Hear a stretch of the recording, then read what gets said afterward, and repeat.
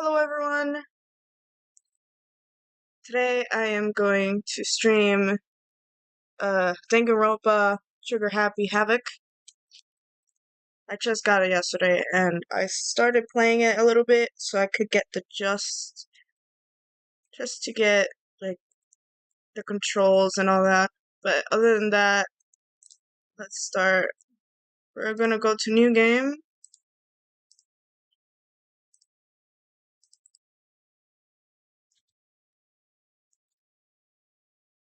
I was gonna record it yesterday and then do editing today, but I was too tired.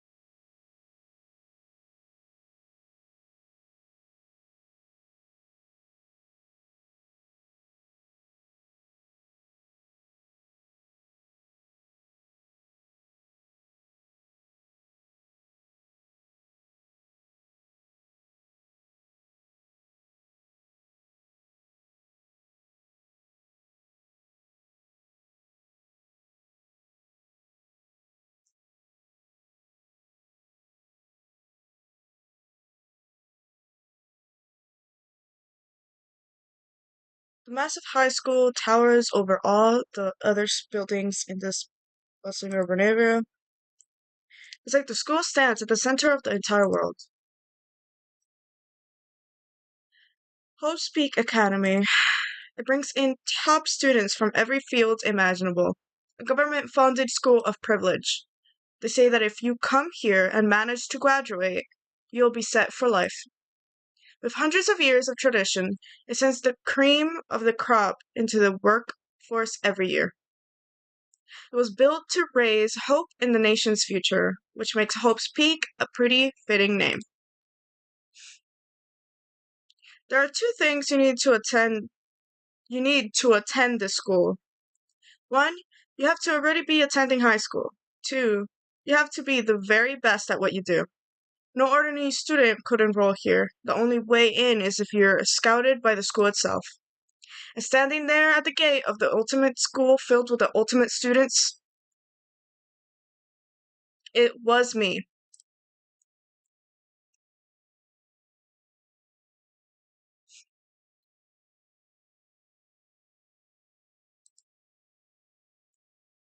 As you can see, I'm nothing but a hopeless. I can't get that. It happens every time. But a hopelessly average high school student. Average on the outside, average on the inside. I really don't have much going on for me when it comes to grades, special abilities, even personality. I mean, yeah, I have hobbies and stuff I like to do, but it's not like I'm a psychic or a mutant or whatever. Like, if you asked me what my favorite song was or my favorite movie or TV show, they'd all just be whatever's most popular at that particular moment. Even among the average, I'm completely average. So I can't even say I'm your everyday hero type. That's just who I am. Anyway, I figure it's always good to introduce yourself right off the bat. But if I have any kind of strong point, so to speak, I'd say I'm a little more gung ho than other people. I don't know why, but every time I read something, I get the words mixed up and I have to slow myself down just to be able to read it completely. I mean, look at me. I'm completely ordinary, but still, here I am standing in front of the anything but ordinary Hope's Peak Academy. I still can't believe I'm standing here. I wonder if someone like me can survive in a place like this. It's got this overwhelming presence, like it's trying to swallow me whole. But it's no wonder would feel that way. What you have to understand is, well, let me just tell you about the preparation I did last night to get ready for today. Hope's Peak 15, name anonymous.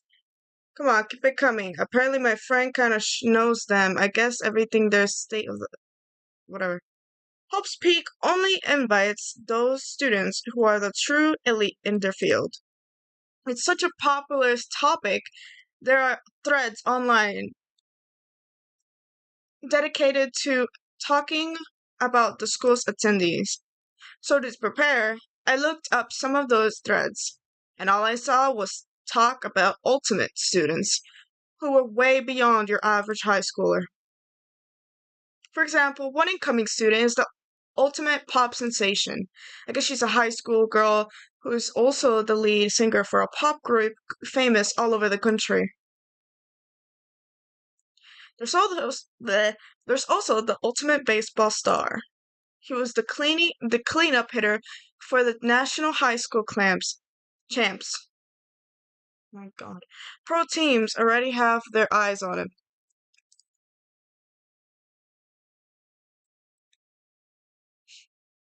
Then there's the ultimate fashionista. Fashionista. Sorry.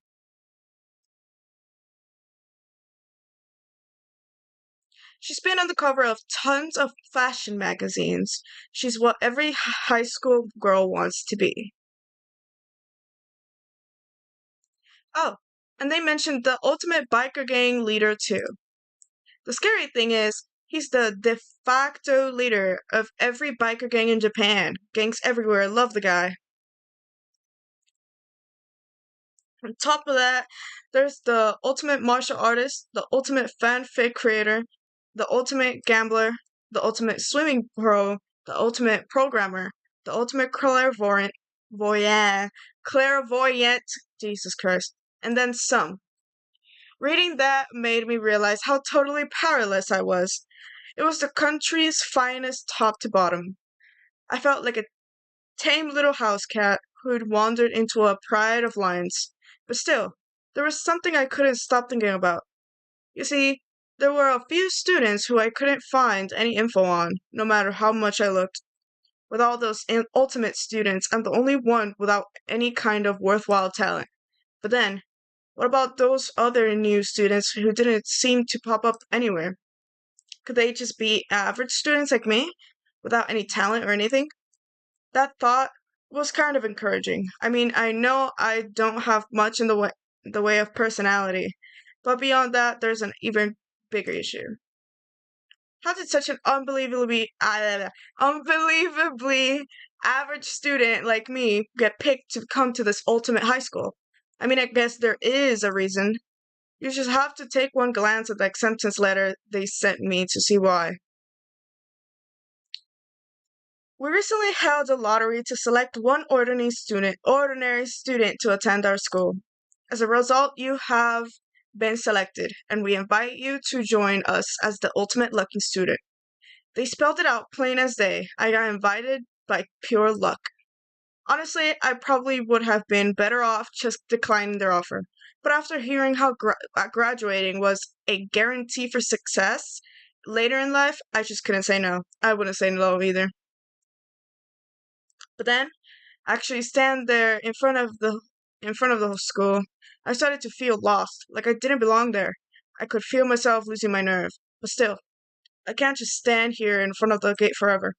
Frozen in place, murmuring to myself, I looked down at the acceptance letter clutched in my hand. It said there'd be a meeting for all incoming students in the main hall at 8 a.m. The meeting still isn't for a little while, but I should probably just head in. Yeah, let's do this. I got I gathered up all my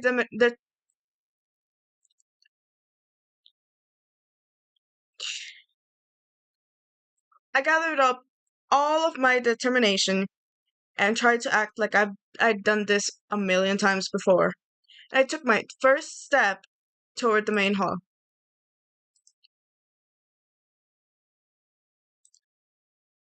This is where we're supposed to meet, right? I guess I'm the first one here. There's a really elegant clock over in the corner. It says it's 7:10 a.m. The meeting doesn't start until 8 o'clock, so there's still a full 50 minutes left. It makes sense nobody else would be here yet. I was so wound up I got here way too early. I have plenty of time before the meeting. Just standing around waiting isn't exactly. I should take a look around the school. Maybe that'll help me calm down a little. I am a student here now, so there shouldn't be any problem with me having a look around, right? It'll help me kill some time, if nothing else. Trying to play it cool, I took my first step into Hope's Peak Academy. It was also my first step towards starting a new life at a new school. At least that's what I was hoping for.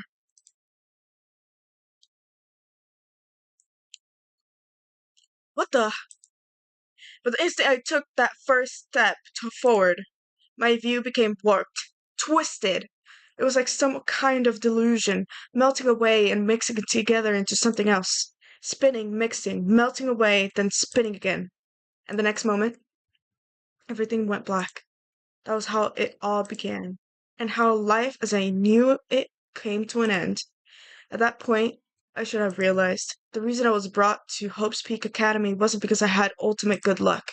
It was so I could experience ultimate despair. So that was the prologue. I think I'm already done. I mean, sure, why not? Why not? Why not? See, I only did the prologue. That's the only thing I did. Let me just dot dot dot dot dot dot. Hmm? I'm trying to read it like Jay does, but I guess I'm just more stupid. What? Where am I? I woke up with my head resting on top of a hard wooden desk. My body feels heavy. It's pretty normal for me to zonk off in the middle of some boring class or whatever, but what was I doing asleep here just now? This isn't a classroom I've ever been in before. What the heck is going on? Okay, I need some water. Reading all this is.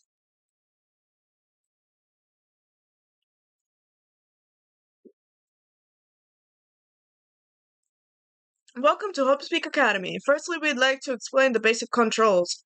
You can use the mouse to adjust your aim. If you aim at any object you can interact with, you can press the left mouse button. And presto, you investigate that object. Use the WASD buttons to adjust your viewpoint. Or you can press and hold the right mouse button and move the mouse around. Why don't you try looking around the classroom? Okay. Well, let's start with this, because that's what I started with first. That's the desk I fell asleep on. I can still see a line of drool I must have left there. I'll have to clean that up later. Hey, what's that on the desk? An orientation guide? It's some kind of cheap-looking pamphlet, and there's something written on it. The next semester is about to start. Starting today, the school will be your entire world. What the hell? Is this someone's idea of a joke? Okay. The clock. Jeez, I can't believe it's already 8 o'clock. It was just after 7 when I first got here.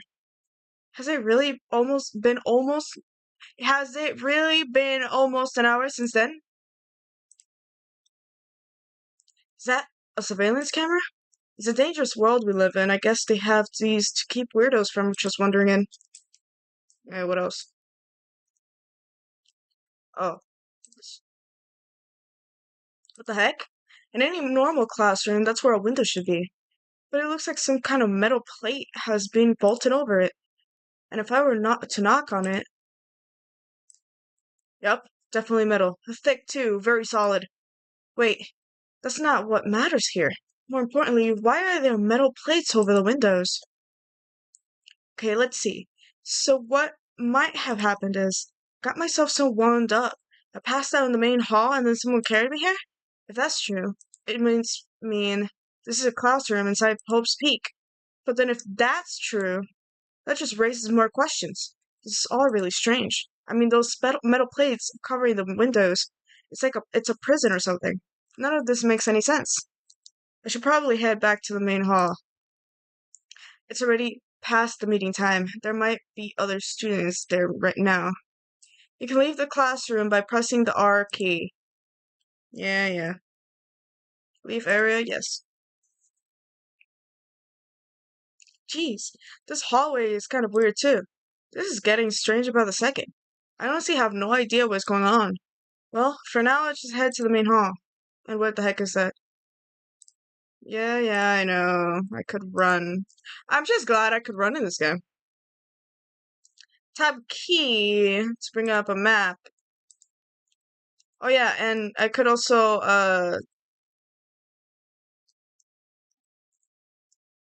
is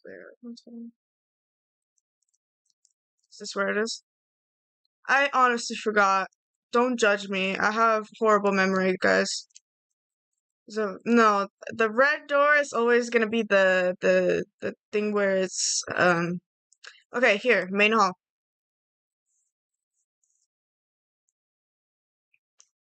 By the time I got back to the main hall, everyone else was already there.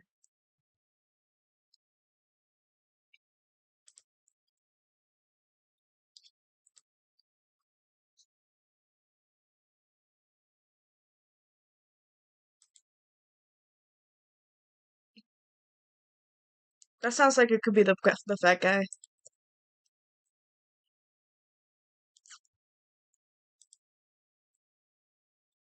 Oh, I forgot to read. Sorry. Dang it. I looked around at everyone who'd gathered here, taking in their faces one at a time. Maybe I was just imagining it, but I swear I could feel a kind of aura coming from each of them. I don't know. Do you guys say aura or aura? I don't know. How's it going? My name's Makoto Naegi. Sorry I'm late. A bunch of stuff happened. And then all of a sudden I was just asleep. Whoa, you too? Things just keep getting curiouser and curiouser. It's just strange. I declare beyond the shadow of a doubt that this is a strange situation indeed. I hate him so much. What are you talking about? I honestly have no idea what's going on right now. Just a moment. There's something else we must address. Makoto, your tardiness is unacceptable. Surely you were aware that a meeting was to start at 8 a.m. sharp. To be late on your first day is unspeakable. I must report you, and you must accept your due punishment. What's your problem? It's not like he wanted to be late. He didn't have any control over it. Everyone just calm down. Listen, why don't we all go around and introduce ourselves? The hell? Now's no time to frickin' introduce introductions. Maybe, but it may be good to at least find out who we all are before digging into the bigger problems here. I mean, how are we even supposed to talk to each other if we do not know each other's names? That's a good point. Okay, so let's get introductions out of the way, then we can move on to whatever else. Sound good? I'm still totally lost, but I think it's best to just focus on. God damn son of a. Excuse me, 1 second. I can't get. There you go. Alright, anyways. I'm still totally lost, but I think it's best to just focus on getting to know each other for now. So I guess this is as good as a chance as I'm gonna get. I already looked everyone up on that Homespeak Academy thread online, but I still don't really know what kind of people they actually are. Time to find out.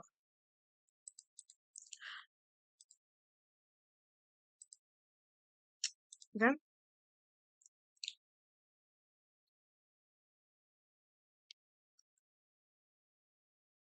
No, thank you. You're not. That's, you're done. You're done. You're done. Ultimate fanfic creator. This is the guy that's a pervert, right? Yeah, no wonder I don't like him. By the way, how much do you know about the world of 2D art? Damn, I think I am dyslexic or something. World of 2D? Well, in that world, I am well known and supremely well regarded as the ultimate fanfic creator. I sold one. I once sold 10,000 copies of one of my fan comics at a school festival. The event has passed into legend. Some of them didn't get it, of course, saying I've tainted the event. How stupid can you be? That's too bad about them. But selling 10,000 copies like that is definitely pretty remarkable. The world of such idiots mean nothing to me.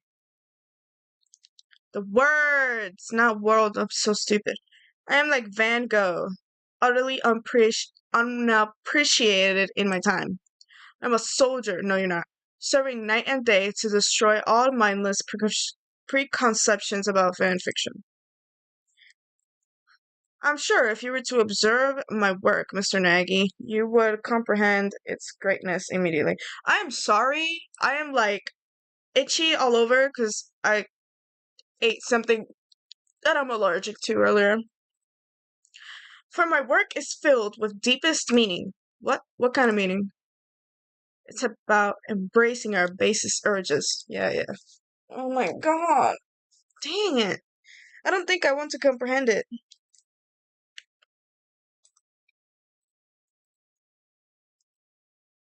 I like this guy.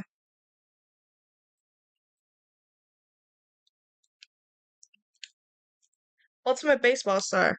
I recognize that name. He played for the National High School champs as their cleanup hitter, the ultimate baseball star. And that superb athletic specimen is. You? Seriously? Huh? What's wrong? Nothing, I'm just surprised. I figured with you being the ultimate baseball star and all. What? Were you expecting some kid with a shaved head? Shaved head? More likely. No, I was just expecting more of a, sporty looking tradition baseball player type. I mean, when I found that article and picture of you online, that's how you looked then. What? Oh man, you found that picture of me playing baseball? Seriously? I hate that picture. This is not cool. This is so not cool. Seriously, I'm like mega embarrassed now. Right now. I didn't have a choice, okay? Shaving your head like that is a part of a national championship regulations. But now I've refused to cut my hair, and I'm not gonna dye it back to normal either. Actually, can I be totally honest with you? I don't like baseball, like, at all. I've never gone to a single practice. He's never practiced? And he was still his team's star player? He's some kind of prodigy. And as soon as I got accepted here, I quit baseball for good. I have my own dream for the future. A dream for the future? My only path in life is getting into music. You can feel that star quality aura I have, alright?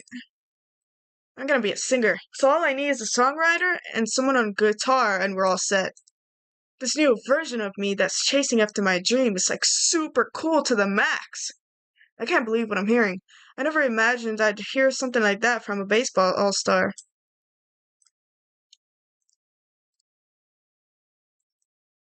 Hi, I'm Sayaka Maizono. I like her voice.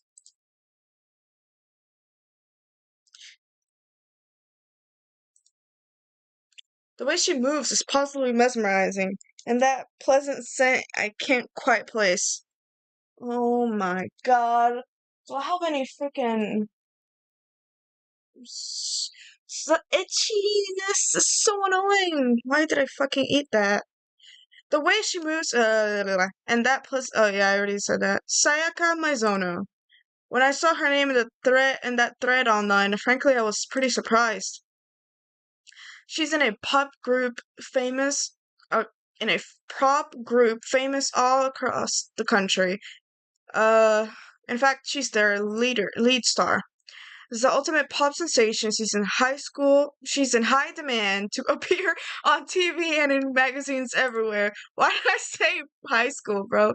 What the hell is wrong with me?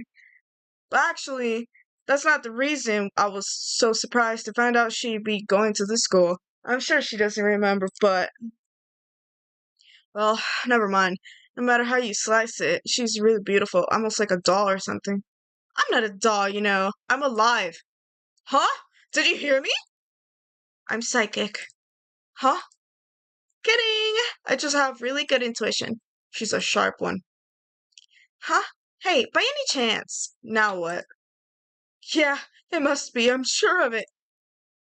Hey, Makoto, did. Geez, you guys, how long do you plan to waste our valuable time with this ridiculous back and forth? Sorry, just got carried away, I guess.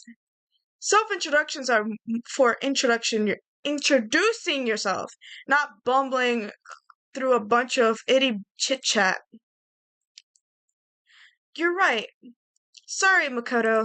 We can talk about this later. Sounded like Sayaka really had something she wanted to say, but it's not like we'll never see each other again. Like she said, we can talk later. Yeah. Not. Oh.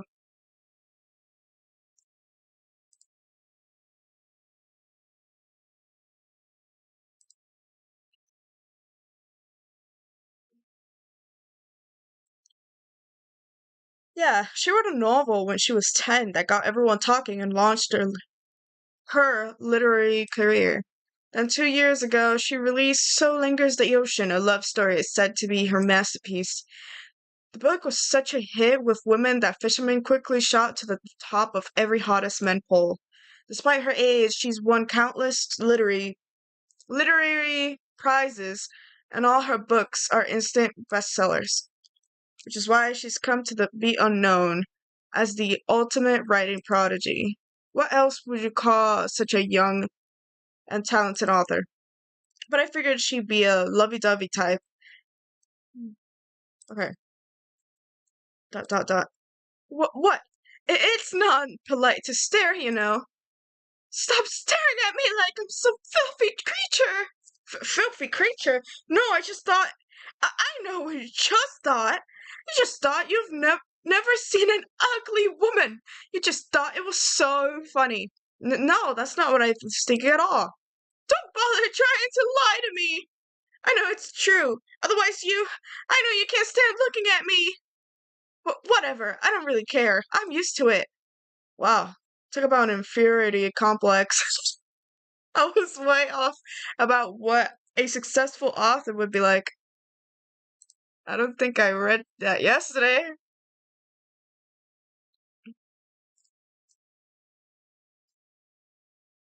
Okay. Am I just gonna scratch myself the whole entire damn video or what? The hell? So that's Kiyotaka. Please just call him Taka. According to what I saw about him on the thread, he went to a famous private school and won top honors every year. He's basically a flawless honor student.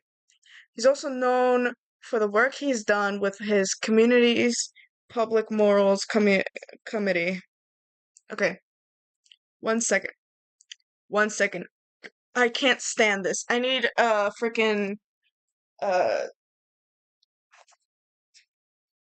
let me get a let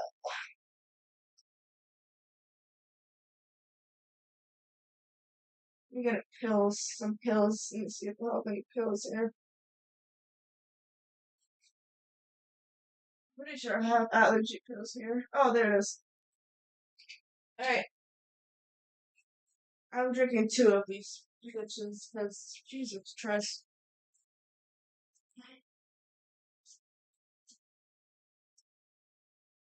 I'm gonna take two because this is unbelievable. I'm gonna leave it right beside me just in case two doesn't work. Ah, I know I'm streaming, but I always stream on the bed, so you guys have to keep looking at me crawling around like a fucking animal. Okay. Oh god. Okay.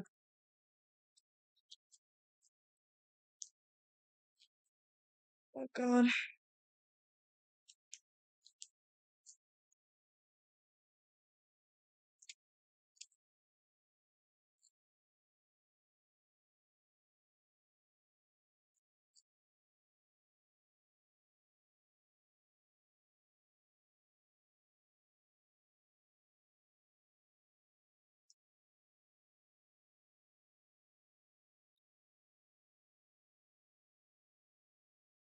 Come on, bro. Hurry up.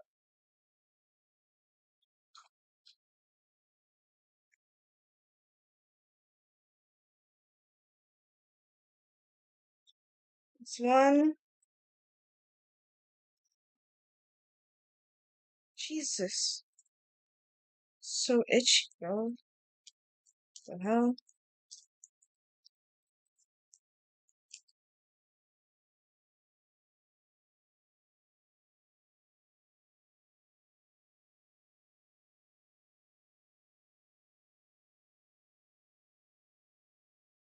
Alright, I'm good.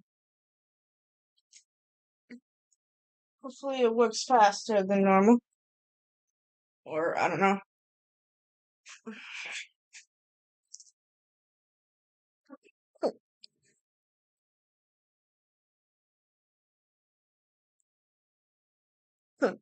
I didn't take Benadryl because Benadryl makes me sleepy.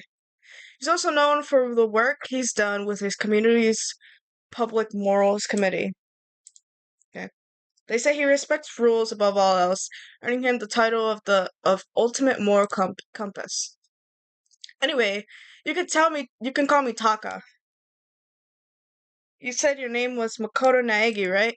That's a good name, a strong name. You should thank your parents for giving you such an excellent name. Shut up. And to keep that name from losing its value, you must devote yourself every single day. Okay, first of all, how do you know I have parents? Biological parents, at least. Life is worth putting every ounce of effort into it, right? Right? This guy is kind of annoying. You know, buddy. Okay, now to talk to those 5 people over there. Let me start with this guy. I love this guy for some reason.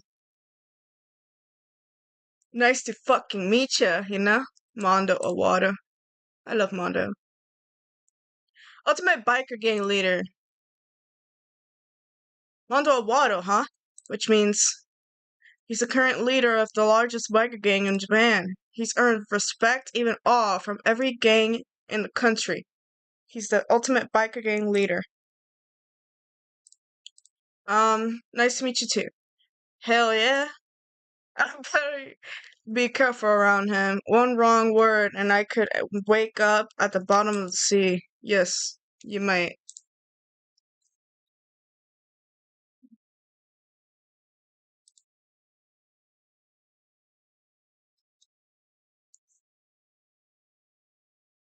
Anybody would recognize this one.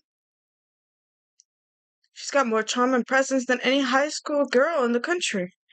She's the ultimate fashionista. I've seen her but I feel like that doesn't quite match up to reality. Maybe because she has a twin? I heard she has a twin, right? Huh? Oh, are you talking about my cover photos and junk? Uh-huh. Well, of course, those are totally photoshopped. Photoshopped? That's how she speaks, right? Yeah, you know, edited to hell and back with like computers and junk. Oh, so they aren't real.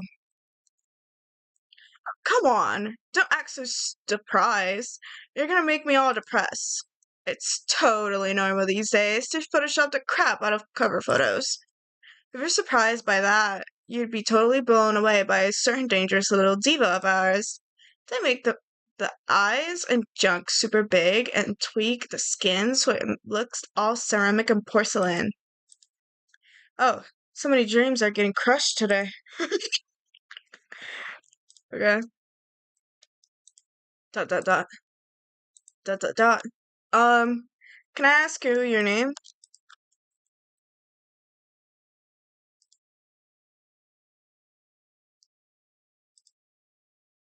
Love your name, by the way. She's pretty tight-lipped, huh? Oh, but you know, her name didn't show up anywhere in that Hope's Peak Academy thread. And I did see that there were students like me, ones who didn't have any real identity or presence. Could this girl be one of them? So what are you doing at this school? What's that supposed to mean? No, I just meant getting invited here means you're some kind of ultimate something, right? So what ultimate something are you? Why should I tell you? Huh? Well, I guess you don't have to tell me. No, I don't have to tell you, so I'm not going to. Nothing about her turned up online, so I was thinking maybe she got picked by chance like me, but her face is like an iron mask. If she doesn't want to tell me anything, no point in asking. Nice to meet you. You, yep, very nice to meet you.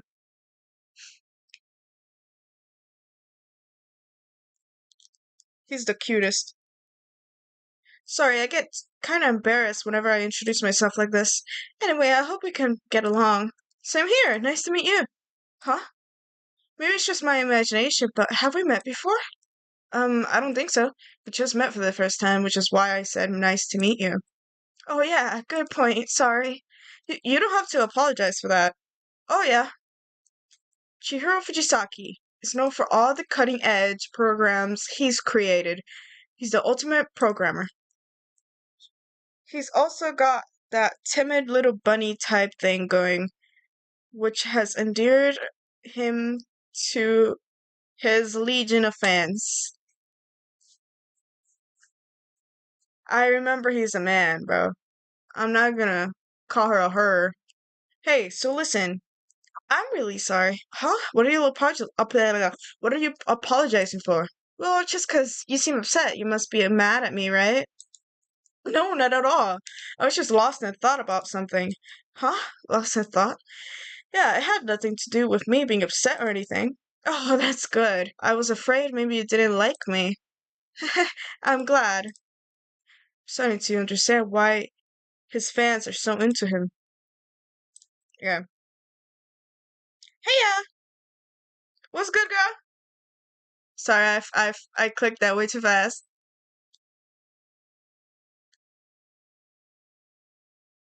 Aoi Asahina. She's been breaking records in every competition she's been in since elementary school. She's even been chosen as an upcoming Olympic cadet. She is, without a doubt, the ultimate swimming pro. The combination of her ability, appearance, and proportions has been widely discussed online. So, what was her name again? Sorry, I totally forgot. Makoto Naegi. Oh yeah, I knew it was something like that. No, not something like that. It is like that. It is that, sorry. Sure, got it. Here, I'll hammer it into my brain now. Makoto Naegi. She just kept repeating my name and moving her finger across her palm like she was writing something. What are you doing? You don't know. If you want to remember someone's name, you gotta write it on your hand 3 times. I've never heard of that before in my life. Hey, by the way, how do you spell your last name? You spell it exactly like it sounds. I literally can do that too. Um, or maybe she's a little bit dumb. Who knows? Who knows? Well, I have no idea. I'll just figure it out later and write it down. Anyway, glad to meet you. Sure, same here. Well, one thing I learned is she's totally easygoing and bursting with energy. Yep. Those 4 over there are the only ones left. Let me go with Sakura. Hello there. See, my itchiness is, slowing down a little bit, which is good. Oh, geez, I almost asked her if she was a guy. The day I say something like that out loud is the day I get turned into a human meatball. But now I remember, she competed in a martial arts tournament in America and won despite being a girl. She's the ultimate martial artist. She's also fought in over 400 matches and never lost a single one. That thread also said a bit more about her. Some call her ogre. Some even think she's the closest known relative to the primates, the famed missing link. Just let me warn you right now, if you value your life, avoid her at all cost. Standing in front of her now, I don't think they were exaggerating about that. Hey, you. Huh? Yes? I snapped to attention without even realizing it. Then she started to poke and prod on my body. What are you... Muscular quality and quantity is right around that of an extremely ordinary high school student. Damn! Way to crush him like that, bro.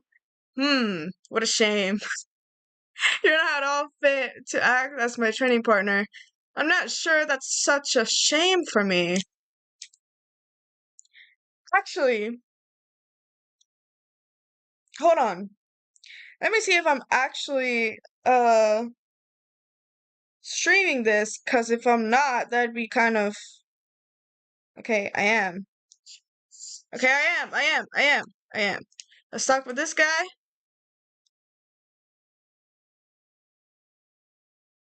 Byakuya. So it's not Byakuya. Okay. Hi, nice to meet you.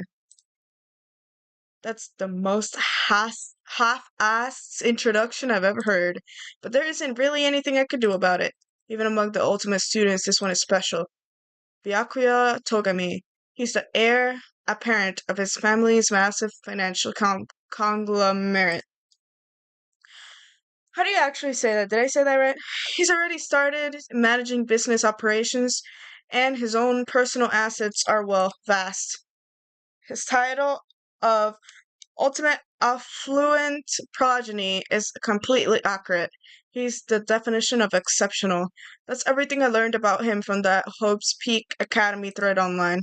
We're done with introductions, right? How much longer are you going to stand there? Go away, I'm sick of looking at you. Oh my god. It's my back that's more itchy for some reason.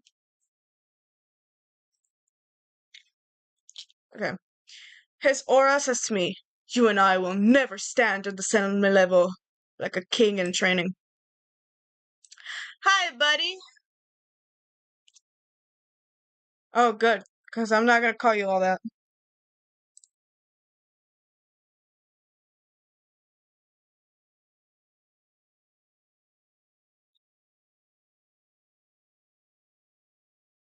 The other one is your mom's.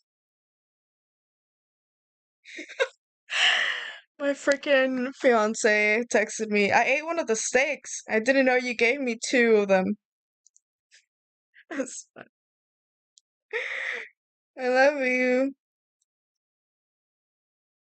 Have a good day at work.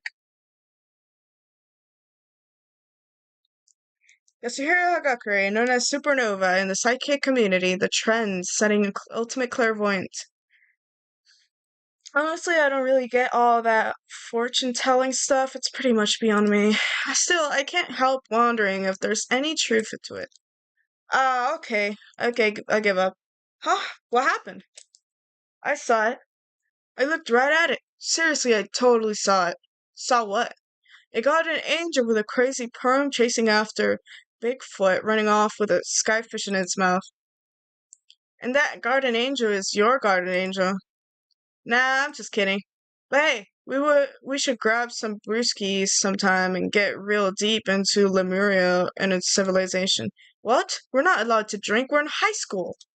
Oh, I'm actually 21. I've been held back a few times, see? And well, it's a long story. A few times? Yeah, I bet that is a long story.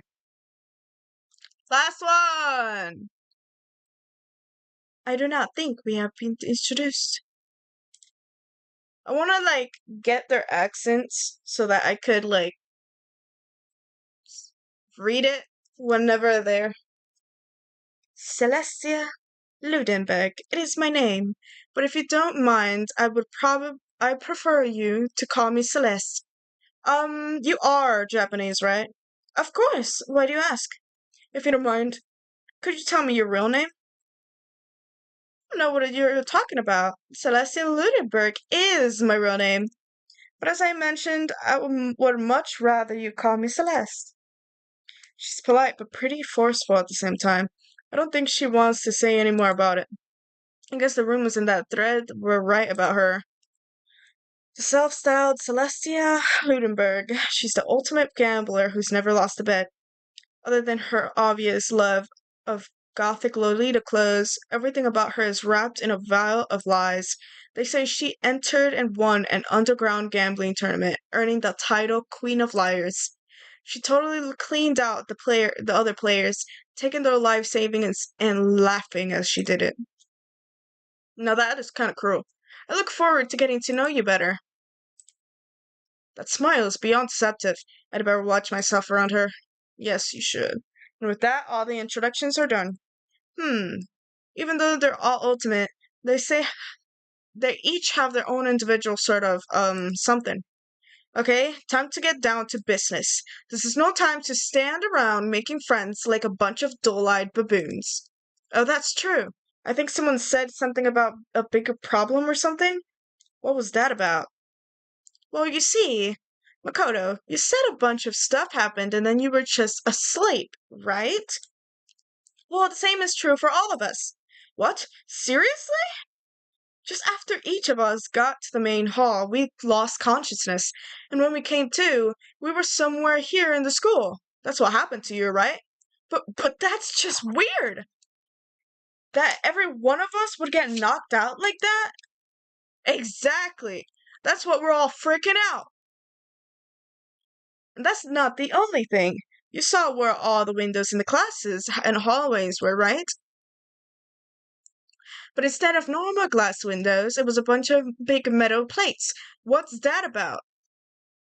Plus, all my stuff's missing, even my cell phone.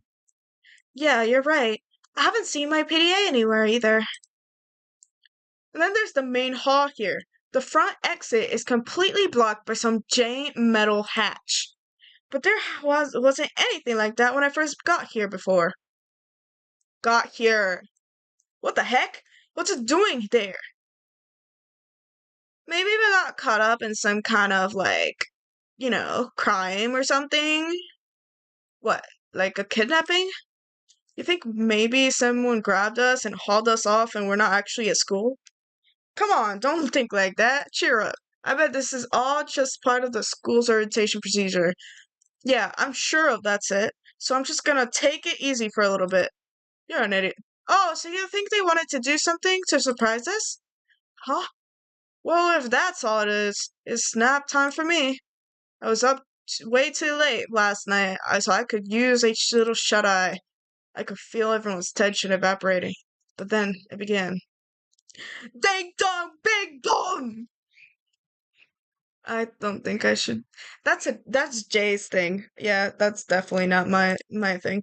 Maybe I could make a different sound or something.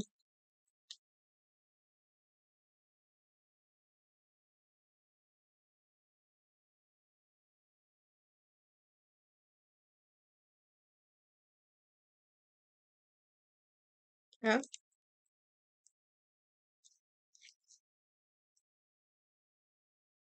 Okay. The voice seemed totally out of place. It was so playful, so completely unconcerned. I couldn't help but feel a deep, unnerving dread at the sound of it. It was like hearing someone laugh at the scene of an accident.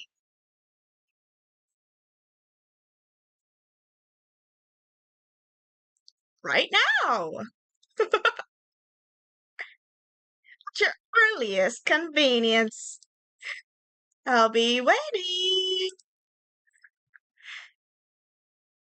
Dot dot dot. What the hell was that just now? Well then, if you'll excuse me. Hey, hey! What? You're gonna just take off like that? Oh yeah, now I get it. This whole thing was just to get us all pumped for the entrance ceremony. Man, thank God it was all a joke. I'd be totally freaked out if this wasn't real. Was real. Alright, guess I'll head out too. Wonder what they've got planned for us next. Damn, I was totally looking for that and forward to that nap too. Why'd they have to go and kill the mood? Wait for me. That is that then. I will see y'all there. Not that anyone cares, but I'm gonna go too. Everyone took off for the gym, but I was frozen where I stood. That uneasy feeling I'd had before, I couldn't get it out of my mind, and it looked like I wasn't the only one. This doesn't seem right. Yeah, that announcement was totally weird.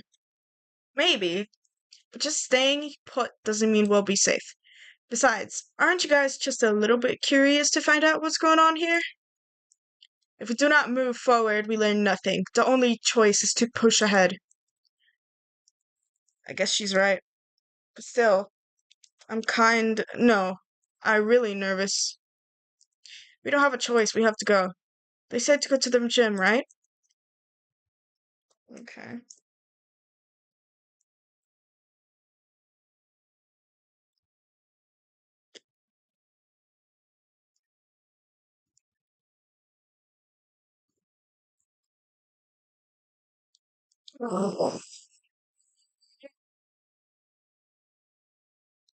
Oh, it's this one. My bad. That was my bad.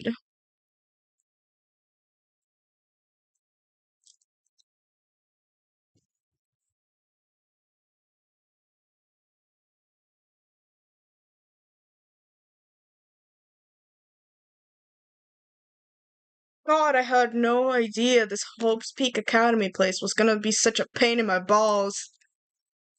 It really ain't that much different from that time I spent in juvie. Hell, this place is even worse. And why isn't there anyone here? Walking through the halls, I didn't see a single person. Isn't that, like, seriously not good? They're just trying to spook us. They'll take those metal plates down later, I'm sure of it. All we can do now is hope for the best and prepare for the worst. Nothing ventured, nothing gained. Well, hell, it ain't like I'm scared of nothing. Let's just get this over with. Hey, where's whoever called us here? Mondo, stop! No running! I too shall go. What's that scream?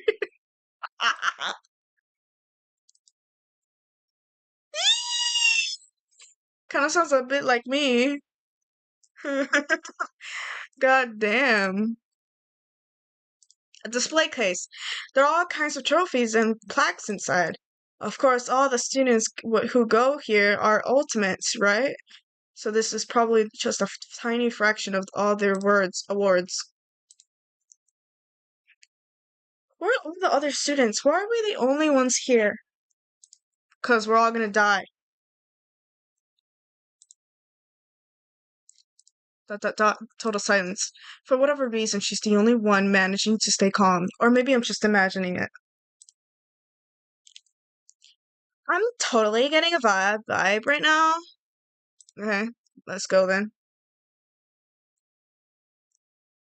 Still filled with with uneasy dread, I did what the announcement said and went to the gym. And I saw what's waiting for us there. Oh, it really does look like an entrance ceremony. See? Told ya. It's totally normal entrance ceremony stuff. Hero was right, but in a way, that just emphasized how completely not normal all of us were. I love that motherfucking bear.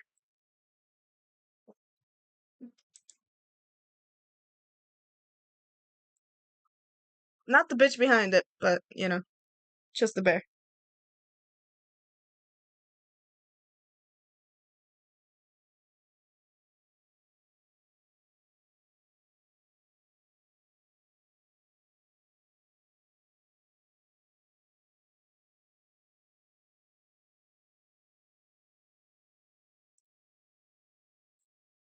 Monokuma!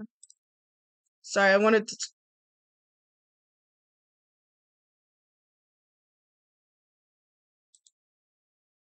My bunny is doing the weirdest thing ever. It was the strangest thing I'd ever seen. Right before my eyes, it was. What was I? What I was seeing was. It was utterly incomprehensible. Why is it? Such a bright voice and carefree attitude was completely out of place, and all the anxiety I'd been carrying with me suddenly transformed into outright fear. That teddy bear can talk! Calm down. I'm sure there's just a speaker inside it. I told you already. I'm not a teddy bear.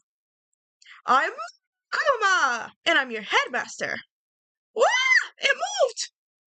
Seriously, man, calm down. It's probably just a remote control toy or something. How dare you compare me to a child's plaything? You've cut me deep, deeper than the marionette trench.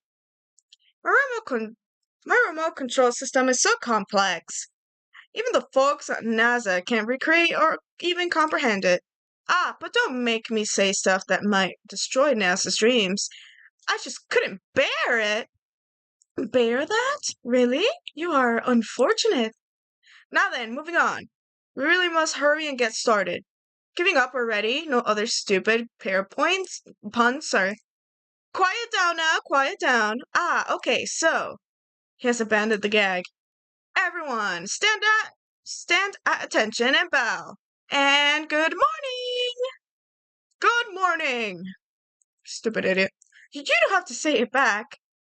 Now then, let us commence with a most noteworthy and memorable entrance ceremony.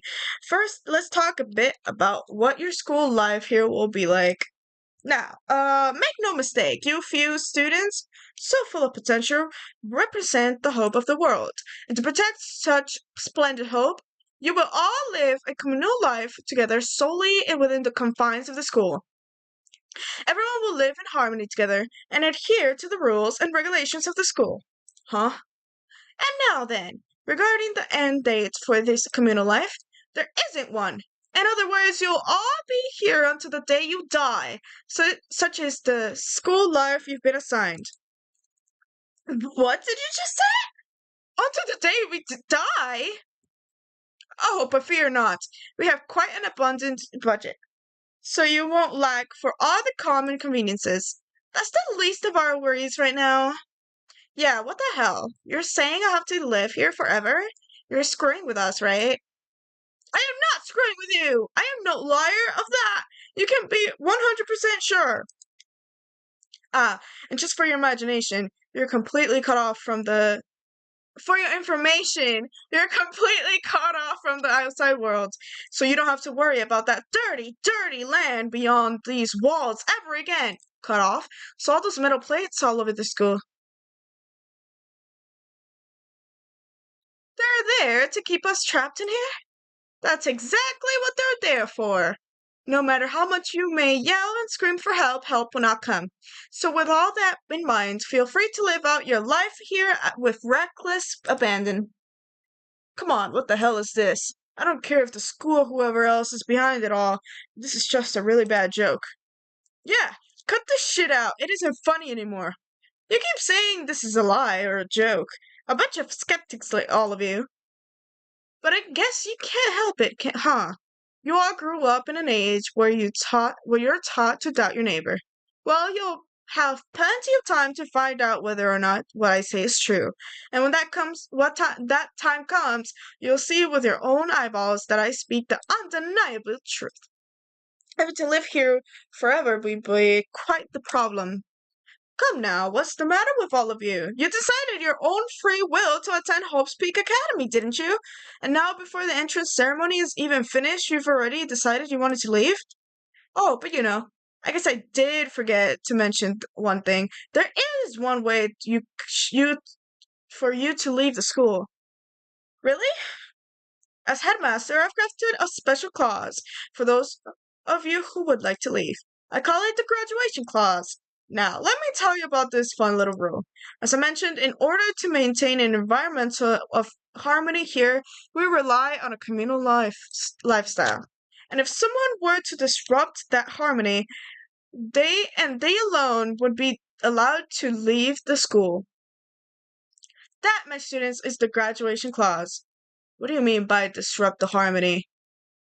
Well, if one person were to murder another one. Murder? Stabbing, strangling, bludgeoning, crushing, hacking, drowning, igniting, how you do it doesn't matter. You must kill someone if you want to leave. It's as simple as that. The rest is up to you. Give it your all to achieve the best outcome in the worst way possible. A chill shot down my spine. You must kill someone if you want to leave. As soon as I heard those words, my blood went cold. Woohoo! I bet that got your brain juices flowing. Beats the heck out of a human catching a salmon, huh? Like I said before, you guys are the hope of the world. But taking that hope and seeing it get murdered creates a darkened shadow of despair. and I just find that so darn exciting. What the hell are you talking about? To kill each other is it's to kill each other is to kill each other. I'm sure there's a dictionary here somewhere if you need it. We know what it means. That's not the problem. Why do we have to kill each other? Yeah, stop brawling all with all this nonsense. Just let us go home already. Blabbering.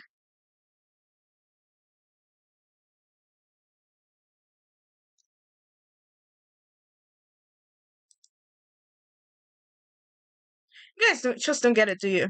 Let us go, let us go. You keep saying the same thing over and over and over and over. Listen, from this moment on, this school is your home, your life, your world. Got it?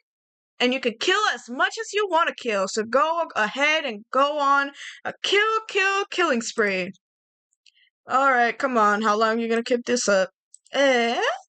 You got us, okay? You scared the hell out of us. So you can go ahead and reveal the trick now. Reveal the trick? Yeah, 'cause I mean, you know this is all some kind of trick and all, right? Dude, shut the hell up and get out of my way. Shoving Hiro aside, Mondo placed himself in front of Monokuma, his voice rumbling like thunder. Listen up, asshole. This shit's gone way too far. What the hell kind of joke is this? Joke? What? You mean like your hair? Fuck! Mondo roared out, and then there was a sudden boom. It was the sound of the floorboards as he kicked off and launched himself into the air. He flew at Monokuma fast and straight as a bullet. He'd lock onto his target.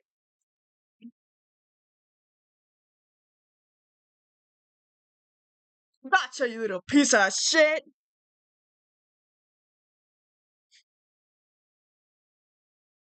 Fucking treads! Violence against the Skin Masters? Oh, I keep.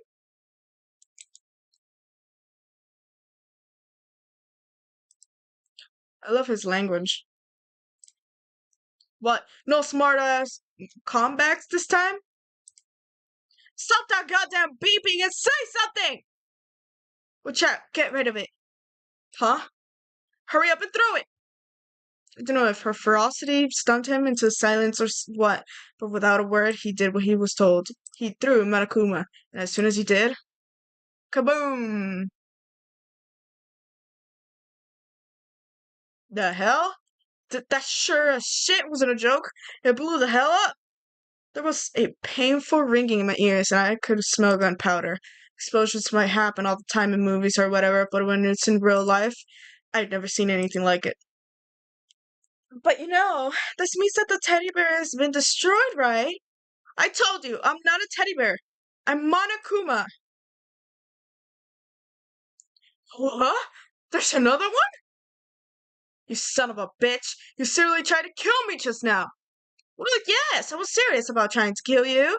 You did violate one of the school regulations after all. I'll let you off with a warning this time, but you'd better be careful from now on. Any naughty boy or girl who violates my rules won't get off with just a little swat on the butt. Hey, so this means there's like a bunch more of you around somewhere. Murakumas have been placed all throughout the school, yes. Plus, don't forget the surveillance cameras installed everywhere, and if you're caught breaking any rules, well, you all just saw what happened, right? And I won't be so forgiving with my punishment next time, so don't let it happen again. That's not even punishment, that's just wrong. Now then, lastly, to commemorate your joyous entry into our school, I have a little something for you. This is our official student handbook. Pretty cool. Pretty cool, huh? You guys did not hear me burp, please. As you can see, it's fully digital, so naturally, we call it the e-handbook. Dot dot dot. Ahem. Yes, well, moving on. This handbook is obviously absolutely vital to a healthy school life, so don't lose it. When you start it up, it will display your name. Always make sure you have the right one. Now, this is not your everyday notebook. It has so many more uses than that. Also, it's completely waterproof. Splash it, wash it, drown it. It'll keep on ticking. And thanks to its space-age design, it can withstand an impact force of up to 10 tons. Very resistant. It contains all of our school regulations, so make sure you review them thoroughly. You'll hear me say this a lot, but any violation of school regulations will not be tolerated. Rules restrict, yes, but they also protect. Society, for example, would be utter chaos without laws. The same thing applies here, which is why it's crucial we have strict punishments in place for violators. Okay, well, that brings our entrance ceremony to a close. Please enjoy your abundantly dreary school life, and see ya! With that, he was gone, leaving us all in a state of shock. Oh my god, don't tell me I still have. So, guys, how do you define what we just experienced? Huh? Wow. I mean, how? Why? I don't understand any of this. We have to live here forever? Or kill? What? What just happened? Everyone, we need to calm down. First, let's just take a second to summarize everything we just heard. Based on what Monokuma said, we essentially have two choices. Choice number one is that we each stay here, living a communal life together until the day we die. And the other choice is, if we want to get out of here alive, we have to kill someone, right? But killing someone, that's plain wrong. We were abducted out of nowhere and stuffed into this place meant to look like a school, and now we're supposed to start killing each other? This is just, what is this? A lie is what it is. All these ridiculous things we've heard, this all has to be fake. Right now, it doesn't really matter if it's real or fake. What matters is there anyone here who's seriously considering all this? To that, nobody had response. Keeping quiet myself, I looked around at the others. They all stared at one another, trying to gauge each other's thoughts. I could almost taste the hostility. And that's when it hit me. I realized the true terror hidden within the rules Monokuma had laid out. You must kill someone if you want to leave. Those words had planted vicious thoughts deep within each of us. Each of us became suspicious of everyone else. We were forced to wonder, is somebody going to betray us? And that was how my new school life began. The school which had come out of nowhere to raise my hopes so high. It's not a school of hope. It's a school of despair. I don't know if you guys hear that, but I'm getting um, more tired. And I didn't even take Benadryl.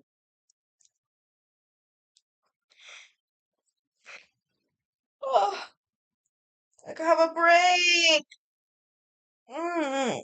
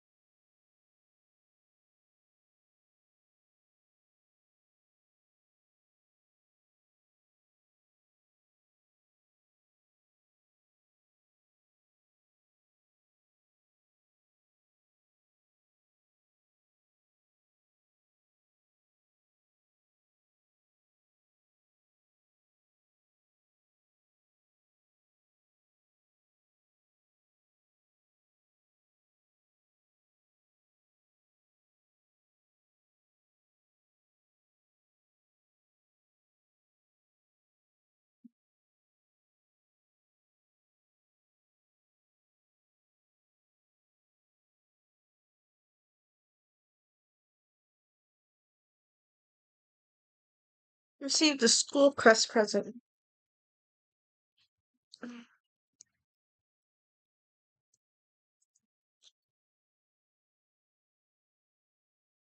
Let's kill someone if you want to leave.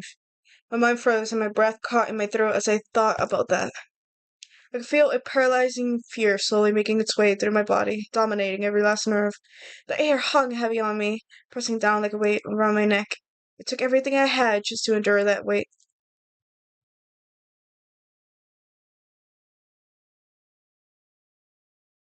Chapter 1 To Survive. But for as heavy as the air felt, all it took to pierce it was her sharp words. So, what are you going to do now?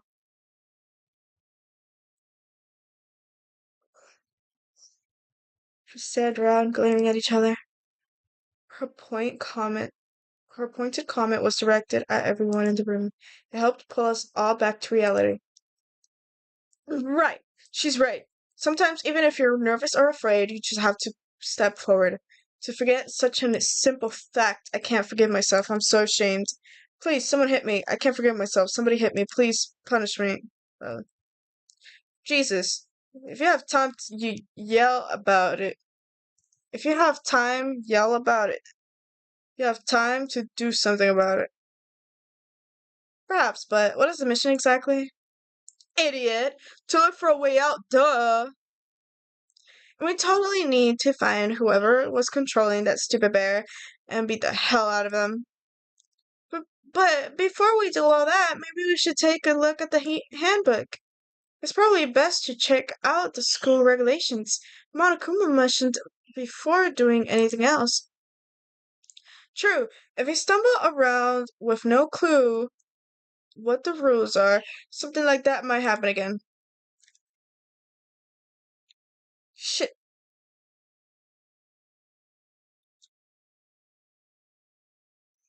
Fine, then let's hurry up and check out the stupid rules already.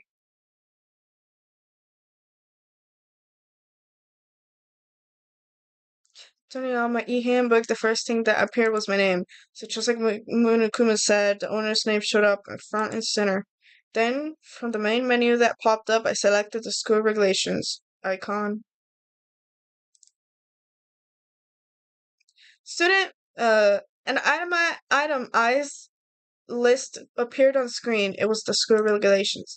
In other words, the rules being imposed on all. Student may reside only within the school. Leaving campus is an unacceptable use of time. Nighttime is from 10 p.m. to 7 a.m. Some areas are off limits at night, so please exercise caution.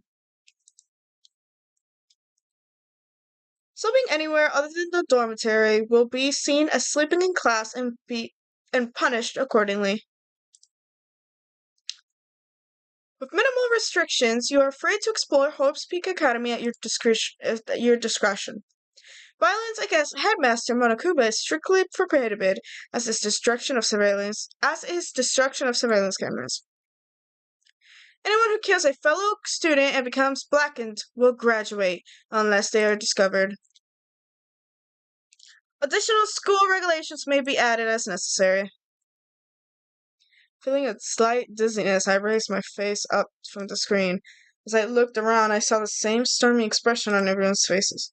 This is bullshit. What the hell kind of rules are these? I'm not gonna let them control me. Well then, why don't you wander around the school without a care in the world and see what happens? Personally, I would love to see what happens when someone breaks one of the rules. But if he got punished like what we saw before, I don't think there'd be a response waiting for him. Ever since I was a kid, I grew up with my older brother pounding this into my head. When a man makes a promise, he has to keep it, even if it kills him. So what? I've made a ton of promises that I still have to keep, so that's what. So I can't afford to die in here. That made much sense to me. But you're saying you will follow the regulations? Is that it? Huh? Oh well, yeah, I guess you're right. Hey, I have a question. For regulation number 6, what do you think it means exactly? Anyone who kills a fellow student and becomes blackened will graduate unless they are discovered. You're talking about the second half, right? Where it says unless they're discovered? I was wondering about that myself. It's saying that if you want to graduate, you have to kill someone without anyone finding out it was you. But why? Why do we have to do that? I don't see any reason to worry about it. Just worry about following the rules as they've been explained to us. Frankly, I don't want to hear anything from someone who awaits for others to decide what to do for them. Don't jab at me. More like a full-on stab.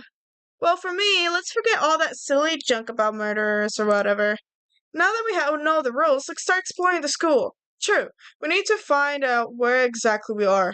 Is there any way out? What about food and supplies? There are tons of questions we need to answer. Damn straight. Okay, then let's all start looking around. I'll be going alone. What? Why? That's a pretty stupid idea, don't you think? Someone here might already have started thinking about murdering one of us. Are you saying we should stand around with them in our midst and make it that much easier for them? Wait, hold on a second. That would never. Don't bother saying it couldn't happen. You can't deny the possibility. That's why you all seized up with fear when that graduation rule was made clear to you. Am I wrong? But. So I'm simply acting in accordance with what I think is best for me. Hold on, like how I'm gonna let you run off and do whatever you want? Out of my way, Plankton! The fuck's that supposed to mean? One tiny bit of plankton drifting across the sea. So minuscule, so insignificant. They couldn't possibly have any kind of influence on the boundless ocean. I'm gonna kick your ass. Stop it! We shouldn't fight. The fuck you just say? You some kind of goody little bitch. Who do you think you are talking to me like that? Do you think you're my fucking dad or something? No, I wasn't. Fuck you! He punched me. I flew back in a hot heap. It was like something straight out of a comic book. I didn't even see the punch coming. It was just suddenly right there in my face. One second I was standing there. The next I was soaring it through the air. Now that I think about it, maybe I'd kind of forgotten the kind of people I've been trapped here with. My common sense had just stopped functioning. Being around all these ultimates had blown my fuses. So I guess I shouldn't be surprised it led to something as absurd as this. But I just lost track of that sense of reality. That was my last thought as my consciousness started to fade, before it finally cut out completely. Bro, how do people read this much? I'm like literally like dying right now. When I finally opened my eyes again, what I saw was,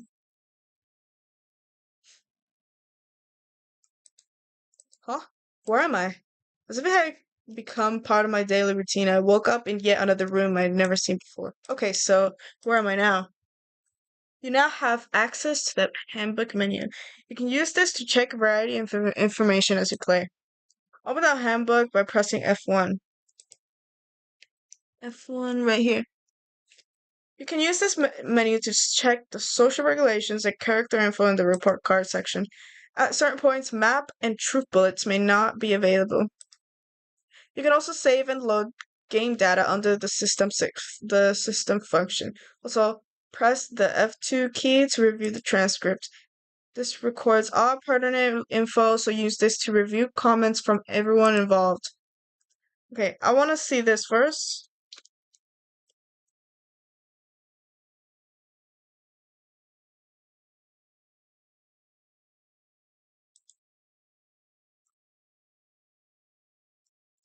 Okay, so it basically shows everyone.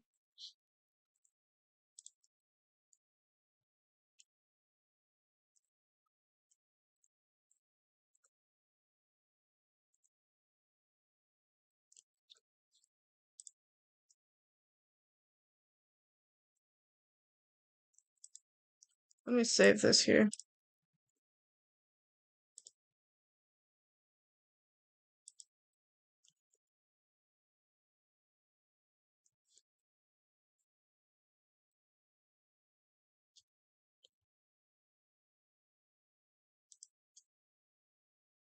There's some kind of metal plate mounted here.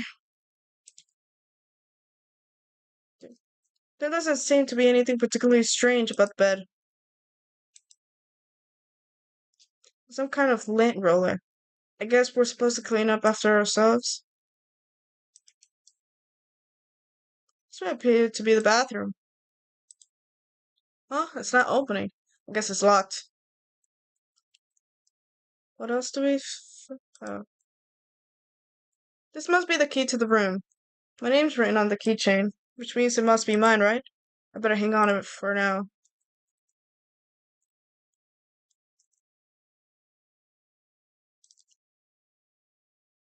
It's a piece of paper hanging on the wall which says, Announcement from Headmaster Menakuma. Each room's lock has been designed to completely protect against tampering or lockpicking. Remaking an individual room key is quite troublesome, so please make sure not to lose yours. Your room comes furnished with a shower.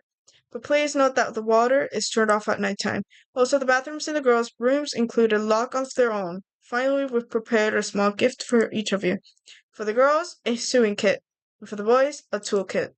The sewing kit includes a map of the body's vital organs. One step will do the job, girls. For the boys, we believe a strong blow to the head with any of the tools should be ample. Don't think, just feel, and let's all enjoy ourselves. I crumpled up the sheet of paper and threw it in the trash. Again. Where do you have to throw it? Okay, let me see the trash. Just an everyday trash can. I don't see any kind of trapdoor or hidden compartments or anything. All that's in the trash can is the paper I wadded up and threw away. Hmm.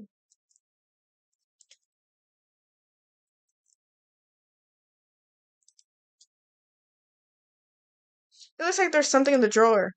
It's a toolkit. It must be brand new. It's still in the shrink wrap. I don't really need it right now, so I'll just leave it here. It's a notepad. I guess the school must have given one to each of us.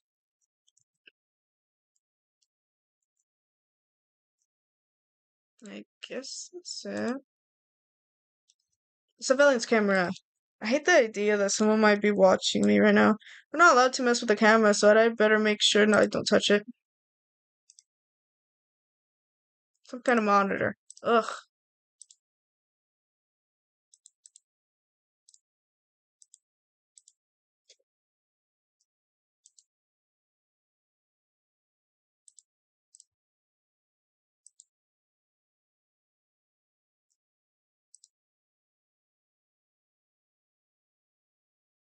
Slipping anywhere other than the dormitory will be seen as slipping in class and punished accordingly. This is my assigned dorm room. Someone must have carried me here after I felt unconscious. So that answers that question. The next question is, what's everyone else up to right now? There's only one way to find out, and that's to get out of here. That's what I was trying to do. Leave the area? Yes. I'm like a little bit tired. Or a little bit, like too tired or something. I don't know.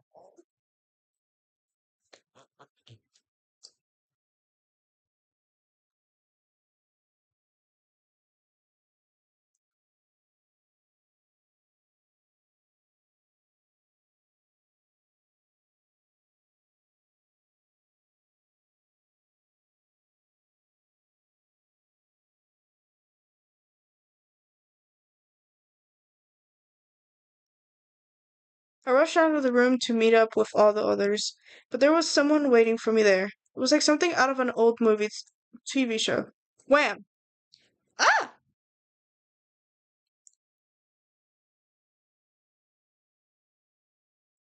Sayaka?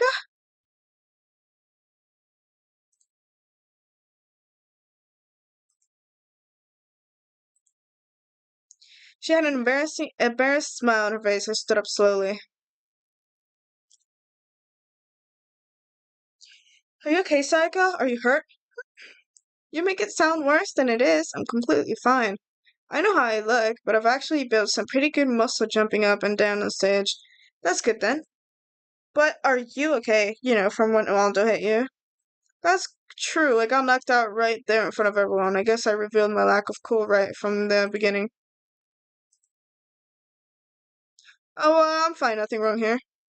Oh, that's good. I was kind of worried.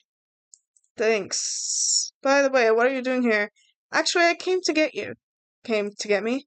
Well, if you really are feeling better, I was hoping you could come to the dining hall. After you got knocked out, everyone decided to go and do their own thing. We decided it would be more effective if we split up to investigate. So we agreed to get each other later on and talk about what we'd see. So does that mean it's almost nighttime to time to get back together? If that's what's going on, then of course I'll go with you. Good. I'll go on with you. I'll go on ahead and meet you at the dining hall then. So, Kyoko, Taka, Mondo, Sayaka, Byakuya, Junko, Toko, Chihiro, Celeste. Okay.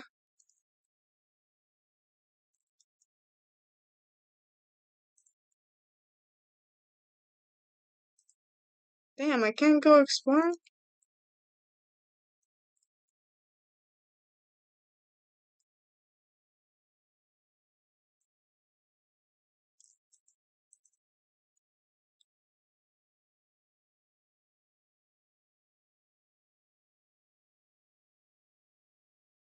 This must be the dormitory dining hall. It looks pretty clean, so that's good. I guess that's not really important right now, with us being prisoners here and all. Yeah, that's true. Nobody was there waiting for us. We don't really have much choice. I guess we should just wait here for now. Okay, let's just wait here. Huh? You heard that? Like I said. Oh, come on, I'm just kidding. Seriously, it's just half amazing intuition. Is it really just intuition? It's kind of sudden, I know, but here comes the tutorial. Right now, I'd like to talk about reactions. You're gonna t- You're talking to Sayaka, right?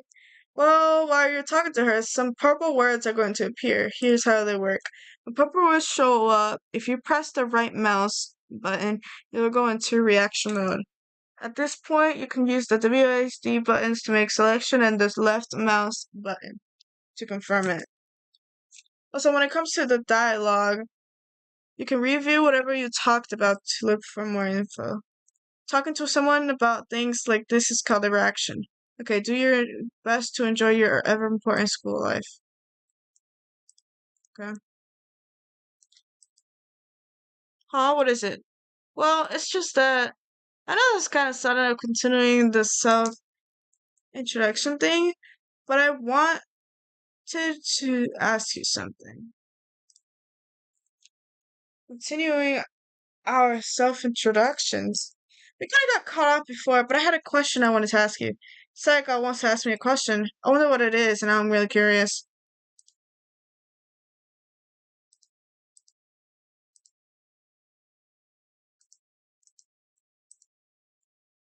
What did you want to ask me? Makoto, did you happen to go to Blackford Junior High? Were you maybe in class too? Yeah, actually I was. I knew it! I went there too! I was in class 4 though. Do you remember me? Do I remember? Even back in middle school, she was a celebrity with all kinds of ultimates surrounding her. How could I forget? Almost as surprising as her question was, that she remembered me. We'd never even talked to each other, but somehow she still knew who I was. Hey, are you okay? Oh yeah, I'm just surprised as all. I wouldn't have thought you would remember me. We went to the same school for 3 years, of course I remember. Well, that's true, but there were lots of students in our grade, right? Plus, we've never been the type of person to ever really stand out. I'm average of everything, and all my hobbies are totally normal. Even normal would call me boring. What are you talking about? You're so strange. Strange? That's She started giggling even louder. That somehow mysterious smile of hers made my heart grow calmer. Her smile was the nicest smile I've ever seen. Anyway, I'm really glad that I know somebody here. Talking to you has made me feel a lot better about this all. You're amazing, Makoto. No, I'm really not. I'm nothing at all compared to all you ultimates, but you're the one that helped me find my courage again, not any of those ultimate students. Thank you for saying that. And to thank you for helping me out, I'm going to become your ultimate assistant. My assistant? Yep, I'm your assistant now. I'm going to help you out as much as I can, so let's get out of here together. When she says things like that, it just gets me pumped up, which is nice, but still, everyone else is still late. Besides that, I don't even know what time it is right now. There must be a clock around here somewhere. Yeah, that one right here. Oh.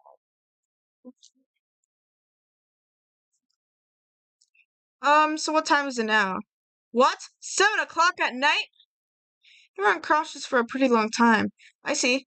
Without being able to look out for a window, I've lost all sense of time. If I have to stay in this place for too long, I might just go crazy. I can't believe no one's here yet, but I'm sure they'll start showing up soon.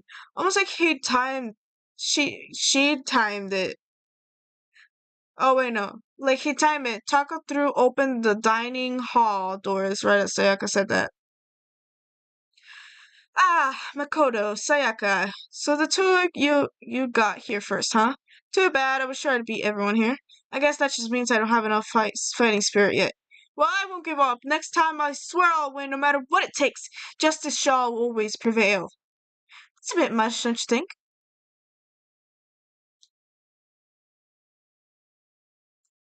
I'm so tired all of a sudden.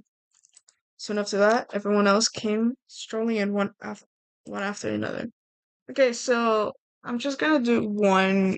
I'm gonna do this in episodes, like after I'm done with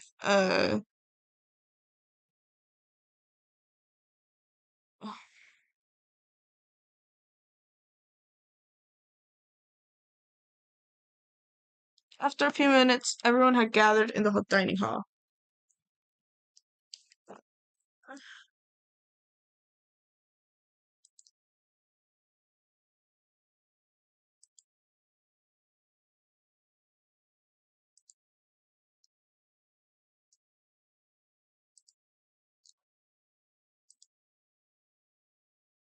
What about what's her name? You know, the silver-haired girl. Oh yeah, Kyoko. What about her? She's not here. What? Took another look around the dining hall. Sure enough, she was nowhere to be seen. I wonder where she went. Has anyone seen her? But everyone just shook their heads. Wait, so nobody's seen her? Why hasn't Kyoko shown up yet? Could it be because stabbing, strangling, bludgeoning, crushing, hacking, drowning, igniting, how do you do it? Doesn't matter. You must kill someone if you want to leave. It's simple as that.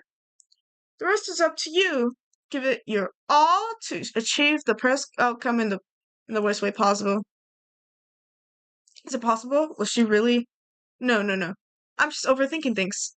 Darn it! Kyoko, you're really going to be late like this on your first day of school? Not only is she late, she didn't tell anyone she would be late. A most unbecoming personality trait. You're being a real jackass right now, you know that? Well, what do you want me to do? Punctuality is everything. Now then, I declare that the first session of the Host Peak Academy briefing meetings has begun. Makoto, actually, first of all, I've talked enough. Maybe we should listen to what everyone else has to say. Okay, let's do that. I feel like I really have become your personal assistant. No. I may not be the best assistant in the world, but I'll give it to everything I've got. No, you've already done so much as my assistant. How? She didn't do anything, bruh. Let's start with, alright,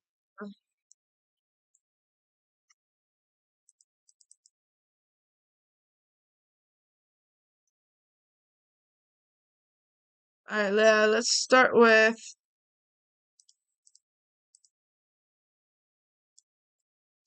you. Oh, that's weird.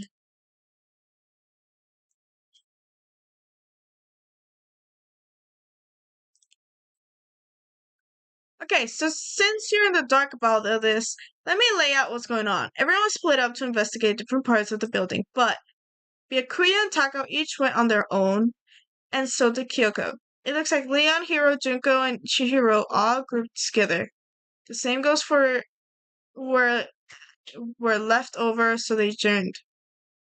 Okay, so I have to.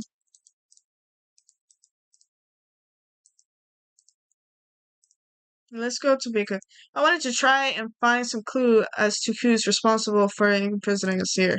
But unfortunately, I made no such discoveries. That's all for me. If I'd uncovered anything naturally, I would have more to say. But I didn't, so I don't. Right, understood.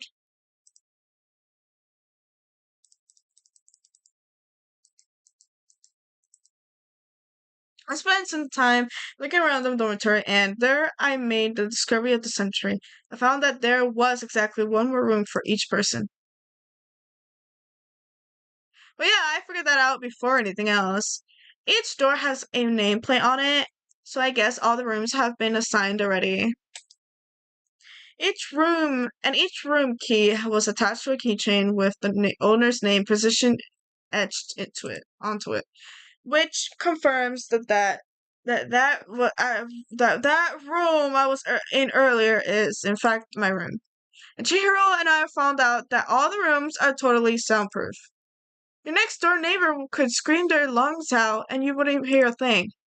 Well, each room also had a private bathroom, which could also lock, but it looked like there were only locks in the bathrooms in the girls' dorms. Huh? But when I checked my bathroom door before, it definitely seemed it was unlocked.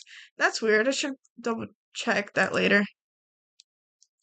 Okay, so they got a bunch of rooms ready for us. They're assuming we're gonna be here for a while. Well, better to have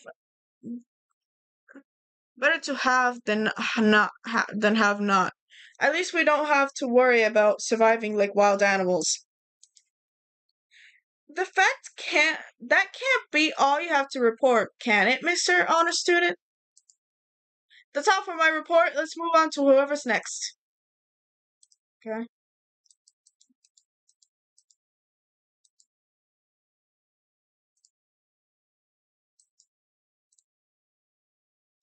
We went all up and down the school, double checking the windows in all hallways and classes. We wanted to see if we could get any of those metal plates to come off. And what happened was nothing, not a damn thing. We couldn't get a single one to budge even a little bit. There wasn't any hope of escaping anywhere. The school has been totally cut off. This sucks. It really sucks. It sucks, sucks, sucks, sucks, sucks. What the hell are we gonna do? God damn, calm down. You're trying to make me nervous. Next.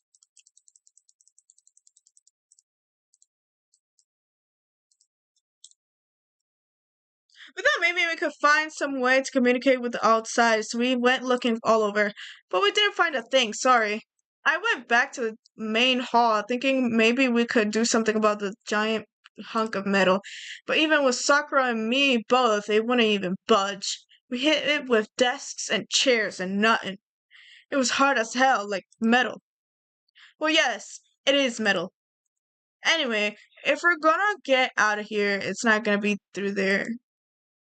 I feel like I could just cry, but no, I have to hold it in. I have to manage my hydration. I should tell you what happened next. It has nothing to do with communicating with the outside world, but it's still worth worrying about. In both the school and dorm areas, there was a set of stairs leading up to another floor. But there were gates there, and we couldn't find any way to open them, so we couldn't check it out. In other words, at this point, we are only able to search the first floor. We can further assume there is potential some that there is potentially something above the second floor as well. And if that's the case, there is at least a chance it may lead to a way out. Okay.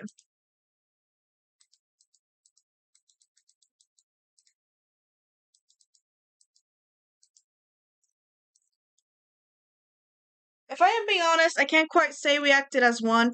Rather, we did nothing as one. We spent the entire time in the gym. Honestly, we are not exactly the types to go running around a school like a gaggle of junior detectives. What the hell were you thinking just sitting around the gym the whole time? Well, it's not like any of you invited me along. Nobody said, hey, come with us. I blame you for leaving me out. It's your fault. If you wanted to go with someone, you should have just said something. Forget it. Like I'd want to go anywhere with a dirty slut like you. Slut? Your mind is as thin as your body. You make, you make me sick to my stomach. I don't even know how to react. How can you say something so awful to someone you just met? Alright, guys, everybody just calm down, okay? All this stress is bad for your skin, you know? Yeah, it sounds like you two are so close now, you're fighting like sisters. I don't think that's what's going on, Sayaka. So that's what they have to say, huh? Then I guess I'm the only one left. Okay. Oh, shit. I found a fridge in the back of the kitchen, and it was overflowing with all kinds of stuff. I guess we don't have to worry about food at least. Sure, for now, but even with all that, there are 15 of us. How long can the food last? You can't just eat sesame seeds or something. Huh? What am I, a parakeet? I don't think we have to worry about it. All the food gets restored automatically each day. At least that's what Monokuma said. You saw him? Yeah, he came out of nowhere while I was checking the fridge, told me that, then disappeared again. He was so fast I can't believe someone could have been moving him around with a remote. A weaponized toy that can just appear from nowhere. I can't tell if we're supposed to be afraid or not. But was everything okay? He didn't try to, like, eat you or anything? Eat her? What do you mean by that? I mean, when you say eat, what kind of eating are you talking about, stupid ass bitch? Come on, man! What the hell, fatty? You're acting like some kind of sleazy drunk dude. Not like there's a good kind of drunk dude. Hey, stop screwing around, all of you. Are you still asleep or something? We're prisoners here. We could just all die in any second. She's right. We can't be making stupid jokes right now. We gotta do something or a voice cut through the noise, interrupting Mondo. You're all spending an awful lot of time yelling and carrying on. Do you really think you can afford to do so? Have none of you accepted the reality of the situation? Kyoko, where the heck have you been? We already started the meeting without you. She didn't say a word. Instead, she just dropped a piece of paper on the table. Huh? What's this? It appears to be a map of Hope's Peak Academy. A map? What the? Where did you find this? It doesn't matter where I found it. It does matter! You're really freaking us out here right now. Never mind that, what's it mean? Just look at it. The building we're in right now is laid out in precisely the same way as Hope's Peak Academy. So what you're saying is this really is Hope's Peak Academy? Well, in terms of its construction, yes, but it looks like it's had a number of strange renovations done to it. Renovations? I don't know all the details yet. All I found was details about the first floor. But then, this really is Hope's Peak. We didn't get kidnapped and taken to some other place. So stupid it's not even possible. This is where the country's future elite are supposed to come and learn. But if this really is Hope's Peak, where are all the other students? Hey, come on, guys. Let's just stop talking about all this. You know negative stuff. But aren't you worried? This doesn't look good. Worried? What's there to be worried about? I mean, this all was planned out, right? The people in charge. Okay, this guy is in denial.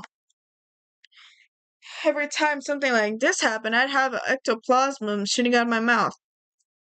Good things come to those who wait, right? So we just gotta chill and everything will work itself out. Why are you laughing? What's so funny? I am just so happy. I'm just happy, that is all. I didn't read that! We didn't find a way out. We didn't find who's behind this. We still have no idea what's going on. Aw, is it not crystal clear to you what is going on? It is perfectly obvious that we have been imprisoned in some secret location with no way out. None of us had any response to that. We didn't want to accept the reality, but it was staring right in the face. Us right in the face. You didn't have to go and say that. I was just trying not to think about it. No way! We're trapped here? What are we supposed to do? It's very simple. If you want to leave, you just have to kill. Don't even joke about that. Everyone just calm down, please. We need to stop and think about what to do from here. There's gotta be something we could do. All we can do is adapt. Adapt to living our lives here from now on. Live here? Are you saying we should just accept it? A lack of adaptability adaptability is a lack of survivability. Survival is not based on who is the strongest or the smartest. It comes down to who can adapt. As someone who has come out on top more than once, I have a suggestion. Oh, what do you mean? We all understand that we are all trapped here, which means we'll be spending the night, however. You will all remember the rule regarding nighttime, right? Nighttime is from 10 p.m. to 7 a.m. Some areas are off limits at night, so please exercise caution.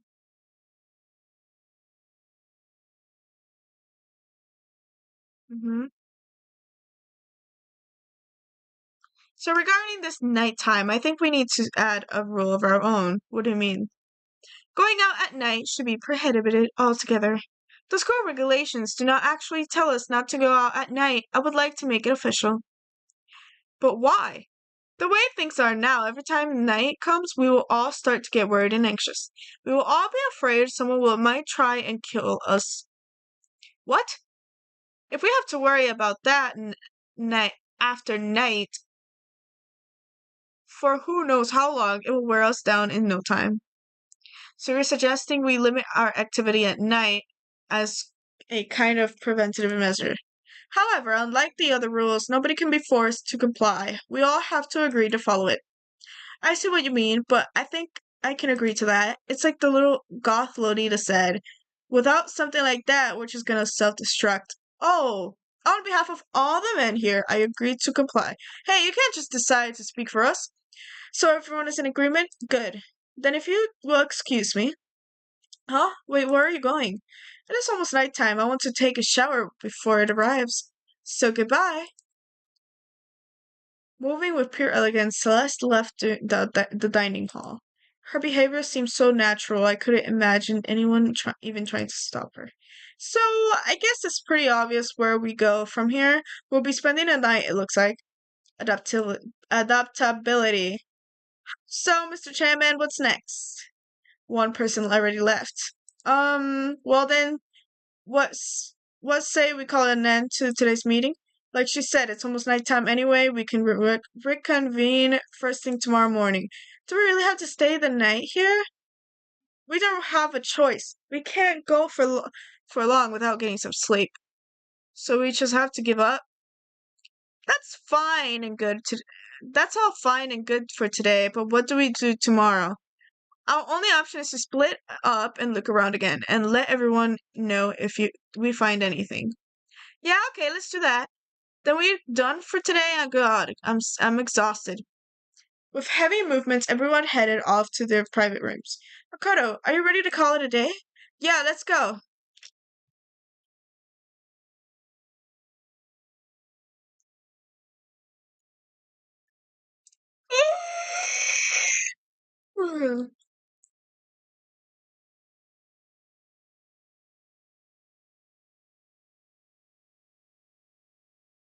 Is this really where I'll be staying for the foreseeable night? Future? Oh, that's right. I should check the bathroom one more time before I go to bed. Only the girls' bathrooms should have locks on them, right? Alright, let's open it up. It's no use, it really is locked. Wrong! Not locked. Holy crap! Jeez, talk about an overreaction. It's like you just saw a ghost or something. Like some kind of robot bear ghost? What are you doing here? Makoto Naegi! This is super duper majorly bad! So bad, it's almost magical! Ultra magical, awful, awful attack! In point of fact, I acknowledge that the bathroom in your room has a problem with the frame. Wait, so the reason it won't open isn't because it's locked? The door just doesn't fit? Didn't you see the notice? What? Can't you read? The bathrooms in the boys' rooms don't have locks. I mean, a lock on a boy's bathroom is kind of pointless, don't you think? Well, it's not that it's pointless, I guess, but I'm no expert on the birds and the bees and all that. Anyway, there's a little trick to opening this particular ill-fitting door, and that's what I'm here to teach ya. Okay, ready? So you just gotta turn the knob, then lift up while you pull. Just go ahead and give it a try. Turn the knob and lift the door up while I pull. When I did that, the door opened without a problem. See? It opened right up. Isn't that crazy though? There's the only one that doesn't fit quite right. You're supposed to be the ultimate lucky student, right? But looks like you're not lucky at all. Anyway, I suddenly don't feel like being here anymore. Bye! Hey, wait! Damn it.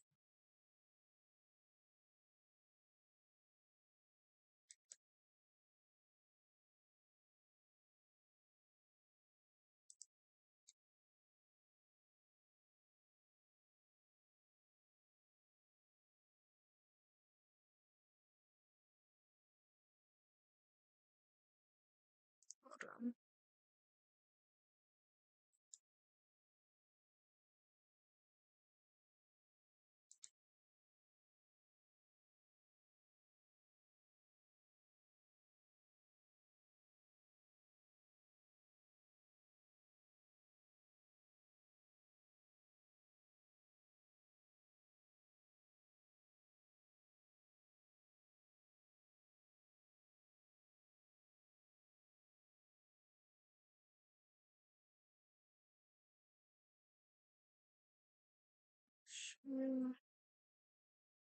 Stomach. My stomach is hurting. Okay. Sorry about that. Don't let the bed bug guy. Said that horribly wrong. Looks like it's night time. We all promised we wouldn't leave our rooms now. All I can do now is try and get some sleep. While still bumbling to myself, I collapsed into bed. My eyes closed almost immediately. It's not that I was ready for bed or exactly. I was just utterly exhausted. It's as if I had spent an entire day staring at a TV watching movies, or like some kind of illusion where I'd been tossed into a made-up fantastical world. Yeah, that's how feels about it. There's no easy way to just accept the situation we've suddenly been dropped into. So, this is how the certain closed on my first day at Hope's Peak Academy. Soon enough, I was asleep. Would it be too much to hope that when I woke up, I'd realize it was all a dream? It's kind of lame as far as the endings go, but I'd be fine with that. Actually, that'd be the best. Can I pause the stream? Kind of want to pause it really quick.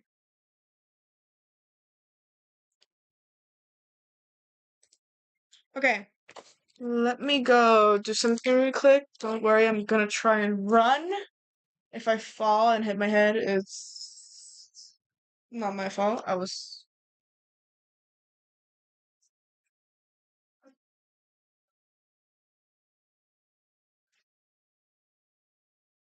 fucking busy.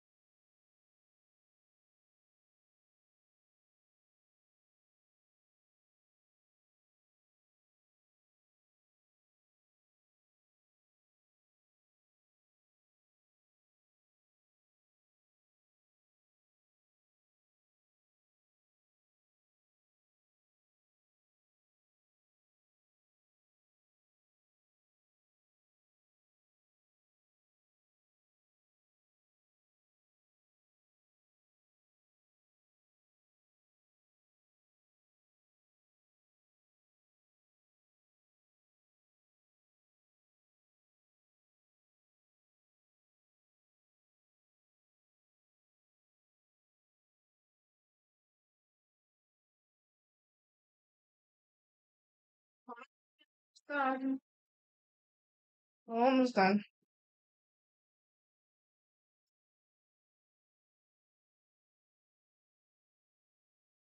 Maybe.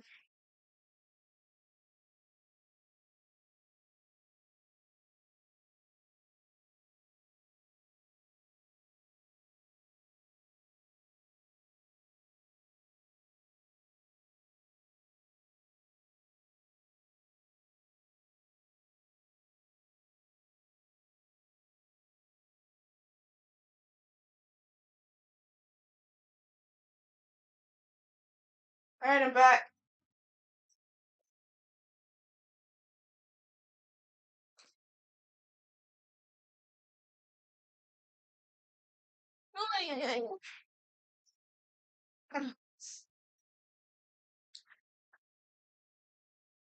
All right, sorry about that. Hold on, let me.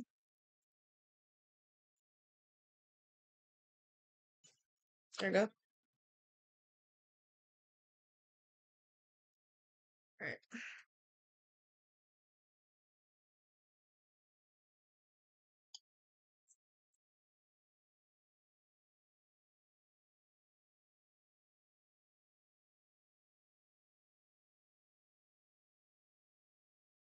I'm just so full of pride and joy. Our ceremony earlier today was absolutely splendid. Thank you all very much. Remember that you're all students of Hope Speak Academy and strive to refine your ideas.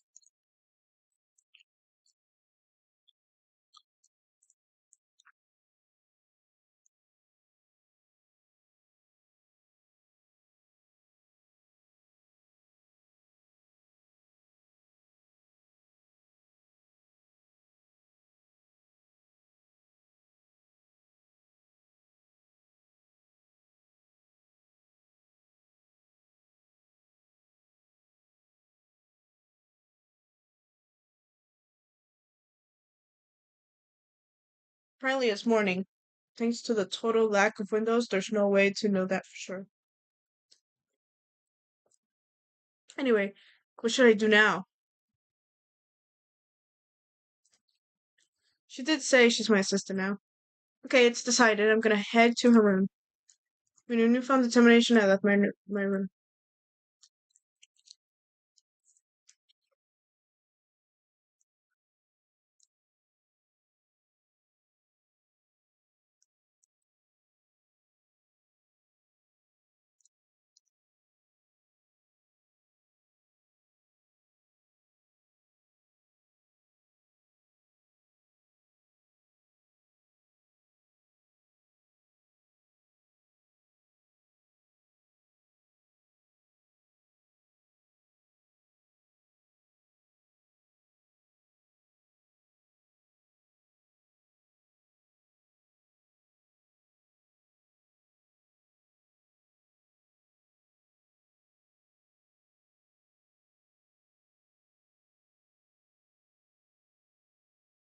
Hello? Good morning, Sayaka. Oh, Makoto! Perfect timing, huh? Listen, I have a favor to ask. Yeah.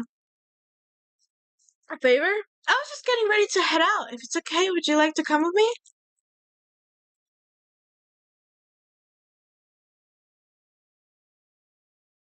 There might be something around here I could use for self-defense. Self-defense? Well, I mean, whoever's keeping us here could show up and attack us anytime. You never know. Whoever trapped us here. Whoever presented us with rules. She's right. We never know when the.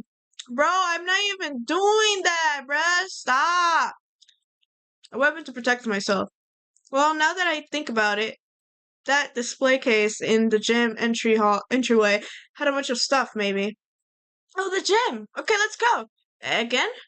Like I said, I'm psychic. Come on, I'm just kidding. Seriously, I just have amazing intuition. Am I really so easy to predict? Anyway, we should head to the gym. For anyone who just hates walking around the school, we've got some good news. You can now teleport using the map. section of the handbook menu. It's as simple as opening the map menu and choosing where you want to go. However, you can only teleport on hallways. Plus, you can teleport to places you haven't been or places that are blocked off. Depending on the certain moments, there will be times where you won't be able to teleport at all. Finally, try not to teleport inside any walls. There's a chance you could get lost forever. Well then, good luck and have fun. How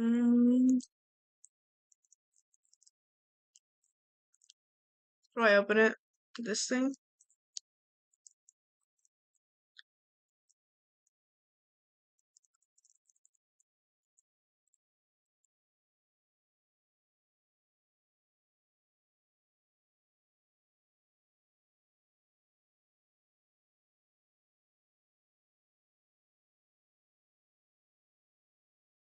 That's weird.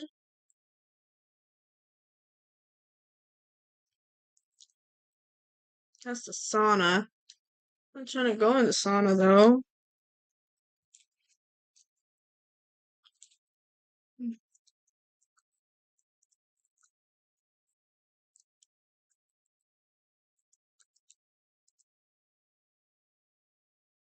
The gym. Where's the gymnasium?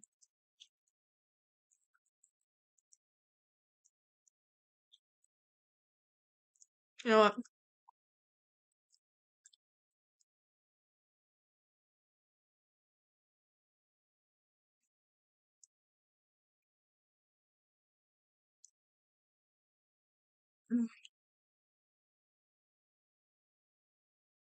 Mm. Oh,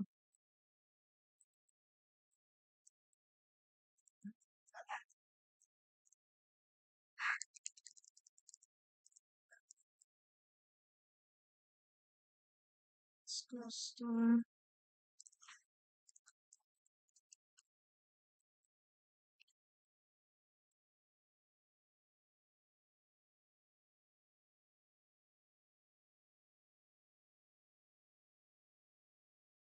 This one?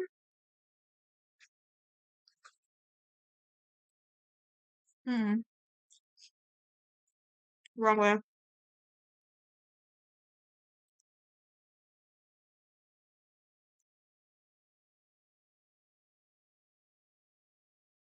This way, right? Yeah.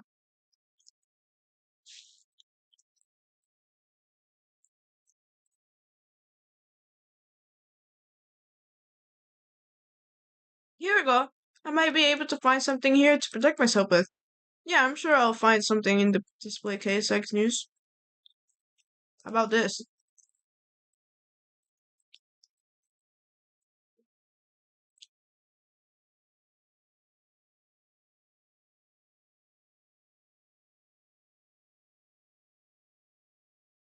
I'm gonna take a quick, to get my voice back, because it's starting to hurt my throat from talking too much, so. From now on, you guys can read.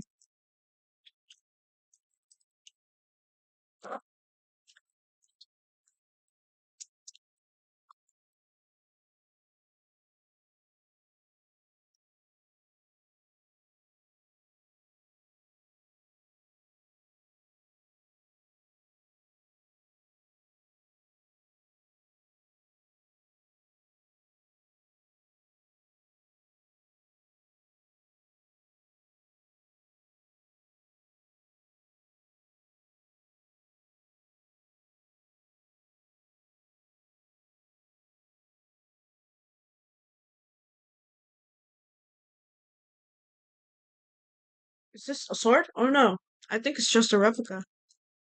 Still, it's pretty impressive.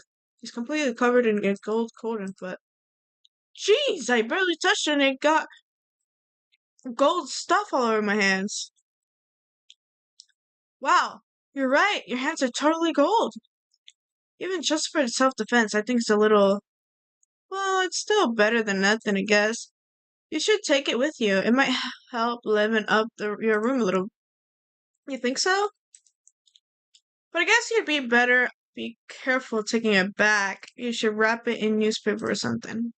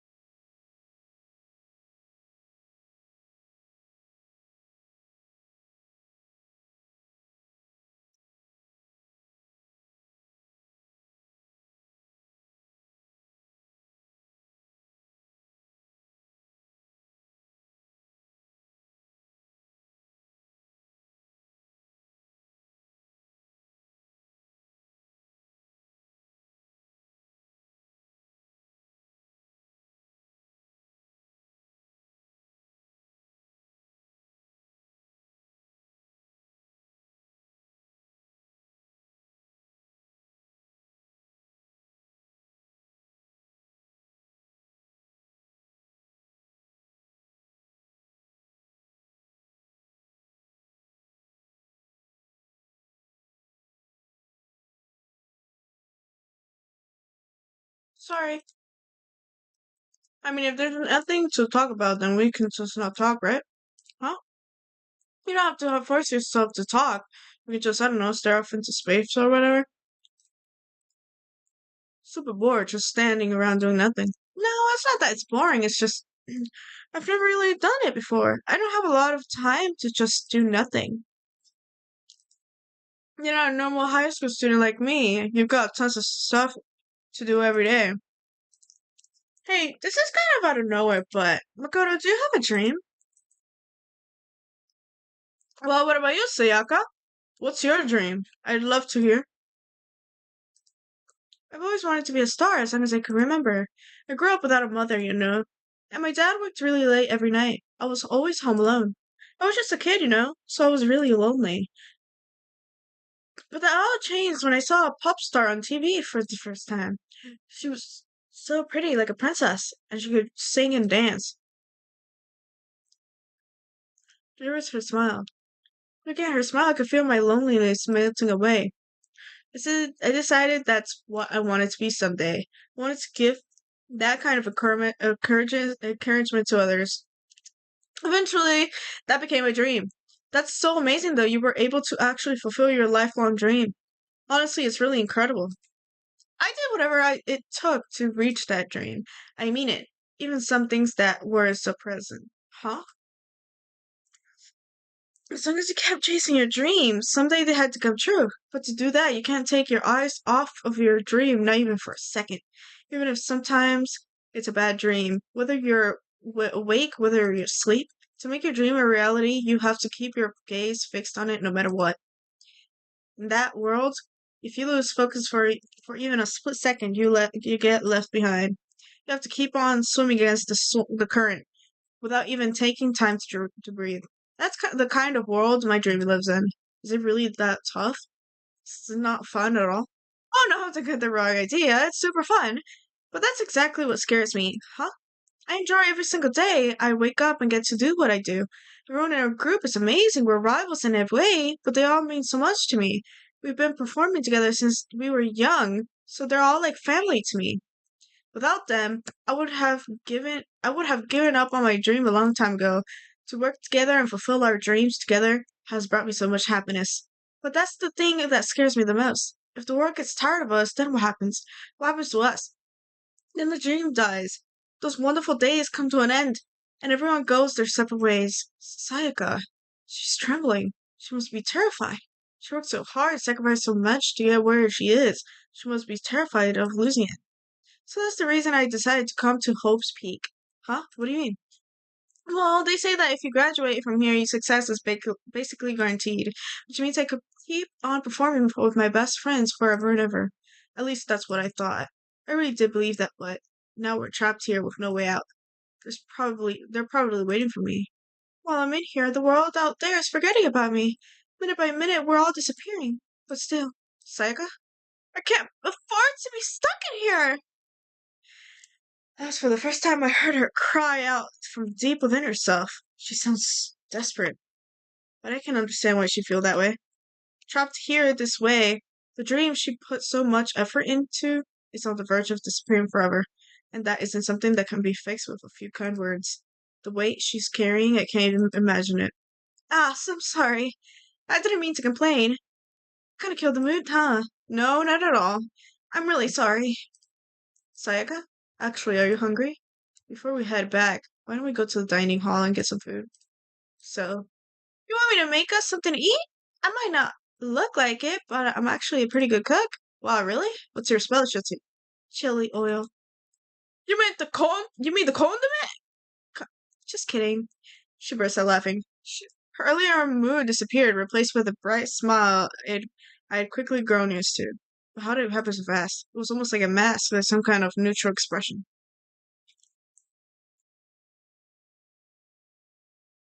Anyway, we headed to the dining hall to get something to eat. Before returning to our rooms,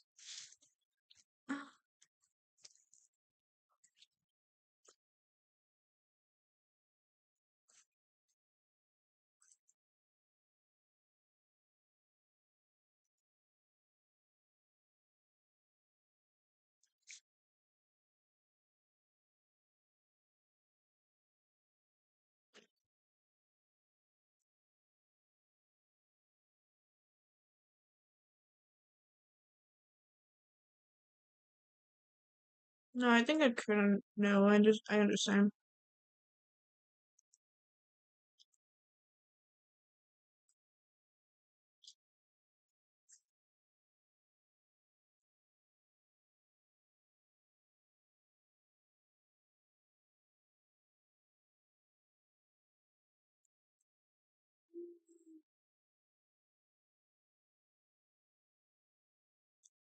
Um, hmm,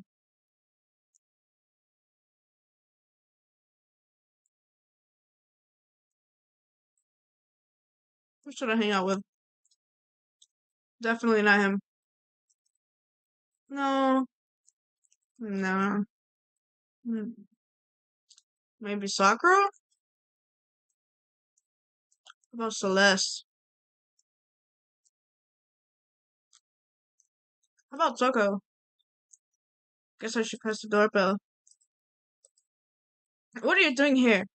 Why do I have to go through all this? I didn't do anything to deserve it.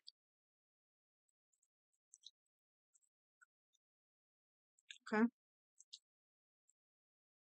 Uh, hmm. hmm, This is a tough choice.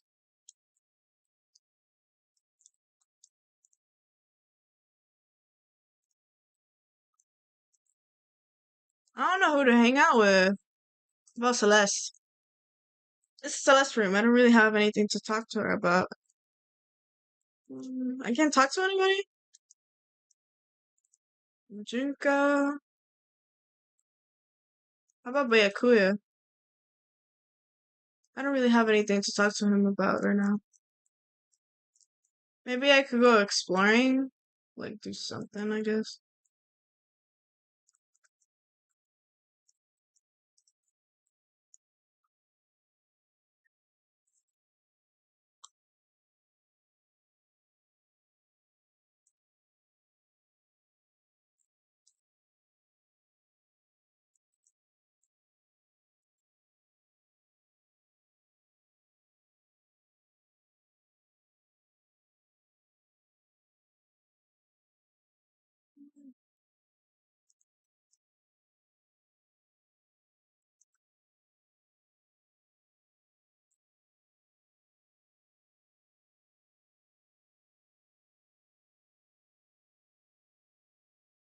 Oh, there she is.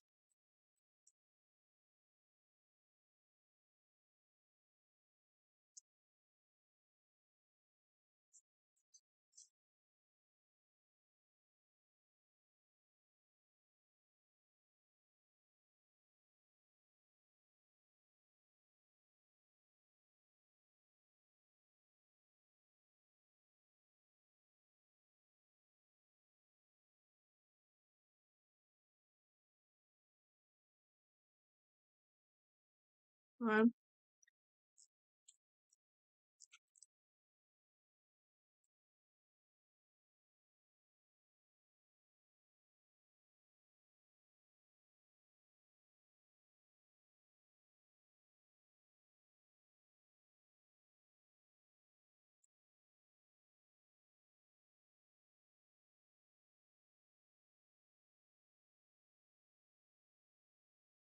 One of the monitors. Right now, it's just trying to school rest. I don't even want to think about when he might show up and then next time.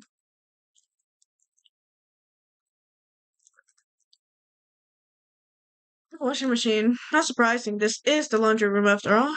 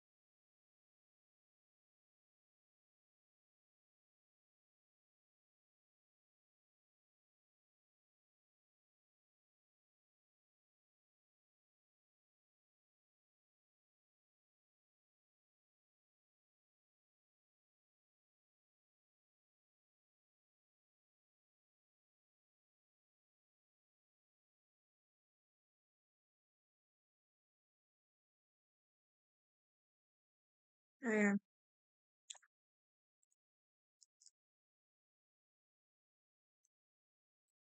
what do I do? Do I have to talk to a specific someone?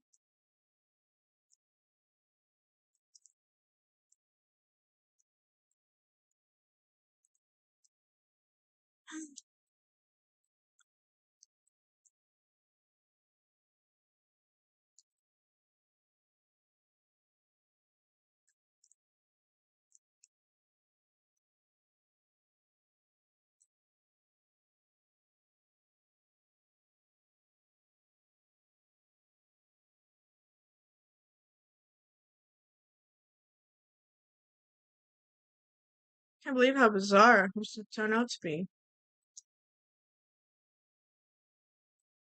It made me weak. It made me depressed.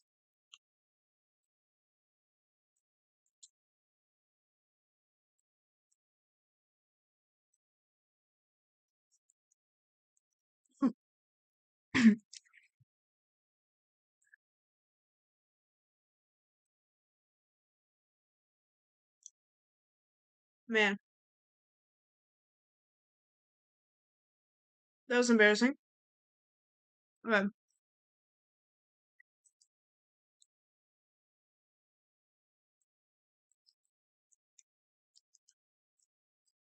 Mm, the door won't budge. It must be locked.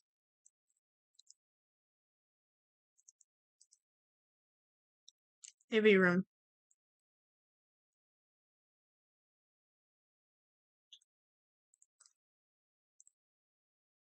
Seriously? We're seriously trapped in here? Literally, there's nothing else that I could do. There's a store.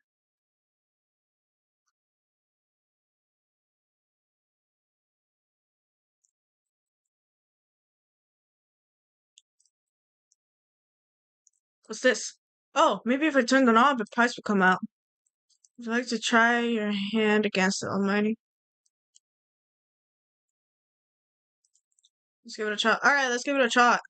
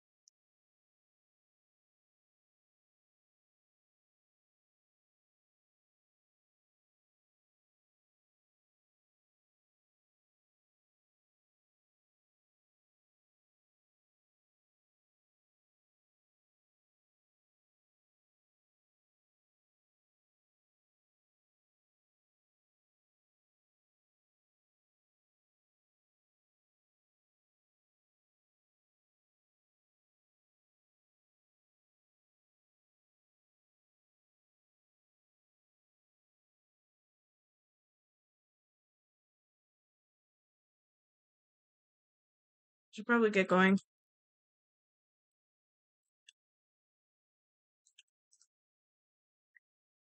I'm on the monitors. I know it's showing the school press. Yeah, yeah, yeah.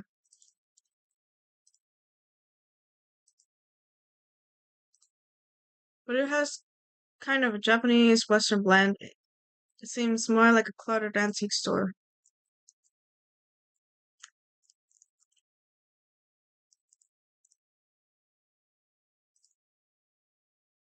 A vending machine. I guess this must be the school store then. Nah, it's not.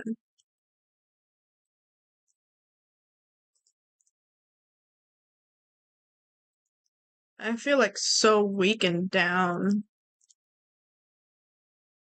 Oh, everyone here.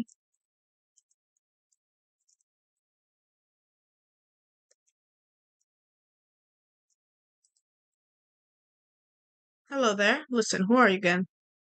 I apologize for my poor memory. It's just hard, so hard to remember things I don't care about. Yeesh, you didn't have to say it like that.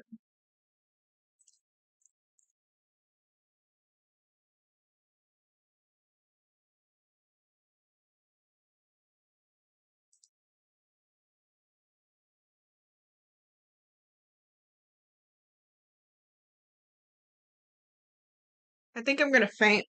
I think that's what it is.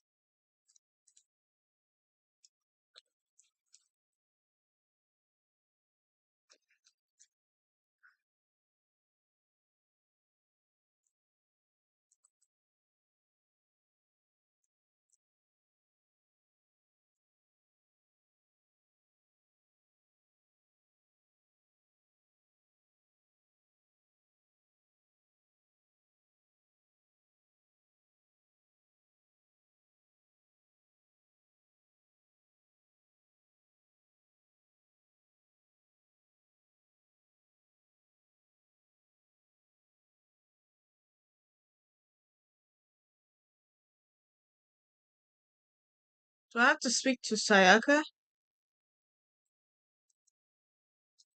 Is that way I have nowhere to go?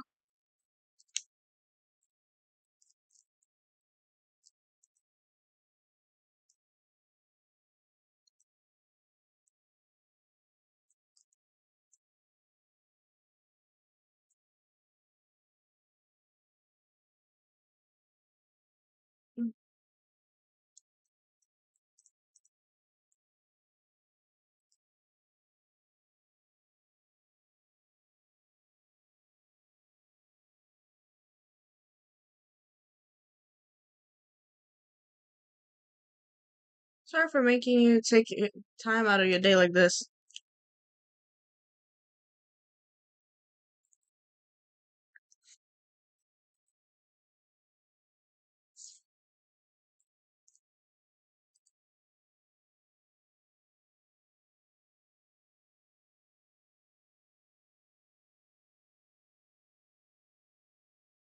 Do I have anything?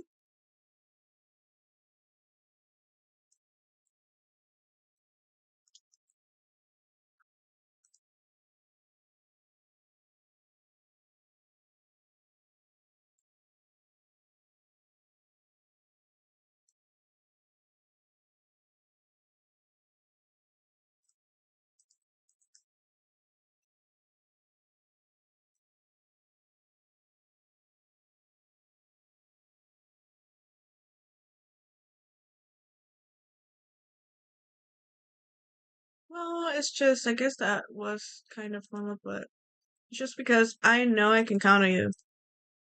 Having you by my side really makes me feel a lot better. If you weren't here with me, I just don't know what I'd do. I'd be lost. I hate that we had to meet again under such off conditions, but I'm relieved you're here with me. Sayaka, standing there here is face to face and hearing her say that is nice, but kind of embarrassing at the same time. I know how you feel. Your being here is what saved me. Really?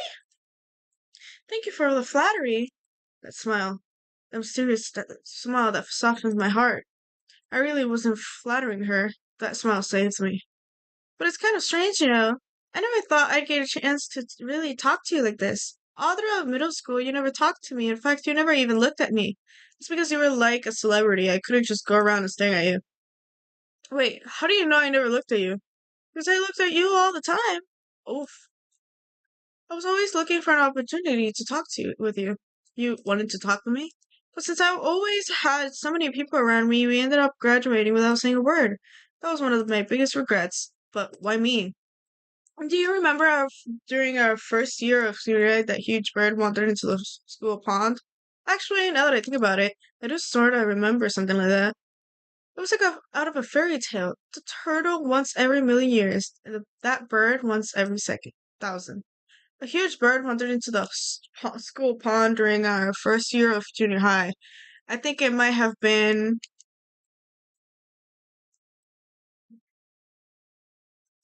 a sparrow. But sparrows were really common around there, right? We had a white whole flock living there. But sparrows do show up in all kinds of fairy tales, like that one, the tongue-cat sparrow.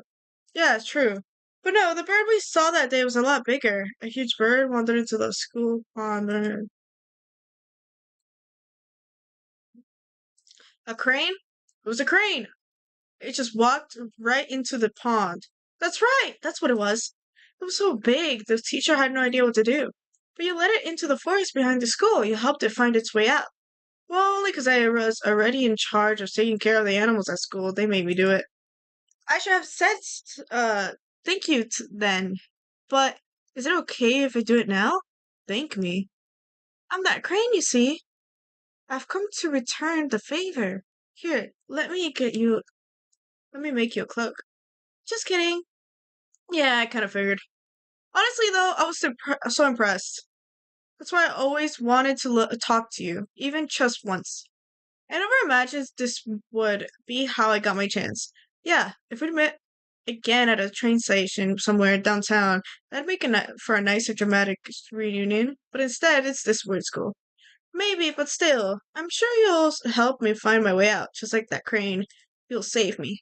It's just intuition, I know, but I still believe it. I'm going to save her. I'll do my best, I promise that. I'll make sure it's more than just intuition. If there's anything I could do, I'm going to do it. I believe in you. Besides, my intuition always turns out to be right. Because I'm psychic. Kidding, kidding. She laughed out loud as she said it. The closer we get, the stronger that smile of hers makes me. I was glad to feel that way. Okay. Oh, jeez.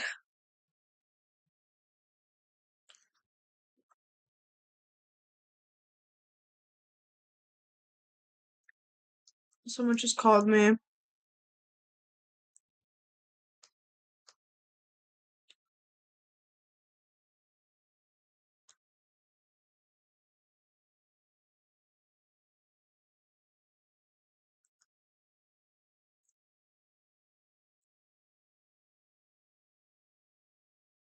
The hell is happening?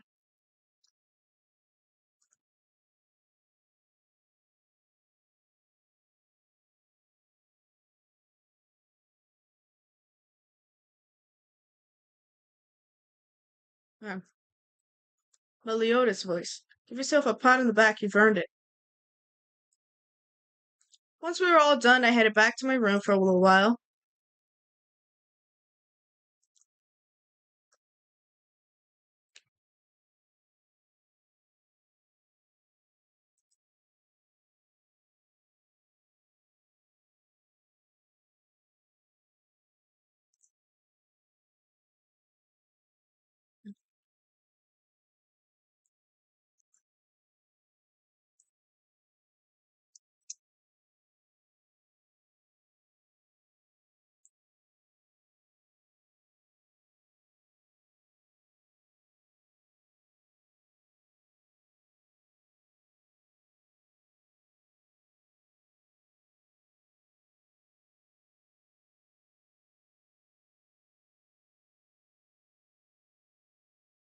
But I swear tomorrow I'm going to find some food.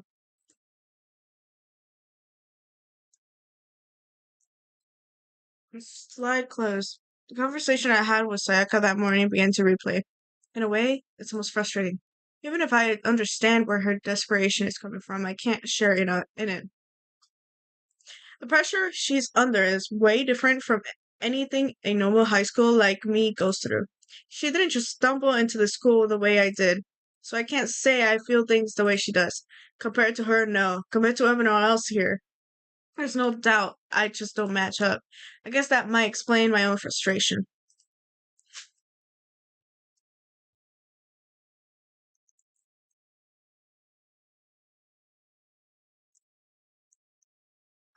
So, I'm sure that you've noticed the killing game has begun, but there's still room for a little laughter. It seems our newer students, already so filled with despair, still have some hope of escape. Woohoo! So when will it begin? When will their hope begin to die? Is it time yet? Is it time? Yeah, you said that way better than I did.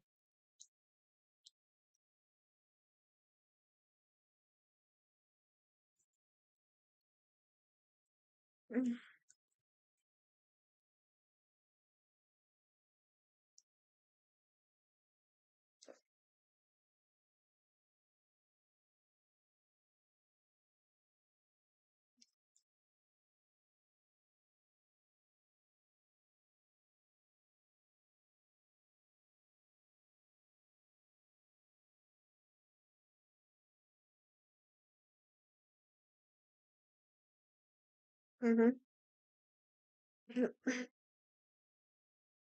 Morning has come. What should I do today? Another free.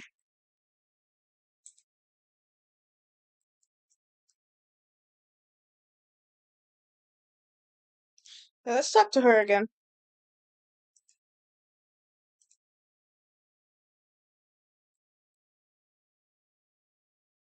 So I can't.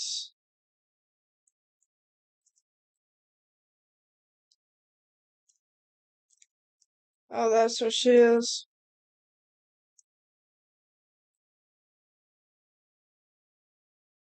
How about her? Did you come here to yell at me? My whole life is one unpleasant experience after another. Yes. Happy to spend time by myself, but I guess you're so desperate for attention I can hang out with for a little bit. You know what? Next time I'm not gonna do anything! Spend time with a cold and distant Toko. Toko and I grew a little closer today. Would you like to give her a present? I don't even have anything, or do I?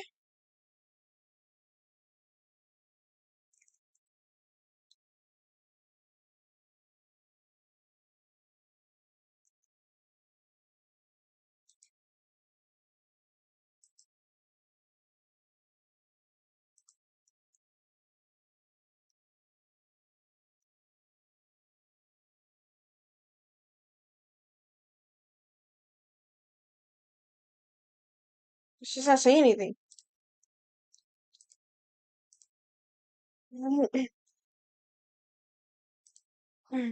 Okay, sure, but what should I say? Would you like to what do you like to do in your spare time? Why do you want to know? Well, I mean, we're trapped here together, right? If we're gonna be friends, it'd be nice to get to know each other. Huh? What'd you just say? After that part about being trapped, we're gonna be what? Friends? What you mean, friends? You think I'm stupid? You're trying to trick me. I've already been hurt once before. I'm not gonna let it happen again. I've been hurt? What happened? Come on. You don't really care about me. You don't want to know anything about me. Even I know that. No, no, no, that's not true. Fine, then tell me. Tell you what. You know why they call me the ultimate writing prodigy? Yeah, sure. You won all kinds of literature prizes and stuff.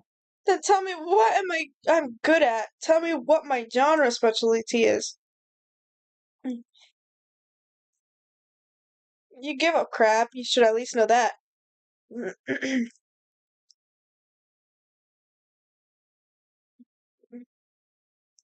Romance. It's romance, of course. Oh, you actually knew? The biggest success was So Link is the Ocean, right? Everyone says it's your masterpiece. The book was such a hit that fishermen shot to the top of all the hottest men polls, right? How did you know all that? There's no way you care about me. I'm telling you I do. I mean, we're friends, aren't we? I'm blind. You're so straightforward. Nature blinded me. Tucker ran off, screaming like a banshee. I'm not sure, really sure. Does she hate me now? I have no idea. That girl's nuts. I keep getting phone calls. Once we were all done, I headed back to my room for a little while.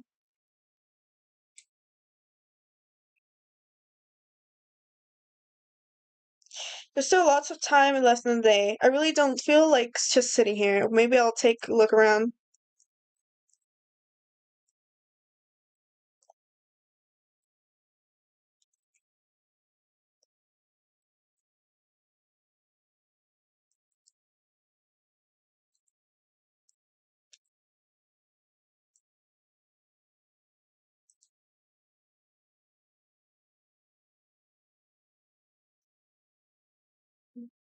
Oh, for a walk, Makoto? I wouldn't mind if you invited me along.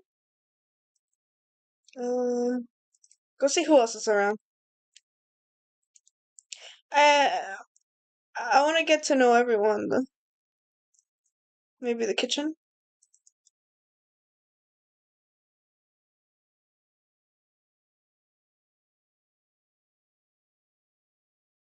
About him.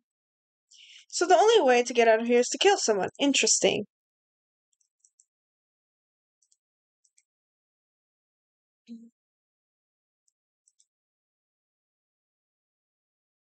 I grew a little closer today. Sure.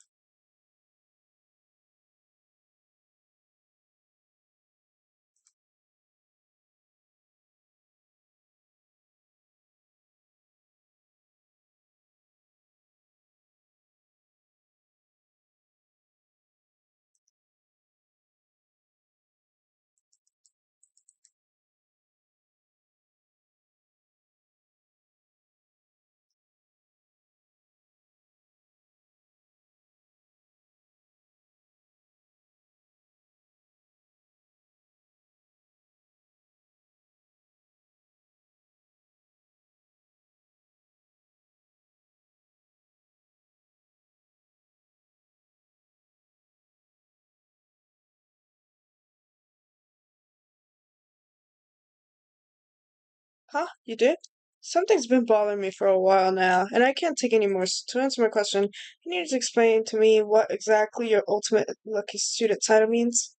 Oh well, I don't totally get it myself, but what I do know is that I was picked at random from a pool of normal students.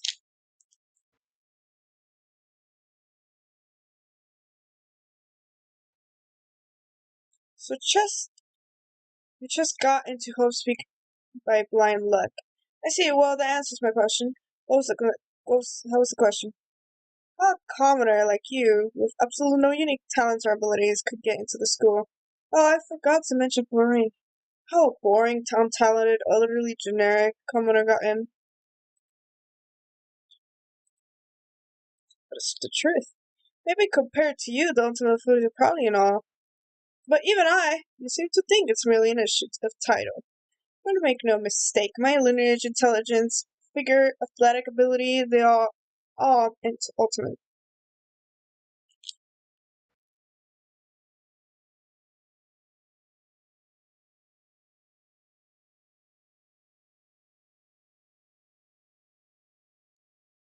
Which is to say, I am the ultimate perfection. Feel free to begin calling me that, in fact. It's really taken this to the extreme. This is. You, who have nothing, I, who have everything. We are living proof that all men are not created equal. You have my pity, Makoto. Life can be very cruel indeed. And because I pity you so much, perhaps someday I'll allow you to hear my tale of glory. Consider it a blessing, a gift from me to you, to allow you to bask in my glory. Having finished his mean-spirited lecture, Byakuya left me standing there in silence. I almost said Byakugan. Oh! If you guys don't know what that is, it's from Naruto. I learned one thing about Byakuya today. Anytime I talk to him, I need to prepare for extreme psychological trauma. Poor Makoto. I did my best to keep my spirit from shattering like glass and went back to my room.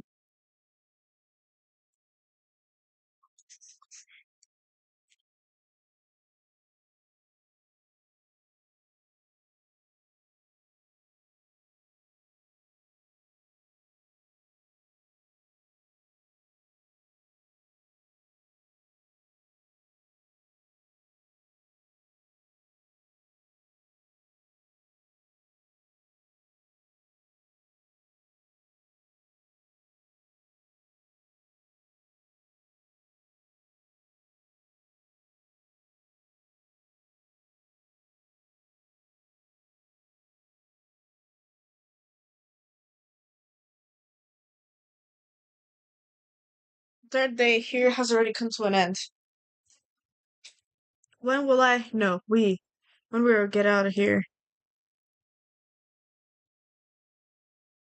I laid on my bed and stared blankly at the ceiling. But before I knew it, I'd fallen into an uneasy sleep. My back is killing me. I need an immediate, fast-acting pick-me-up.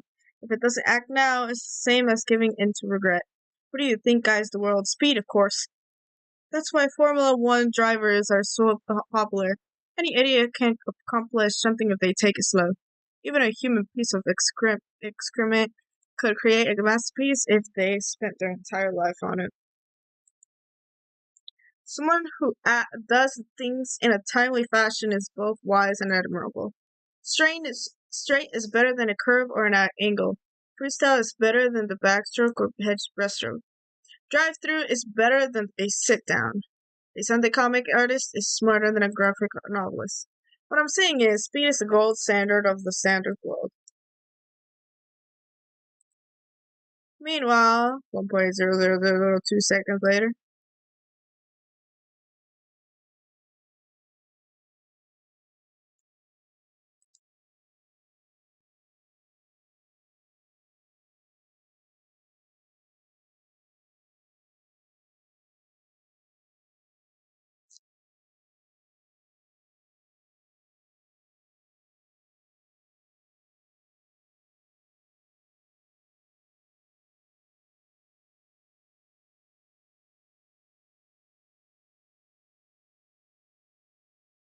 Another night of restless sleep.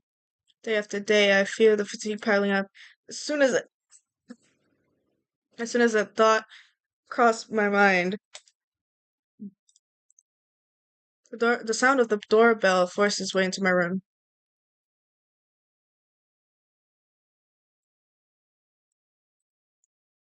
Sayaka, right? Oh no. A fantastic morning, isn't it? It's Taka. Now then, if you'll pardon the interruption, without waiting for a reply, Taka barged into my room. What's up, Taka? No matter how intensely the stormy seas may batter me, I will I will not fall as long as my feet are firmly planted. You agree, right? I'm not sure I understand. And if you can't do it alone, just find someone to support you, and you can support them back. That's how you can overcome any storm. I was thinking about it last night, and I decided we all need to really come together. And that was when I realized every morning from now on, after this morning announcement, everyone should have breakfast together. And now is the beginning of the fateful day. Please head to the dining hall at your earliest convenience. That's all for now. I have to go let everyone else know the good news. Is that good news? Oh my god, my back's killing me.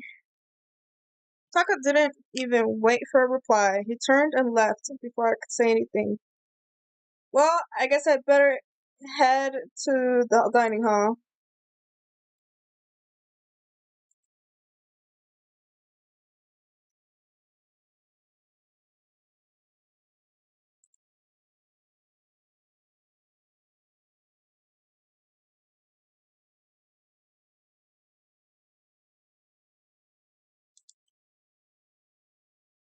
Okay, looks like everyone's here. So then, let's begin our very first breakfast meeting. Everyone, thank you all for making time in your busy schedules to come together. I didn't make time for shit. You dragged me here. I know I already mentioned this earlier, but in order to get out of here, it is essential that we all cooperate with each other. And the first step is to this breakfast meeting to allow us to become friends and build trust. So from now on, let's all meet here in the dining hall every morning after the morning announcement. Now then, let's eat.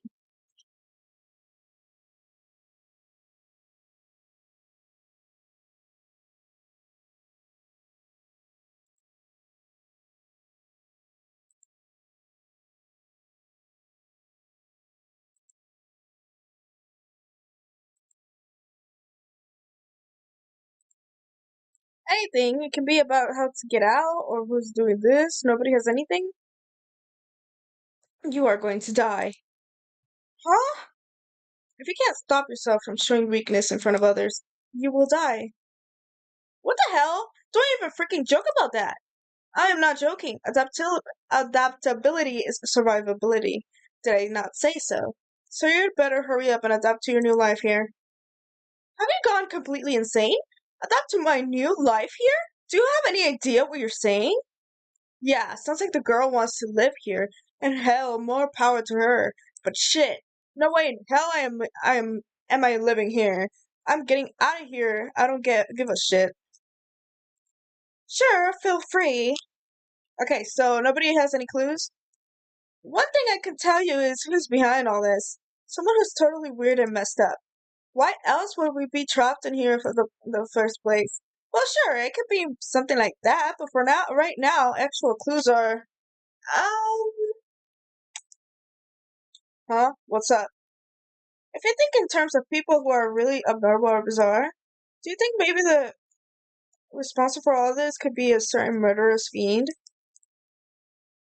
Murderous fiend? Chihiro, do you have some idea who might be behind all this? Well, maybe. I mean, I can't really be certain, but certainty is not a concern right now, although whatever remarks you may have. Okay, well, have you guys heard of Genocide Jack? You mean that serial killer that's been in the news and all over the internet? The monstrous villain who's murdered scores of victims in brutally bizarre fashion. The word bloodlust was left at each murder scene, written in the victim's own blood. Whoever it is, he's like a ghost. He strikes without warning and disappears without a trace. And on the internet, they started calling him Genocide Jack. That about covers it, I think. They say he's claimed over 1,000 victims. That's just an urban legend, though, right? I mean, even like 10 people would be totally insane. Anyway, whoever Genocide Jack really is, he's obviously some kind of super crazy killer. And if he really is the ultimate psycho, I wouldn't be surprised if he put together something like this.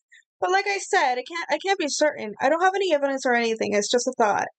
But if they're the killer, isn't that like a killer of a problem for us?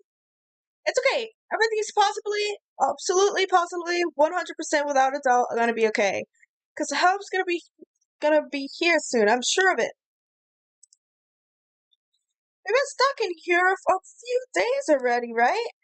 Nobody's been able to contact us, so I'm sure they're getting worried. I bet they called the police already. I love his laugh. The police? You're putting your faith in the police? What are you doing here? You guys, seriously, do you understand what role the police exist to fill? All they're good is for being a foil, playing against a villain or anti-hero or evil organization. The bad guys come along and destroy them, and that shows just how badass they really are. Are you really are you really sure you want to rely on such an unreliable group of losers? I mean, come on. If you really, really want to get out of here, all you gotta do is kill. What the hell are you laughing at? I'm just impressed at the total commitment to this whole act. You're still going on about that? So, Mr. Serial Killer, Psycho Freak Bastard, what the hell do you want? Mr. Serial Killer, Psycho Freak Bastard, huh? That's a pretty long name. German, maybe? We know who you really are. Maybe if I ignore him, he'll just go away. Hey, don't ignore me, asshole! Okay, let's get back to business. Your life here has already begun. A couple days have gone by, and nobody's killing anybody. I thought all you kids were lazy and selfish, and here you are working together. But I'm totally bored. There's nothing you can say that'll make us start killing each other. Great, think, yes, ding, ding, ding, I figured it out. All the mystery ingredients are here, right, people? Right place. So why hasn't anyone killed anyone yet? That's what I couldn't understand. But I just realized there was one very important piece missing. What are you? If you want to know, I'll tell you. It's motive. It's so simple. I just have to give everyone a motive.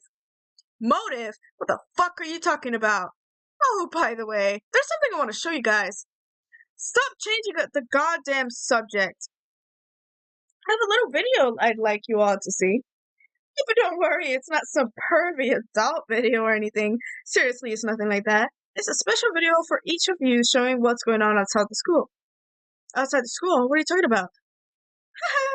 Ooh, Master's so impatient today. Why don't you just watch it and find out?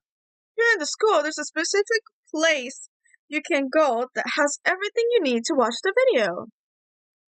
Good, then we can go watch the video right now. But before we do that, I'd like to know, what are you? Why would you do something like this? What do you want from us? What do I want from you? Well, if you must know.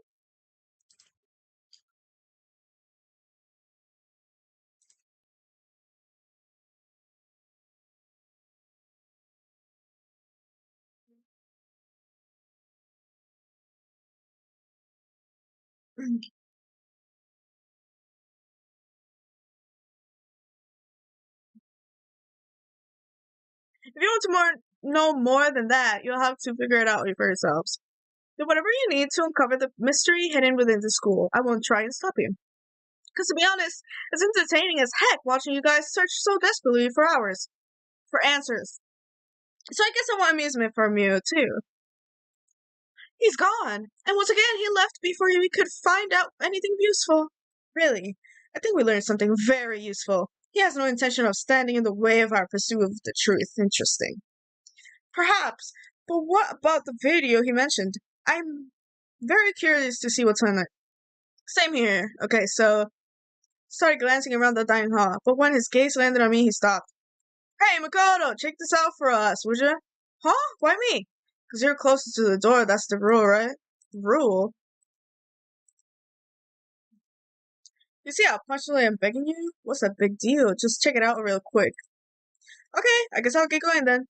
Awesome, thanks, I owe you one. If Makoto's going, I'm going with him. It's not safe. It's not safe to walk around this place alone. Yeah, sure thing. Then we're coming on the both of you. If anything happens, just yell and I'll come running. I can't decide if Mondo is totally dependable or completely terrible. Yeah, I'd have to say he's kind of both.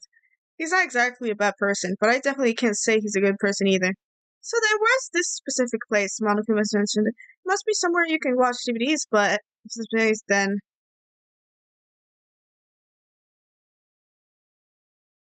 Oh, I know exactly where it is.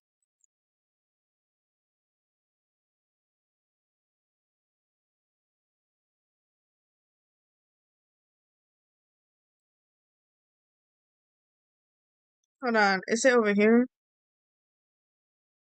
Probably not.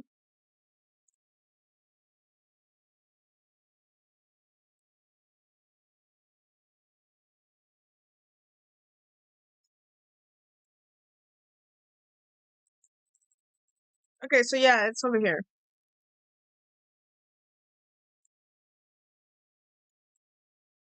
Over here.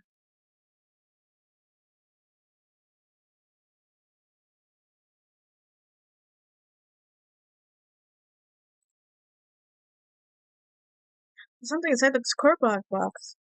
It's a bunch of DVDs, and each one has a label on it with someone's name.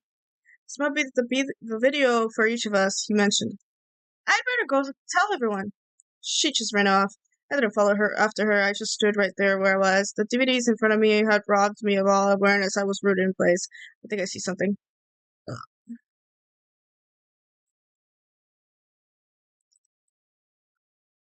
Next to the monitor is a high-end DVD player. It'll probably play those DVDs no problem. Maybe I'll just watch mine real quick before everyone else gets here. I sorted through the DVDs and I'd found in the box and found the one with my name on it. Then I slid into the expensive-looking player. I sat down and stared intently at the darkened screen, and then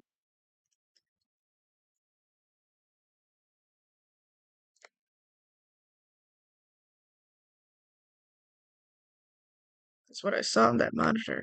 It was my family.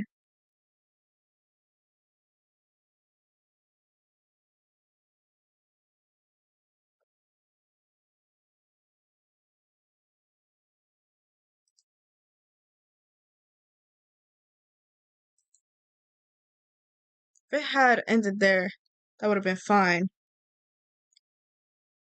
A message of love and support. After leaving my family behind to attend music, it would have given me hope, given me strength. If that was a normal school, I would have been happy, if a little too embarrassed. If my family's support to rely on, I would have been motivated to do even better. But here now, it was totally different. I wasn't living an orderly life, school life. So I had a pretty strong feeling that the video wasn't going to end there. I hated having that feeling, but it turned out I was absolutely right.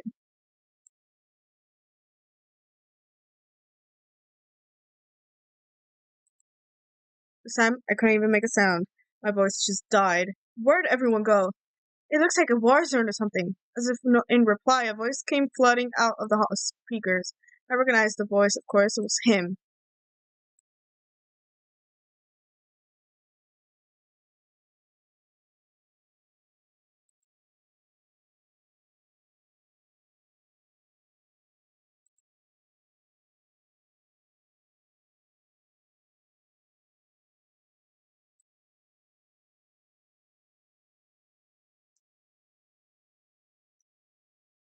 What is this?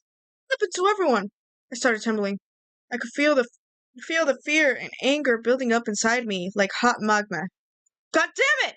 I slammed my face against the desk over and over again. A single thought was racing through my mind. What else? How could I think about anything else? I have to get out of here. I have to get out right now! I need to make sure everyone's safe. Makoto? What happened? Make sure who's safe? I noticed everyone standing right at the entrance to the Reaver room. They stared at me, faces full of confusion. What's going on? Without a word, I pointed to the cardboard box. Is that what Monokuma's talking about? What's on them? They all gathered around the box, and each of them grabbed a DVD with their name on it. One by one, they each rushed up to a monitor. It didn't take long for them to react. This can't be real, right? It has to be fake, right? Yeah, no way it's real. No way. I can't take it anymore. I can't take this anymore. Let me out of here. As soon as I saw the reactions, I knew they'd all seen something like what I've seen. Nobody even bothered trying to hide their fear and confusion, except for her. Even now, she was totally calm. I see. So this is what he meant by motive. He wants to feel our desire to leave so that we're most likely to start killing each other. It is the classic prisoner's dilemma. Huh? Let me use an example. Imagine two countries are on the brink of war, but both countries want peace, and each commits to scaling back their forces as a sign of good faith. There's a chance that one country may betray the other, so each country fears lowering the guard. The result is that neither scales back their forces, and they both end up betraying each other. In other words, the fear of invisible treachery becomes the greatest enemy of stability. That kind of sounds like us right now. Everyone says they'll work together, but in our hearts, we're all afraid someone might betray us. Don't put those awful words in our head. That's exactly what they want us to do. You can say that, but maybe you're thinking that once everyone drops their guard, you could just... What?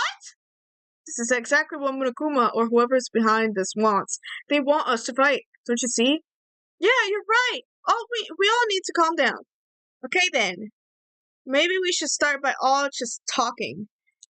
Maybe if we all just talk about what we see, that'll help get everything out of our system. Besides, I think we're all super curious, right? I wonder what was in everyone's videos. I'd be lying if I said I wasn't curious. Hey, Sayaka, what was in your video, Sayaka? What's wrong? Just hurry up and tell us.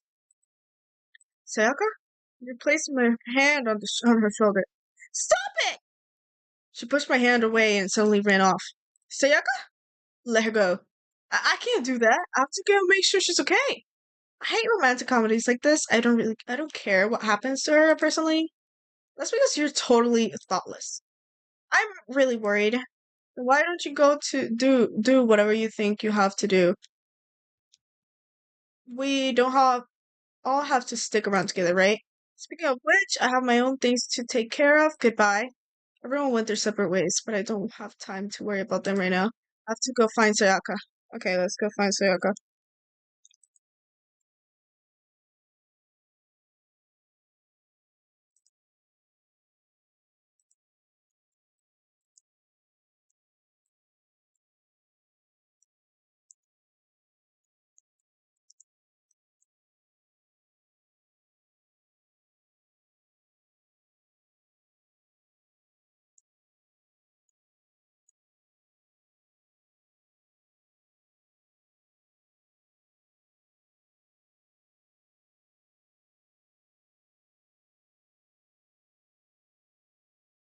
Is she in a classroom?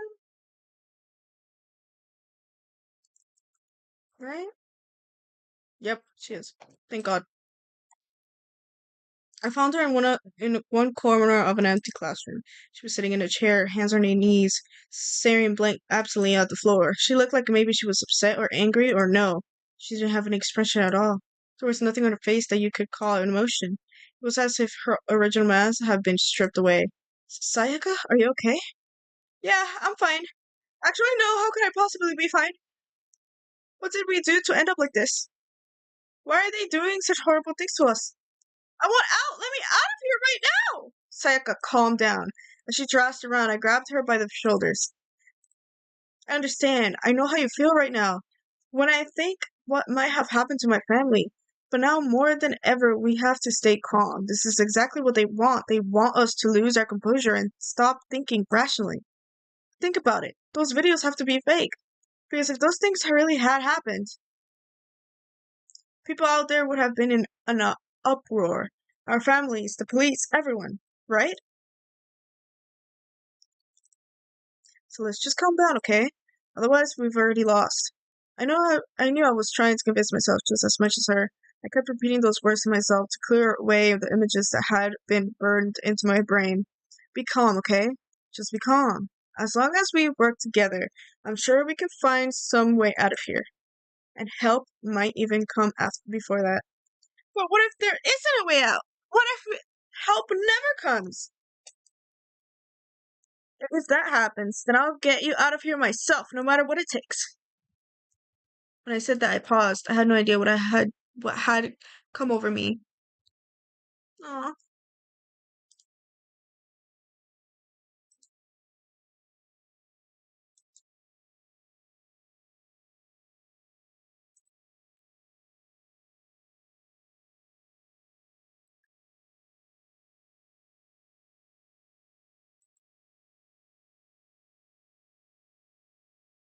Finally, she raised her face up from my chest. She looked at me with those big, wet eyes of hers. Can I, can I believe what you said? Huh? That you'll help me get out, no matter what it takes? Absolutely. Makoto, you're the only one I could trust, so please, no matter what happens, please.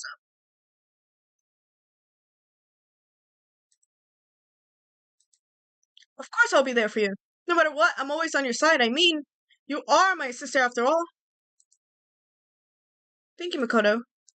Hearing you say that, I feel like I can keep going. I can get through this, as long as you're here with me. Like you said, I'm your assistant. The smile I'd come to know so well returned to her face. It felt a little forced, but still, it was a huge improvement over how she was before.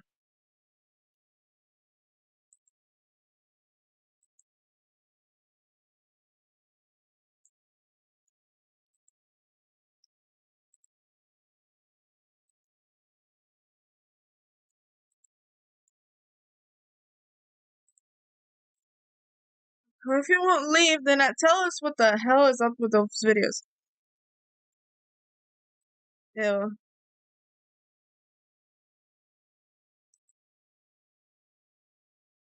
That's just wrong, Monokuma!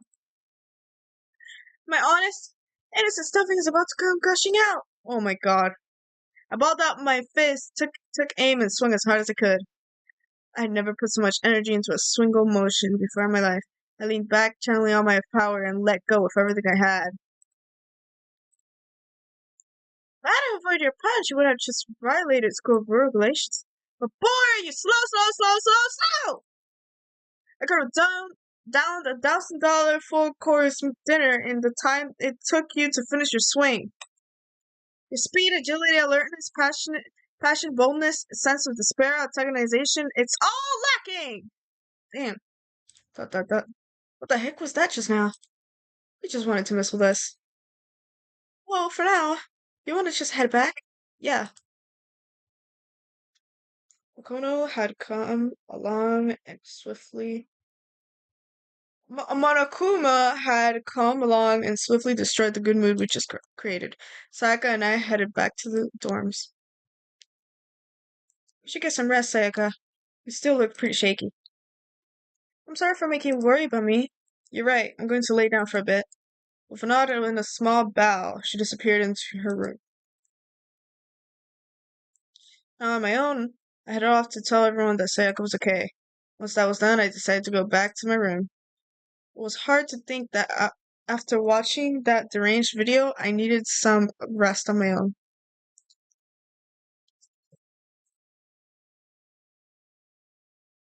Jeez, seriously, what's going on here? There's just so many problems. I can't even decide what the biggest problem is. That we're trapped in here?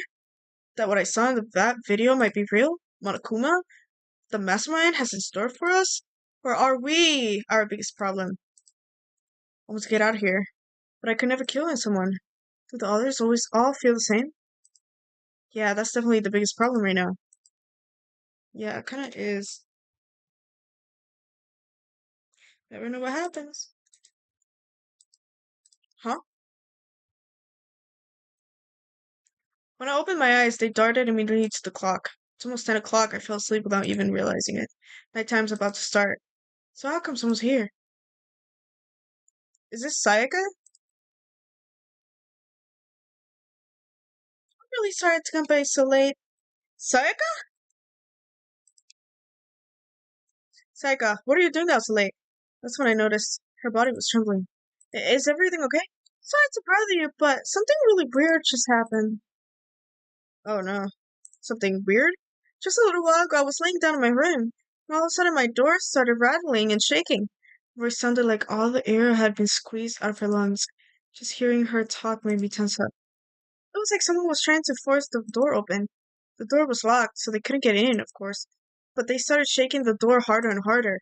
I was so scared I couldn't even move. So what happened? After a while, it just stopped. I let I let some time go by. Then I got up and opened the door to check outside. There was nobody there. Someone tried to force their way into your room, but who would do something like that? It's not like I'm suspicious of anyone here, but still, it makes me nervous. What if something like that happened in the middle of the night? What would I do then? You don't have you don't have to worry about that, right? I mean, we can't go outside during nighttime, but that's just a promise we made, right? If someone decided to break that promise, then why don't you stay in my room for tonight? Would that make you feel a little better? What? All it said in the school regulations was that we had to sleep in the dorms room, right? It didn't state specifically which room each person had to sleep in, so. But two people sharing one room is, oh jeez, I'm sorry, I didn't even think about that. Honestly, that didn't even cross my mind. No, I know, me neither. It's not even that I mind the idea, but if you don't mind, could we maybe switch rooms just for tonight? Switch rooms. If it'll help put your minds at ease, then it's totally fine with me. But I don't mind you staying in my room, but are you sure you're okay with me staying in yours? That's fine, I trust you. In that case, then.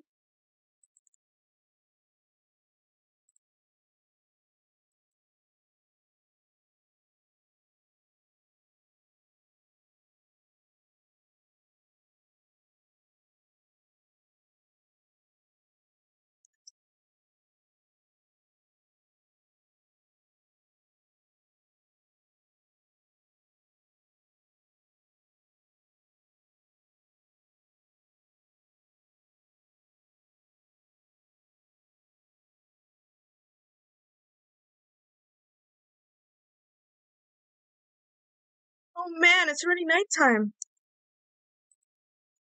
Okay, so it's settled. I'll head to your room right now.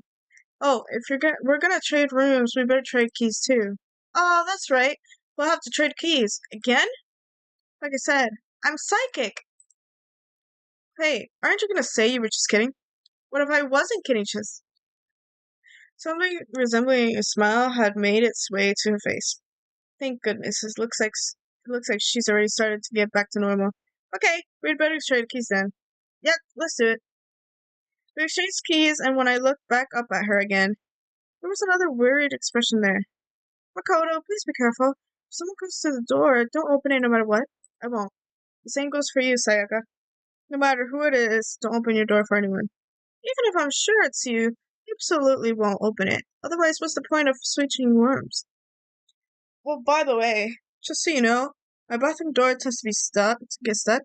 There's a little trick to open it. You have to turn the knob, then lift up the door while you pull it out. Just do that, and the door should open no problem. Okay, but the showers won't during. Well, that's right. So, but I guess I might use it when I get up in the morning. So thank you. Okay, well, I'd better get you going. See you tomorrow, Sayaka. Oh, and about what I said before. When I said I was psychic, it was a joke. Honestly, I'm just very perceptive. Good night then. See you in the morning. Give me one last parting smile, and I headed off to my room.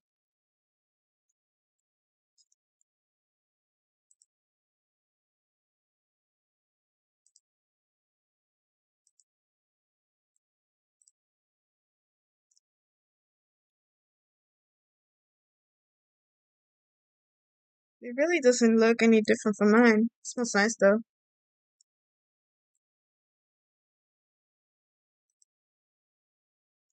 It's kind of weird to dig through other pieces of jazz, but I couldn't help taking a quick peek. That's wasn't any doubt about it.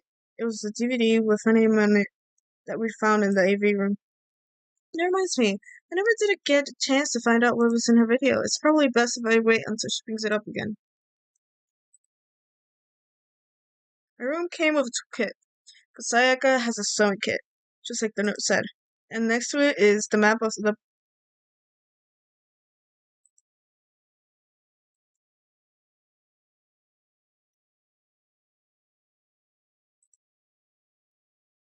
The bed itself looks exactly the same, but knowing Sayaka slept on it makes me look forward to trying it out for myself.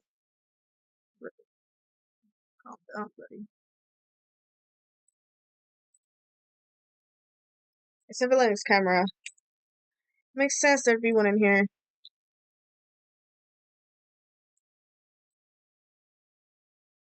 If I remember right, all the girls' private bathrooms have locks on them. I'm a little reluctant to go in. I don't think Sayaka would let me slip around too much. I should probably go to bed soon. As I lowered myself into a pleasant fragrance enveloped me. Sayaka scent. Maybe it'll bring some sweet dreams. Maybe.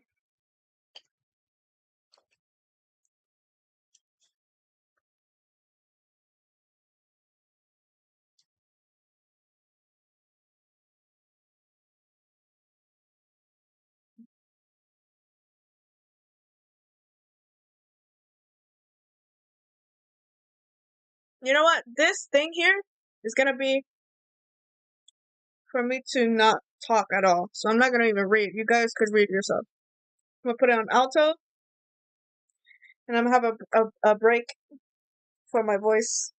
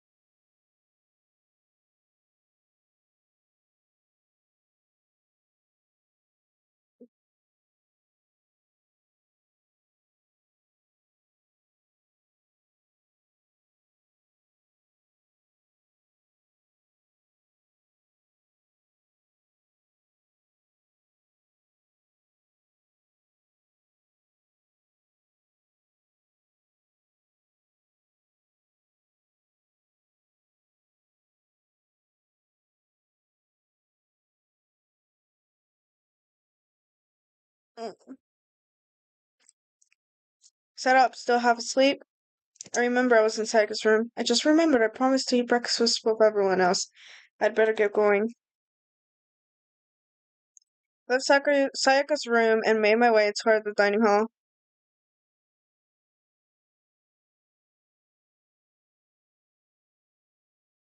A few people had already gathered at the dining hall by the time I got here. Hello, Makoto. Good morning. Can you believe it? I was the very first one in this morning. Good morning. Morning. I suppose I'm early. I figured everyone had arrived on time to be considered model high schoolers.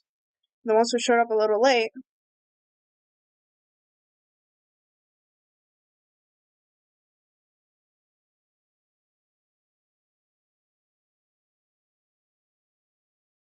Ew. Disgusting.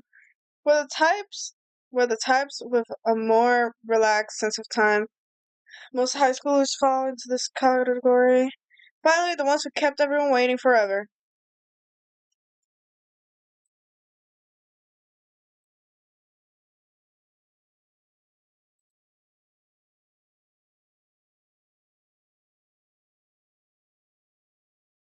I didn't oversleep, just so you know. Oh nope, got lost. I blame the Bermuda Triangle. Don't care about time or other people in general. They're kind of to move at their own pace. Whereas everyone had arrived. At least that's how it was supposed to go. Hey, aren't we still missing some people? Yeah, Sayaka and Byakuya aren't here yet. I don't know Bayaka, but I would definitely put Sayaka in the... So for her to be so late. What's going on? Did something happen? Hey man, have you seen Sayaka? Why would I have. I just came straight from my room to here. Did she forget about our breakfast meet promise? I got the sense she always has her stuff together. Small dark speck of rose up inside me. The speck started to grow quickly. I need to go. I have to check on her. The words had barely left my lips before I flew out into the hallway. I headed what Hersley was, my room, where I'd let Sayaka stay for a single night. Oh shit. Killing game started! Where she was supposed to be safe. But over the course of that one night, the room had completely transformed. What the hell? Sorry, I'm still not sure. The bed's been damaged too. Sorry, I'm There still are slashes and gouges all on the walls and the floor. More importantly, where's Sayaka? Sorry, I'm still not sure about that.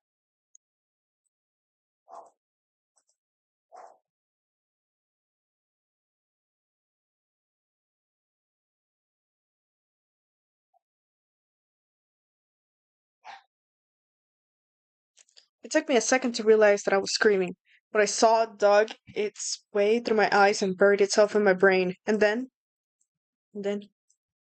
everything went black. Deadly life.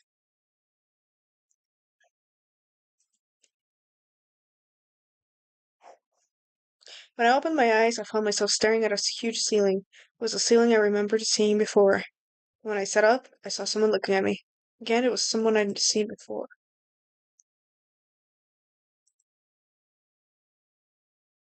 Oh, you're finally awake! Finally! Are you okay? Now's no time for sleeping. Get your ass up, huh? You were incautious, dude. I had to carry you back here. It's no surprise, considering what happened. What happened? Ah! Hey, are you okay? So it wasn't a dream? What I saw was real? That's right, it really did happen. Sayaka is dead. A deep, dark despair worked its way through my body and then exploded out of me. I shut up and took off running. Hey, where do you think you're going? I have to see for myself. I have to see if Sayaka is. You can check once, twice, 1,000 times. Sayaka is completely and irrevocably dead. No, I have to see for myself. Listen to us, man. What you think's gonna happen if you go out there? Well, what good is it gonna do? It should just sit around here. I mean, why are you all hanging out in the gym at a time like this? Our friend Sayaka, she's dead. Dead. When I said that, it finally hit me. I realized she really was gone. None of us want to be here right now, and either. Then why?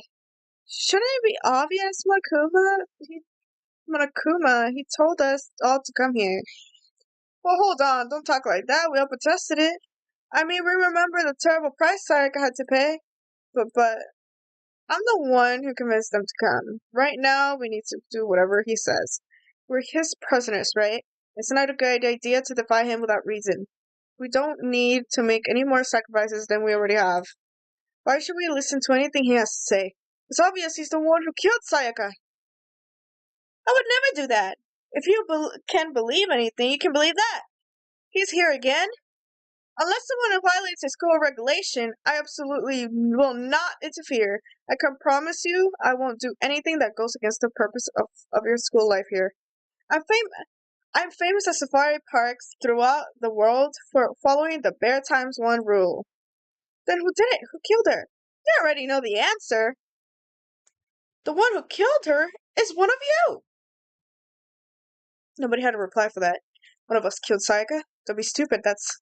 what's the matter? You guys all look like you're about to see a dove get shot up with a Gatling gun. Don't you remember what I told you when this all began? One of you decided to kill Sayaka so that you could graduate. Someone's just following the rules. There's nothing wrong with that. You're lying, right? Of course he's lying. I'm telling you, he killed her. Nope, sorry, one of you is now a bona fide killer. If they wanted to, the one who did it could testify to that little act. What? Without thinking, I looked around at everyone. They all had the same look on their faces. Everyone looked at each other with a combination of fear, suspicion, and confusion. Are you serious? Someone killed someone! It is amazing what some people are capable of. Hey, hold on, don't just assume he's telling the truth. That's enough. Before we do anything else, I'd like to confirm something with a stuffed animal here. If one of us really did kill her, that person gets to graduate from the school, right? Huh? Don't play dumb, that's what you said, isn't it? If you kill someone, you get to leave.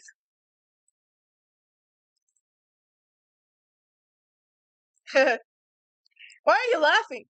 It's 'cause naive. You're just so naive. You think it's really that easy? You can just kill someone and waltz out of here? You're super naive, devilishly naive, hellishly naive. No, no, no, the real thing has just begun. The real thing? Are you ready? Allow me to explain the second part of the rule regarding graduation. Just like I explained before, you must kill someone if you want to leave. However, even if you do that, there's still one more part to the agreement you have to uphold, remember? You are referring to the rule number 6 of the school regulations. If you are the blackened that committed the murder, you can't be found out by the other students. That is what you are talking about, is it not? Bingo! It's not enough to just kill someone. You have to actually get away with it. Which naturally means you need a system in place to access whether or not it's been gotten away with. So a certain amount of time after a murder has taken place, a class trial will begin. Yup, it'll begin a few hours after the murder. Everyone will gather together, including the Blackened who committed the murder, and the spotless students will all engage in one big debate showdown.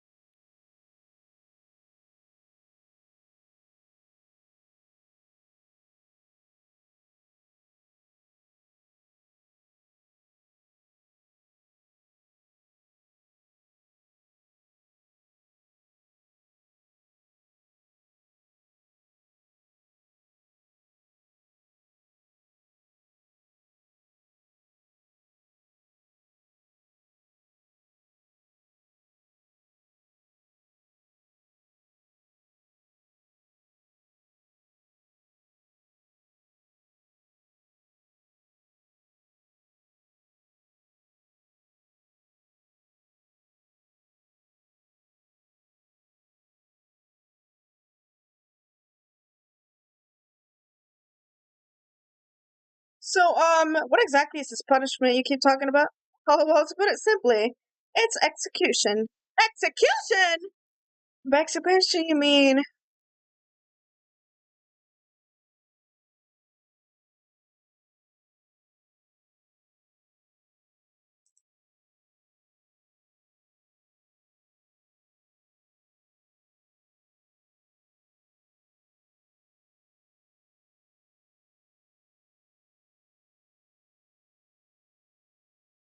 So to make sure I understand, if we get the culprit right, then only they die. But if we get it wrong, all the rest of us get executed. What smart little champasy you are! Look at you, implying you didn't do it without actually saying it. So it's basically what the outside world calls a lay judge system, or an inquisition type thing, which means you will be deciding who you think the killer is. But judge carefully because all your lives are on the line. Okay, let me just add the rule I just described to your handbook. Make sure to keep it in mind. Whoa, hold on a second. You're freaking insane, you know that? Hmm? A class trial? What the hell is that? I don't want anything to do with it. Why not? What do you mean, why not? Why do I have to waste my time trying to figure out who murdered someone? What? Are you saying you're not going to participate in the trial? Only punishment awaits such blasphemy. What? Punishment? I don't know, throw you in a deep, dark, scary prison or something. Shut the hell up. Say whatever you want, I'm not going to be part of this. Don't be so selfish. You're the one being selfish. Kill whoever you want, it's got nothing to do with me. The evil standing here before me, I'm trembling with fear. But I won't give in to such evil. It's my style to stick it out and resist to the very end. If you really want to get out of here, you will have to go through me first. He came charging at us, although it was more of a waddle. But then,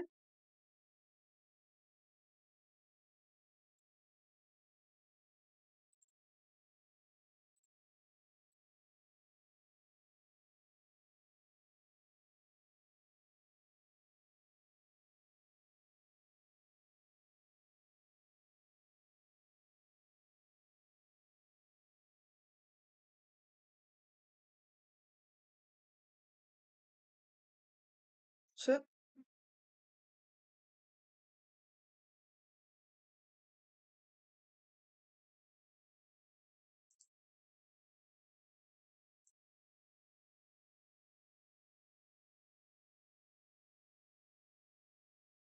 Suddenly, right at the end, her eyes shot wide open. Just like that, she never moved again. What the? I don't. This can't be real. No way! No, I am painfully aware of the great power and meaning of a promise. I really wanted to keep a corpse from popping up for no good reason, you know. But I guess you all needed to be taught a lesson after all. Ah, what an amazing promise. But now you guys understand, right?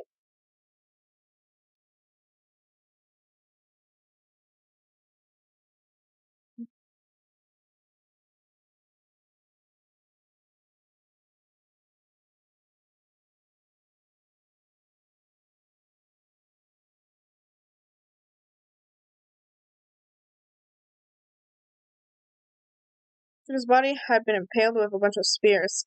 An unbelievable amount of blood started pouring out of her body. It was the first time I've ever seen the moment someone's life came to an end. Nobody there could deny they'd seen what they'd seen. Junko, who until just a second ago had been our friend, was dead. She died. She'd been murdered. In simple terms, it was the death of a human being. It's really not all that shocking. She just died, that's all. Just went and died. No, I'm not saying. I'm not. Okay. It's no more remarkable than the inevitable demise of the entire human race. It's just as natural as the eventual end of the world itself. This isn't some superhero comic, so it's not like you die, you didn't really die. This is reality. Why did you have to kill her? Didn't you say you would put her in prison or something? I changed my mind. No, you've been wanting to kill this entire time. Kill this entire time? Don't be silly. You can't kill time. Or are you being metaphorical? Are you saying I wanted to waste time this whole time? Come on! What do you think? What do you take me for? I'm Monokuma! Anyway, none of that matters now. I have something I'd like to give you to help you in your search for the Blackened.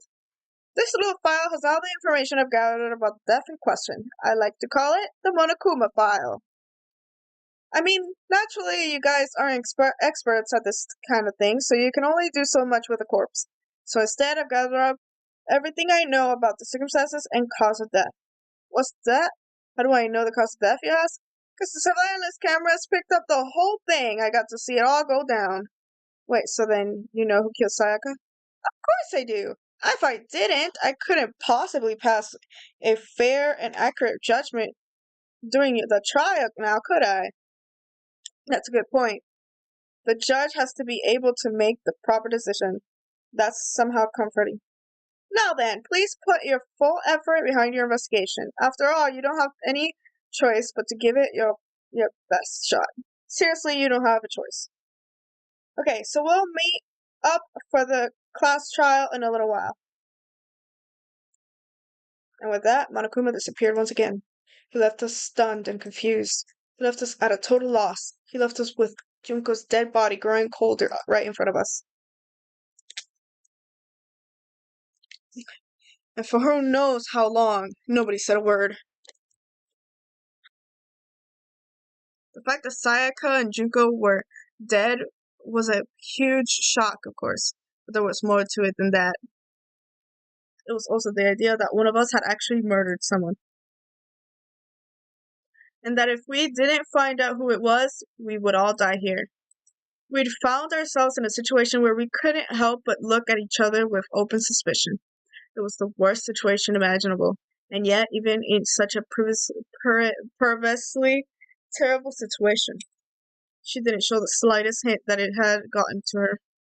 Now's no time to wallow in your depression. She's right. The worst thing we can do right now is lose all faith in each other. That would lead to the same disastrous result as having total faith in everyone else. Huh? Cooperation is absolutely key at this point. Who do you decide to trust or not trust is, of course, up to you. Continuing to think about and talk about the deceased certainly isn't going to help anything. Saying stuff like that is just, how many times have I told you? Anyone who can't adapt will die. Death is the only thing awaiting those who are unable or unwilling to adapt. If that happens, you only have yourself to blame. What an awful thing to say, especially after what's happened. Right now, exposing the killer is the most important thing. Because if we don't, we're all going to die here. She's right. We need to begin our search right away. Either way, we can't run away from the situation, so we have no choice but to move forward. We just have to do it, I guess. But what other choice do we have? No way in hell am I letting someone kill me. Alright, damn it, let's do this. We just have to do it. Everyone kept repeating that sentiment. They were using it like a mantra to give themselves strength. But they're right. We have to do this. No matter how much we don't want to, we have no choice. If that's what it takes to survive, then that's what we have to do. On top of that, there was something I needed to find out. I had to know why Sayaka had to die. Why she had to be the one. I'm terrified to find out, but still I have to know. Otherwise, I knew I'd never be able to accept her death, which is why I don't have any choice. I have to do this.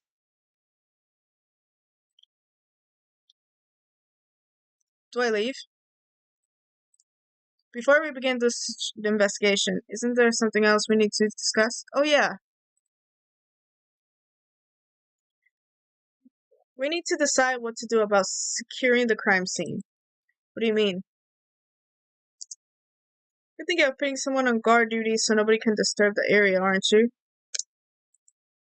After all, if the culprit decides to destroy the evidence, we're pretty much screwed. In that case, I don't mind doing it. I don't like having to think anyway.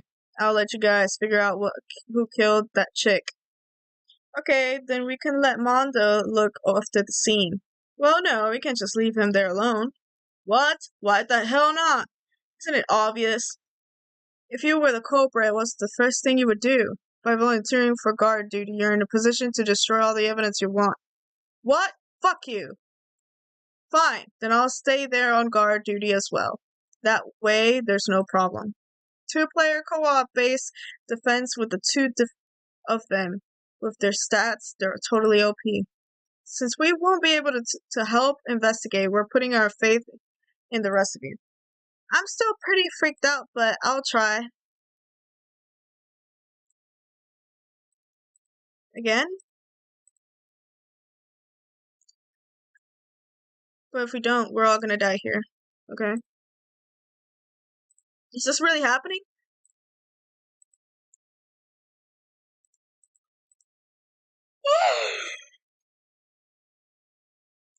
I gently placed my hand on Juba's lifeless body. I touched her wrist to check for a pulse, like they do in movies and stuff, but she really is dead. There wasn't anything else to say she was gone.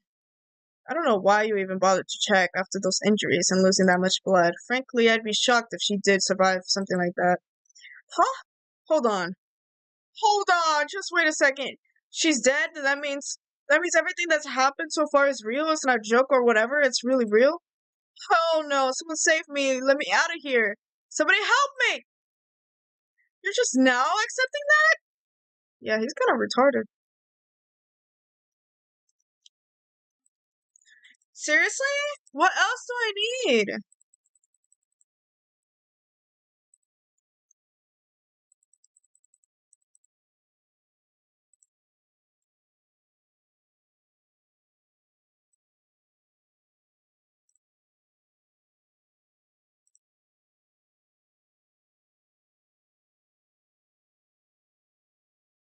Right in front of us, they...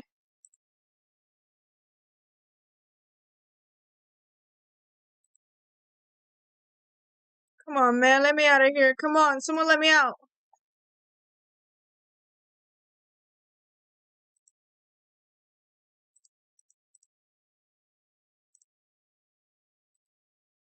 Do I have to talk to everyone? I hate this, but still, we don't have a choice. We have to figure out who did it, or else we're all dead. Hmm? So you finally noticed? Huh? Noticed what? I was looking through the Monokuma file we received, and I noticed something very obvious and very unusual. What are you talking about? Go ahead, take a look. Notice anything interesting about where Sayaka died? She died in Makoto's room. She's right. Then could it be? All at once, everyone's gaze turned to me. Hold on a second. You have got it all wrong. For just one night, I traded rooms with her. I did it because she was afraid. You expect us to believe us? To believe that? Just tell us the truth. The look in everyone's eyes had done a complete 180 from just a few minutes earlier. The feeling of suspicion and fear had returned. In other words, you think I did it? After we all done talking? We need to begin our investigation soon. At this point, we should split up. We need to get to the bottom of this and find out who's killed Sayaka. We'll have to collect clues to form a foundation, then construct an argument to come to a final decision. If it gets wrong, well, do I really have to say no more? I'd rather you didn't know. Everyone pray for good luck. With that, Kyoko hurried out of the gym. I'll be going too.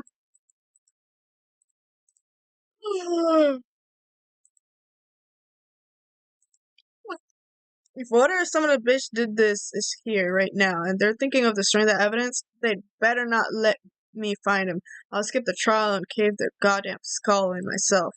I'm serious, I'll fuck them up. Letting his deadly words hang in the air, he and Sakura ran off. But, I mean, we're not detectives or anything, and we're gonna investigate the murder? How do we even do something like that?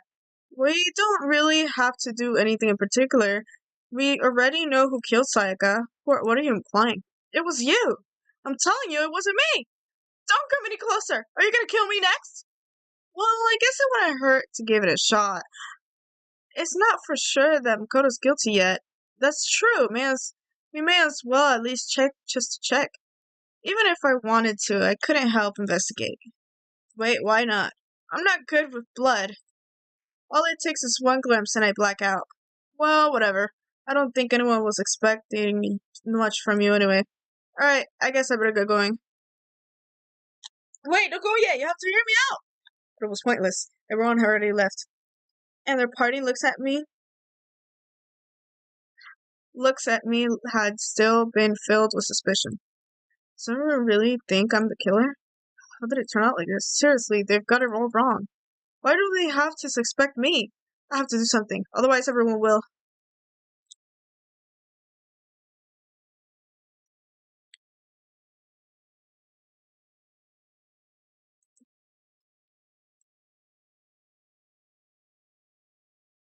I can't let that happen again. I can't let that happen. I can't let things turn out the way Monokuma wants. All I have to do is find out who really did it, who really killed Sayaka. I guess I should look through the Monokuma file we got before. The victim was Sayaka Maizono. The time of death is estimated to be around 1:30 a.m. The body was discovered in Makoto's room in the dormitory. All evidence suggests that the death took place in the bathroom. The cause of death was a stab wound in the abdomen. There was also an injury to her right wrist.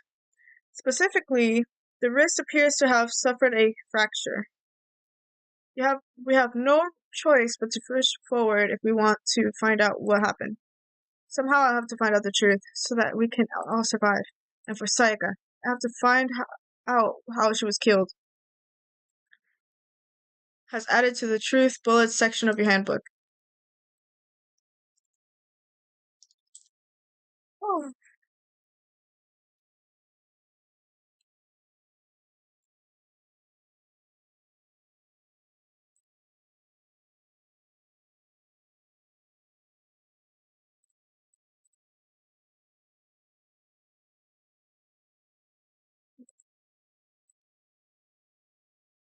I'd better examine the state of my room a little closer. That might reveal something new.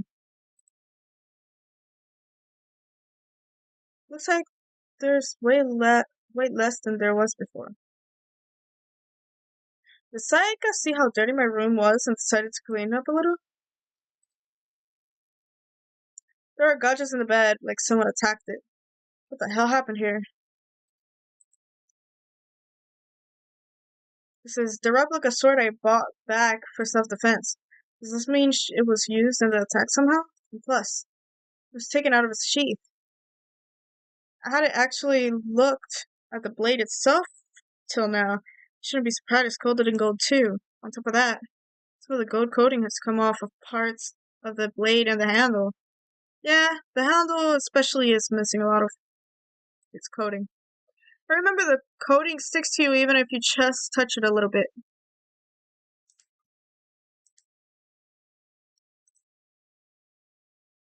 There's a key on the ground. It has my name on it, so this must be my room key. If I remember correctly. Ah, that's right.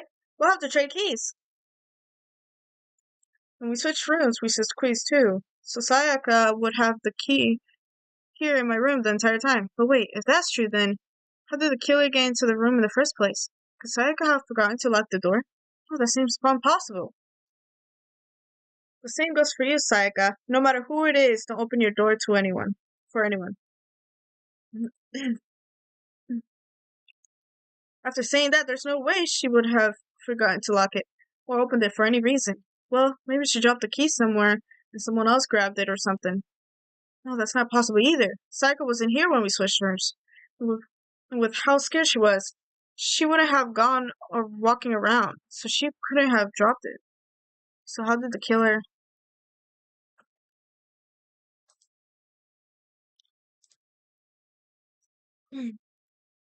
There are scratches and gouges on my walls and bed. Is that evidence of struggle? Looks like there must have been some kind of fight in my room. Damn it, I was right there in the other room. If only I heard something. That would not have been possible. Huh? Don't you remember? All of our rooms are completely soundproof. So something could have happened in the room next to you, and there's no way you could know. Perhaps this was another Monokuma strategy, creating an ideal setting for murder.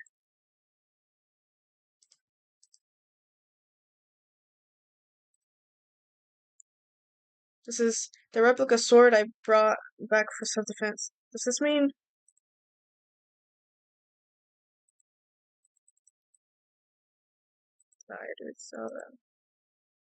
When someone used swords during struggle, it doesn't make sense for the sheath to be damaged. I mean, if you're gonna attack someone with a sword, the first thing you do is unsheath it, right?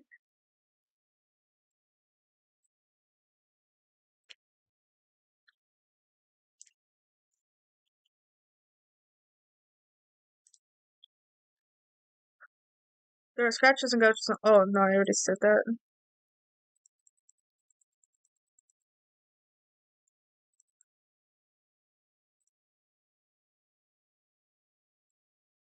I'll check out this plot later. Hey, Kyoko. I quietly called her name while she was investigating the area, but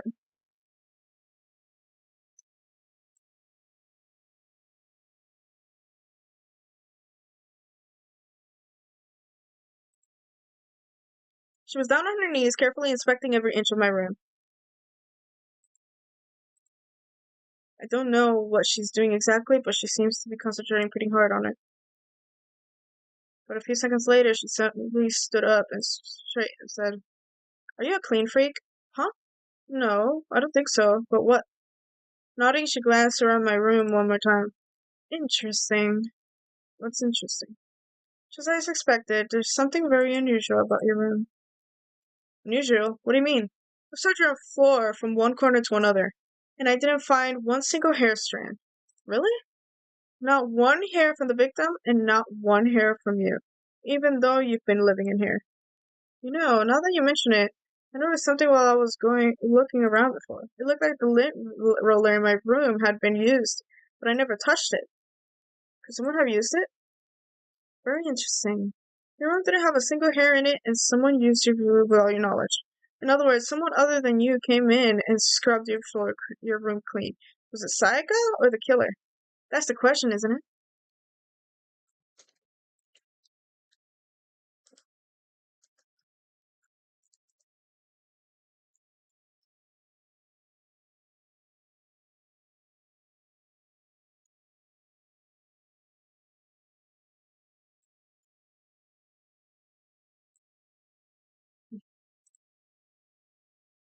Sakura, do you think I'm guilty too?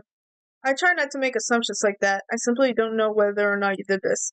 Whatever decision the rest of you come up with, I will follow their lead. I see.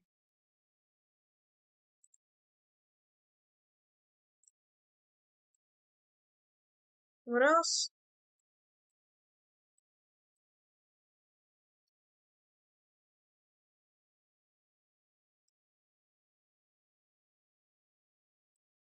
Mondo?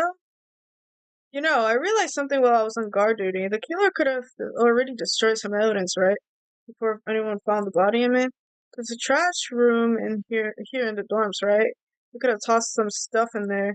Yeah, that's definitely possible. That dirty bastard. Anyone who raises their hand to a woman is scum that deserves to death. That's what my younger brother taught me. My brother taught me. So if I ever find that son of a bitch that did this, I'm gonna pound his goddamn face in. But what if it was a girl that did it? That all gets sorted out when the time comes.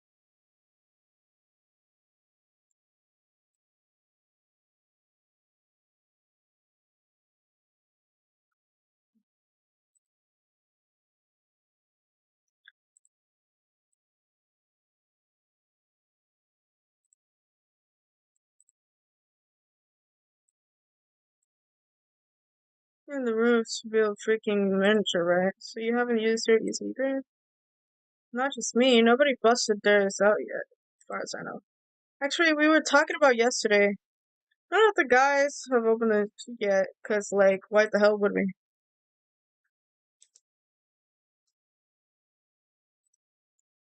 Hmm.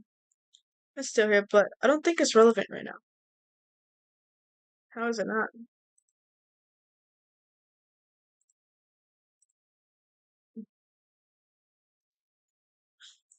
No, I can't let it get to me. I can't afford to freeze up now. Forcing myself to push my panic down, I stepped into the bathroom.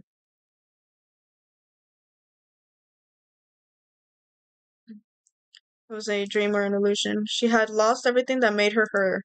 Saika. All at once I was overcome with dizziness, nausea, Dizziness, nausea, the urge to burst into tears. But I can't. I can't hesitate now. Why? Why did Sayaka have to die? I have to uncover the truth. I have to find out what happened. I wanted to give up. I wanted to collapse. But that thought held me up and supported me.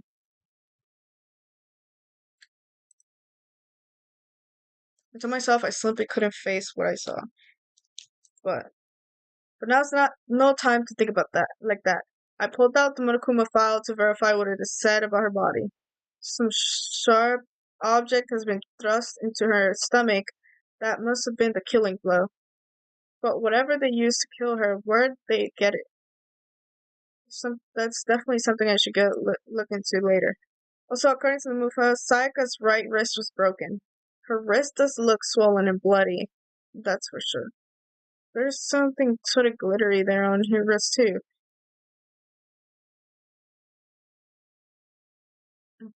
Right there, where her wrist is all swollen, there's something glittery. That really concerns me. Another thing that concerns me is, huh? There's some blood on her left index finger, but that's it. The palms of her hands are totally spotless. So how come only her left finger? She was writing something down on the back. Look, says Leon or something. Oh my god, Leon. The stab wound in her stomach is what killed her. So when she broke her wrist, that must have happened early on. I mean, how would her wrist get broken after she'd already been killed? So it's very possible she broke her wrist during the struggle.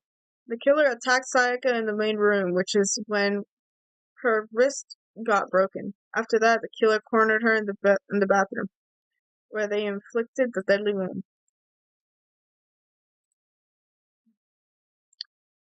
I looked past Sayaka on the wall behind her, and there I saw. See? Leon. Leon. Written in blood, there were the numbers. It's not numbers, it's letters. Did Sayaka do this?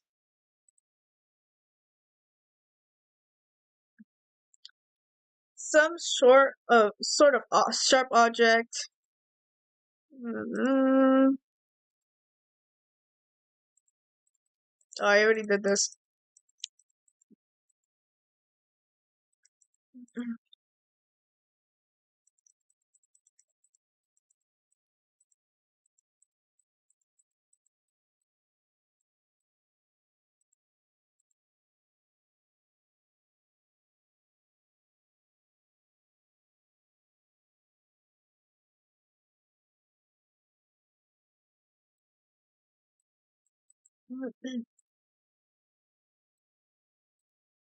It was. It really was her final message. It's as if she wrote it with life itself. Do you often talk like an inspired poet? But the numbers she wrote, what do they mean? 11037. I have no idea what that could possibly mean. The way she wrote the numbers makes me think she wanted to use her body to block them. If she wrote them in that location while she was sitting on the, we found her. It means she must have wrote them by turning only her hand toward the wall. If you were to write something in that position, do you know what the result would be? Think about it. You're not going to tell me? You need to uncover the mysteries of this case yourself. Otherwise, the case will end and you'll remain unconvinced. I have no idea what you're trying to say, but it's obvious you're not going to tell me. It says Leon, bro. Are you stupid? Uh, Oops. Sorry, I'm so sorry. When it comes to numbers, who better to ask than the ultimate programmer? There's one other thing I wanted to ask you about. Do you know how the door to your bathroom got broken? Broken? Oh, you mean how it gets stuck? Gets stuck? Yeah, I guess I'm the only one. But the door doesn't fit in the frame quite right. When I first tried to use it, I thought it was just locked. But once you learn the trick, it opens no problem. So the door doesn't quite fit the frame, huh? But actually, I'm referring to the broken doorknob. The doorknob? You didn't notice? Well, just try closing the bathroom door. I'm sure you'll see right away what I'm talking about. I did what Kyoko said and shut the bathroom door. Huh? The doorknob.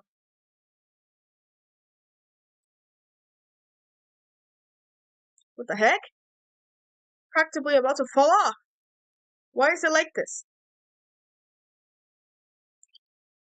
Screwdriver or something similar to unscrew it. Whatever it was, it's obvious that this was intentional. What? It was intentional? Why would someone want to do that? I guess maybe they were trying to get the door unlocked and ended up breaking the whole thing. But my bathroom doesn't have a lock on it. Only the girls' bathrooms can lock, right? She stood there for a while, lost in thought. Then, apparently struck with a sudden realization, she shot a question at me. I have just one more question for you. You mentioned earlier that your bathroom door would get stuck, right? Did you tell anyone about that? Oh, well, I did tell Sayaka about it last night when we switched rooms.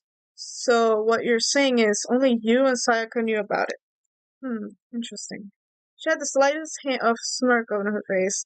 I got the sense that she was really starting to get into all this. Then that clears that up. Huh? I'm so lost. Well, see you later. As if forgetting I was ever even there, she suddenly turned and left the room.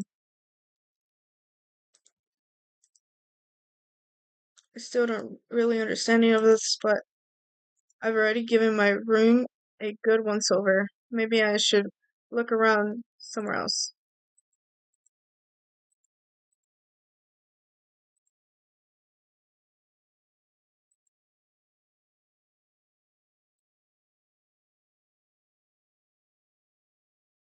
My throat hurts.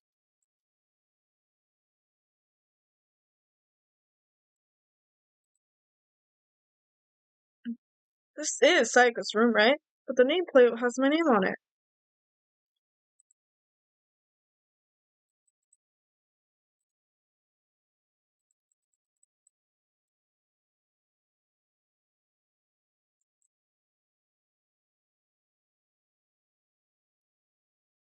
What do I do?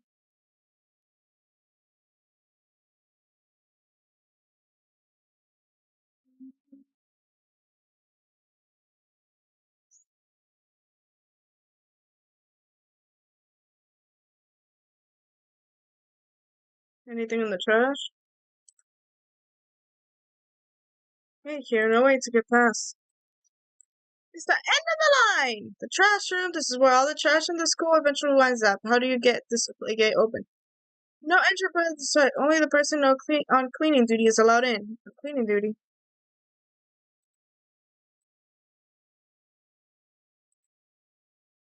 It'd be faster to just go around and ask the others.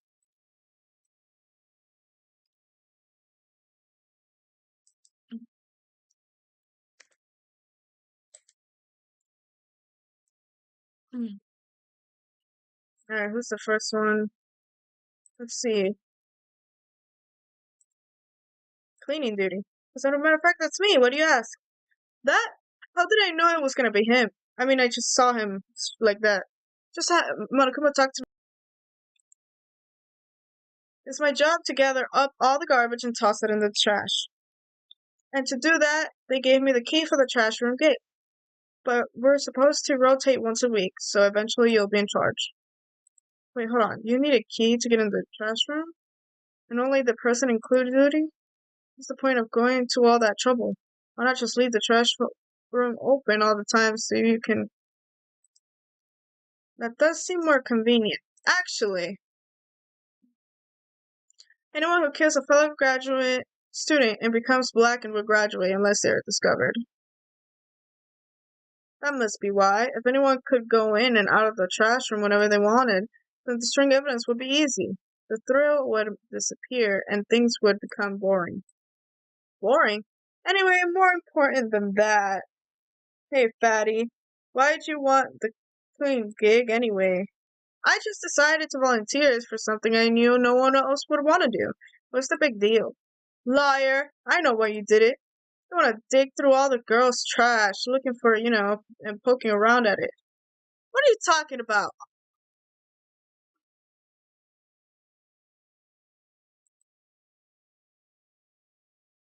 You guys are trash diggers like that.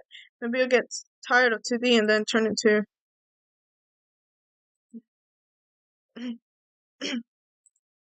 Ew, bro.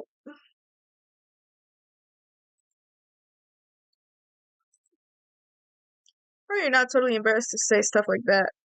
If you're so worried about Hifumi's questionable morality, that's a very easy solution. Whenever a guy has cleaning duties, Sakura can accompany them from picking up the trash to disposing of it. What? If you're as innocent as you claim, where's the harm in it? That's not how it's supposed to. Anyway, on another topic, Hifumi, since you really can I have to ask you for a favor? So now you suddenly want to join my party. Sorry, but you haven't triggered the flag yet. I mean, you haven't helped me recover from a past trauma or save a village or beat a boss. No, nothing like that. I was just hoping to get into the trash room and look around. Oh, okay. So easy. So Hifumi and I had to look. Okay.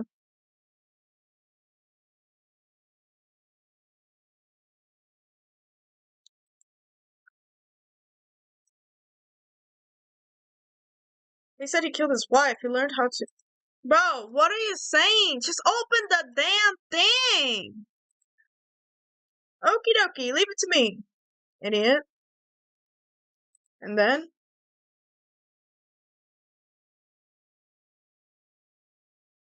I'm planning to use the trash room to destroy evidence, are you? You faint! You planned this all along. No! I just wanted to see if the actual killer had tried to destroy any evidence or not. The killer is you, isn't it? You want to see if you left anything behind. Wait, maybe a parallel one? I'm getting sick of this fat dude! Freaking, oh my god, bro.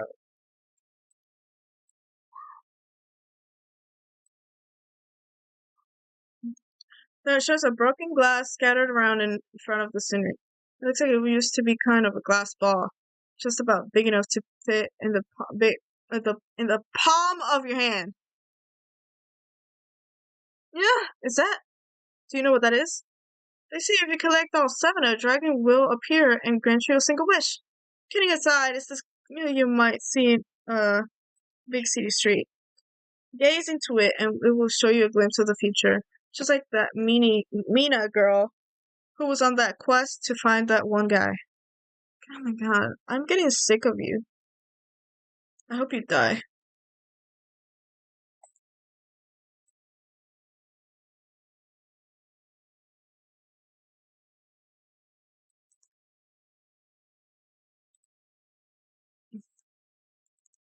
There's something on the ground in front of the incinerator. Looks like a burnt piece of something. A burnt piece? Like a hunk of burning love? Anyway, it looks like a piece of cloth in the shape, sort of from a buttoned-up shirt. Now that I look at it, that's definitely blood on the cuff, which means this is all that's left of some of the evidence that the killer destroyed. But there are lots of people here with white button-up shirts. This isn't enough by itself to figure out who the killer is. I mean, I already even figured it out. It's Leon. And since he's a baseball star guy, you could actually throw a pretty good thing with a ball, and that thing was like a ball. Burnt shirt piece. A yellow button. There's no doubt they're related to the big mechanism.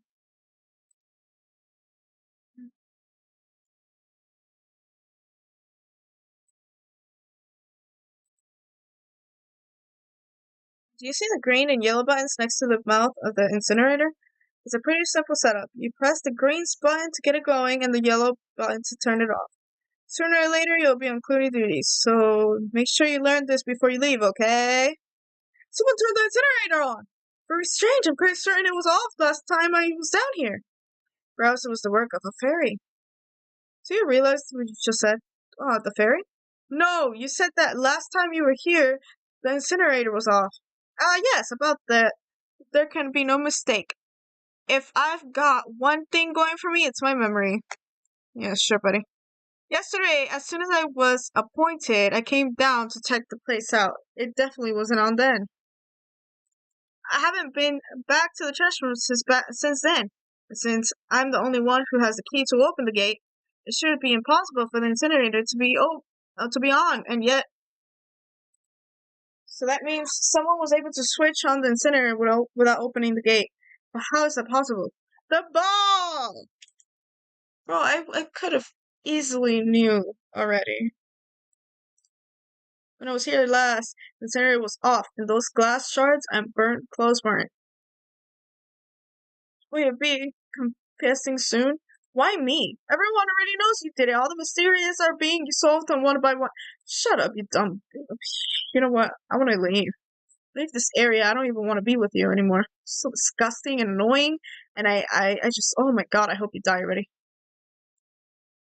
Leon, what have you done, buddy? What have you done? What else do I do? Okay, the knife. It's gotta be a kitchen knife, right? That's the only knives there could be, right? How about you? What do you have to say? Hina, are you investigating the dining hall? Oh no, I'm just taking a break. Actually, I've been taking a break since we started. This is all a first for me, you know. I don't have the first clue what I should be doing. I know what you mean. And I don't know why, but being in the dining hall keeps me calm. So I know I shouldn't, but I've just been kind of hanging around here. To tell you the truth, I was doing the same thing last night when Sayaka was killed.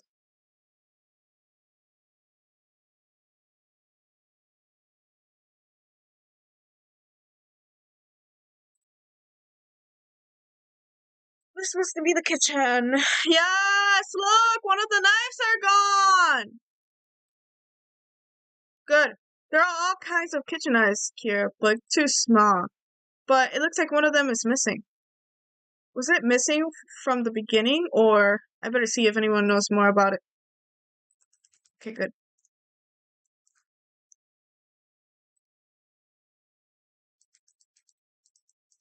Yeah, that looks delicious.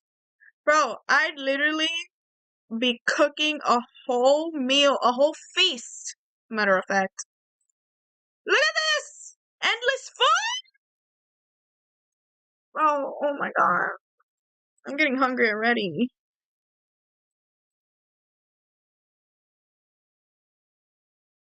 She said she was here last night with Sayaka.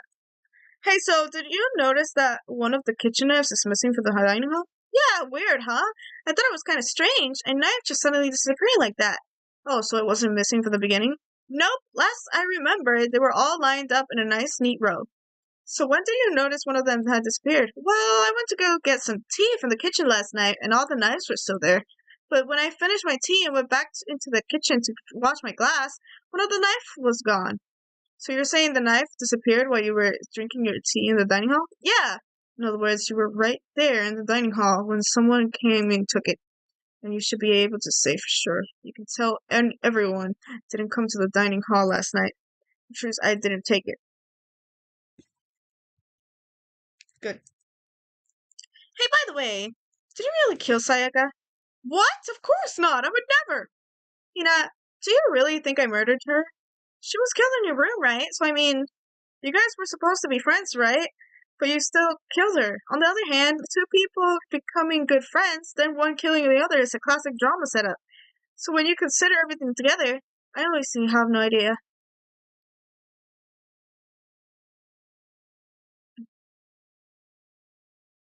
Nothing else? I think that's it. Now what? Can I go to her room now? Because I think it'll be, because if I go to her room, right, I could, like, see if there's my room and Saka's room were switched. So all the effort I put into switching rooms without anyone knowing was totally pointless. But why would anyone do that? So that's what I had to do and then go into her room? That's so stupid, girl. Come on now. Come on now!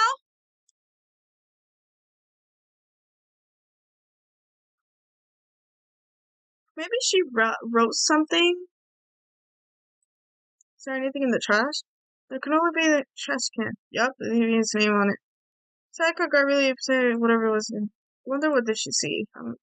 Not directly related to the case, but it might worth checking her out. Sorry, Sayaka, I need to borrow this DVD.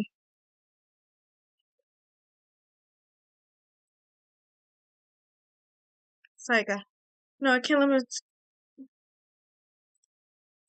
my use for clues. Nothing else?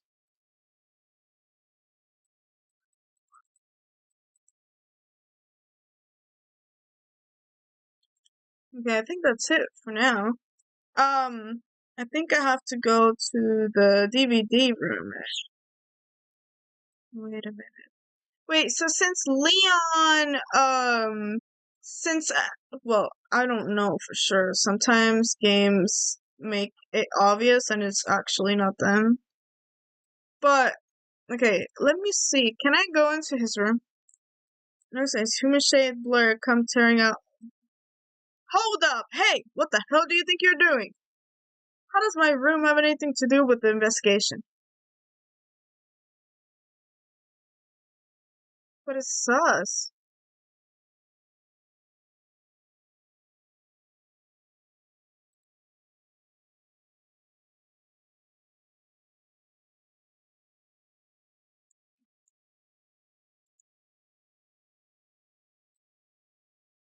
Okay. Anything else?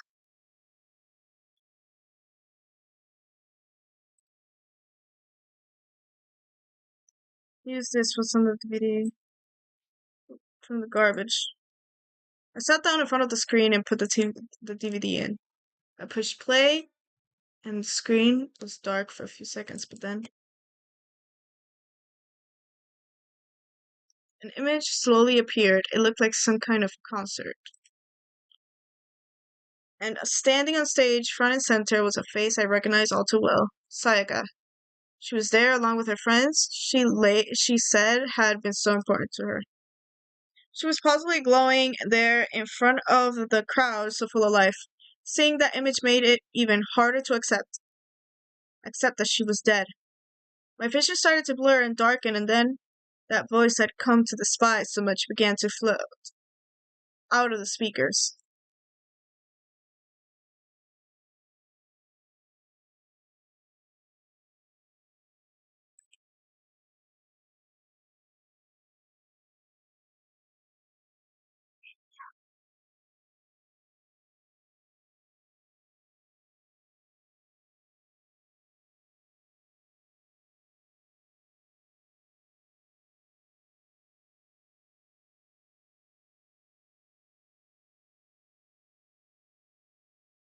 In the next moment, I saw something I could hardly believe.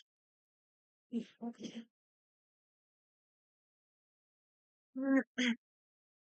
was now in ruins.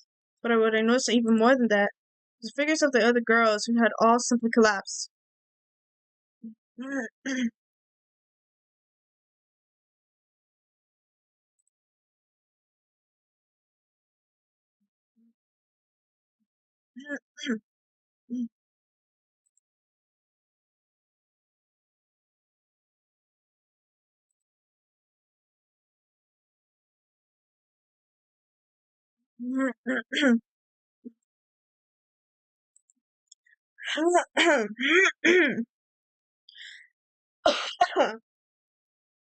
Without warning, the video cut off.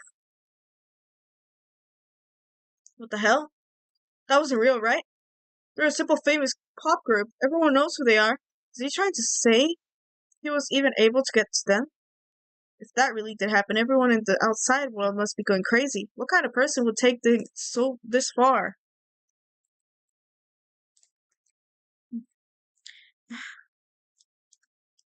What else do I have to investigate?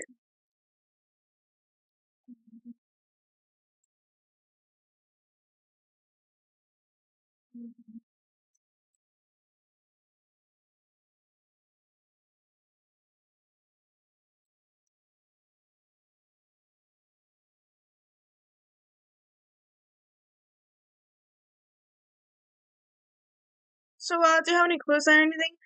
What kind of clues? Let's just agree we do not know who the culprit is and leave it at that. Whatever secrets I may have, I don't intend on revealing anything until the class trial. Okay then, do you have suggestions for where I should start looking? So annoying. Would you fumble around, fishing blindly for clues? I suppose it wouldn't hurt to give you a little hint. The scene of the crime scene, naturally, but I think the trash room is also worth looking to.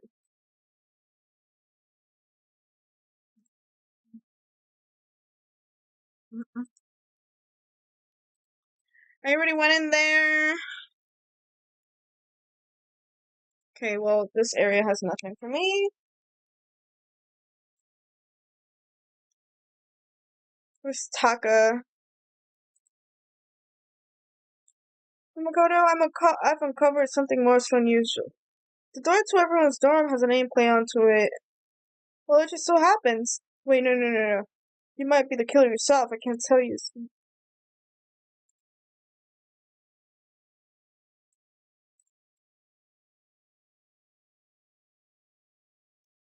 Okay. Is anyone over here?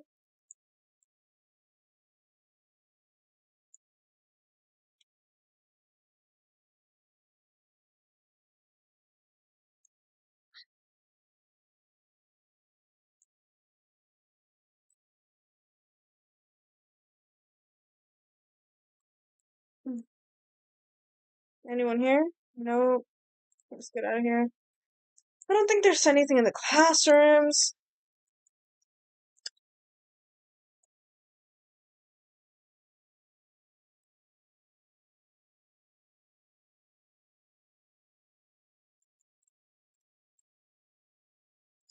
Why was Sayaka in your room when she was killed? Could it be you are the culprit? No, you got it all wrong. Sayaka and I switched rooms last night. He didn't even try to hide the suspicion on his face. Even if what you say is the absolute truth, you're still responsible for her death, wouldn't you say? Huh? After all, she would have died if she hadn't switched rooms with you, right? The reason Sayaka was killed is because I suggested we switch rooms. She's dead because of me? Then it should have been me that died, right? Well, all we can say right now is that it's a possibility. If that's really true, then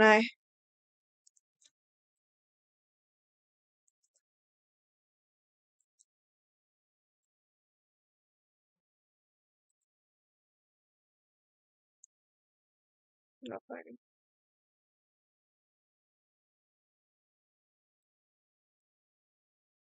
Mm,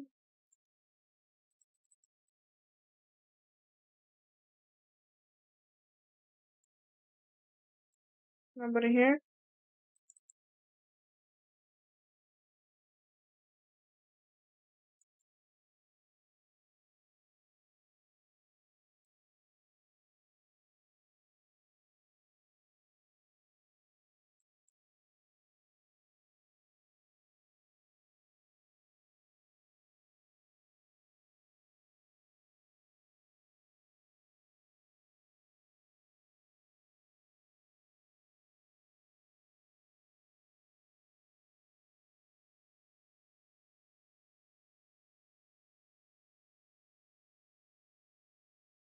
There wasn't anything there.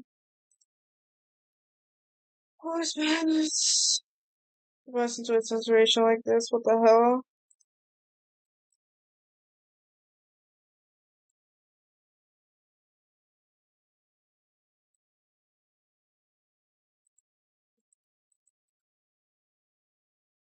So, I'm not. Okay, maybe I have to go back here.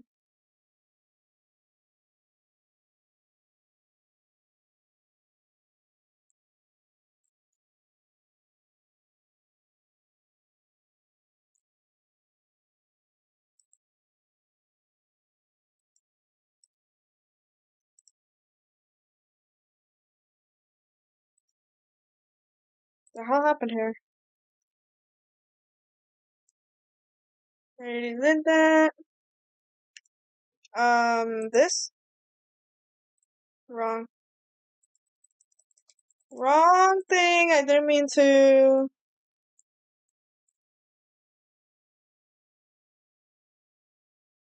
There are scratches and gouges on my walls and bed.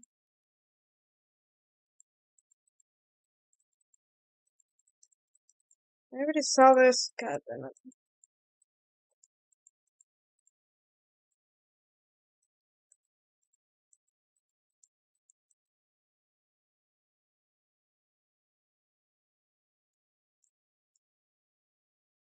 I think I should leave. There's nothing here.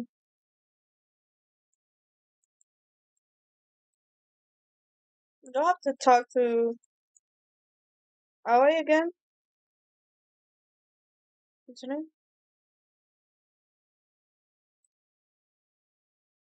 Hey, by the way, did you really kill Saiga? She's saying the same thing.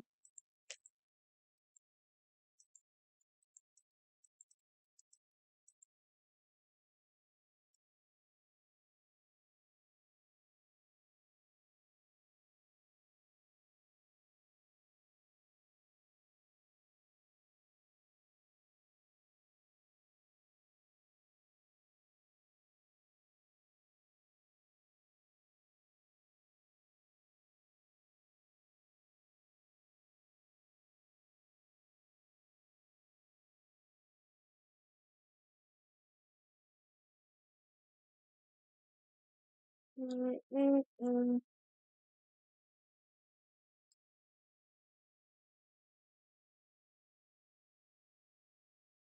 I'm getting a little bit annoying now.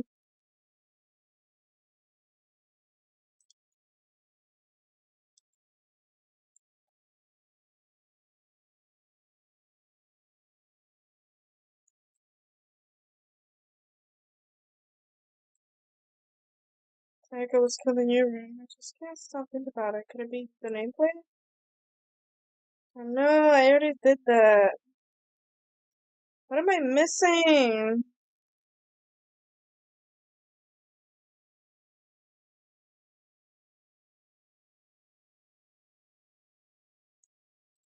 Do I go to the trash room? Did I miss something?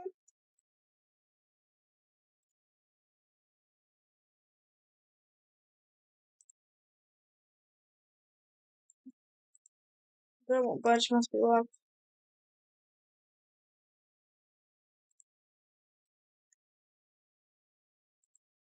Huh? Really? If you need help lifting your spirits, call me anytime. I've got all kinds of smart stuff that might help you cheer up.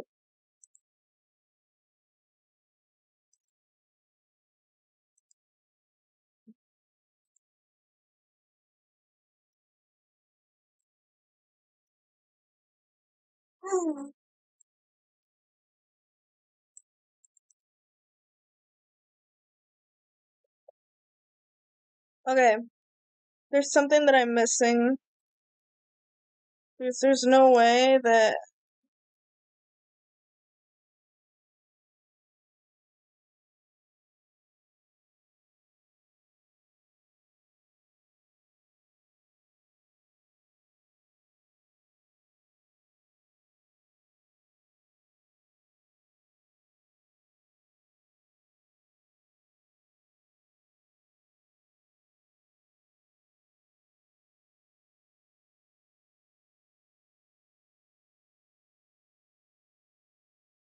To kill someone just to save your own life. And I've been living with someone like that. I think I might vomit. But it's what Monokuma said really true. Did one of us really kill her? If the mastermind really was gonna get involved, they would have just killed us on day one. It's a good point. By the way, how's your investigation going? I already told you I don't do blood, so I don't plan on doing any investigation. Besides, I already know who did it. After all, who was Sayaka killed in your room, right? Oh my god. What more proof do we need? We already know the truth. She really doesn't trust me at all. And I hanged out with her. Damn. It's kind of sad. Alright, so I'm guessing we have to talk to every single student, right?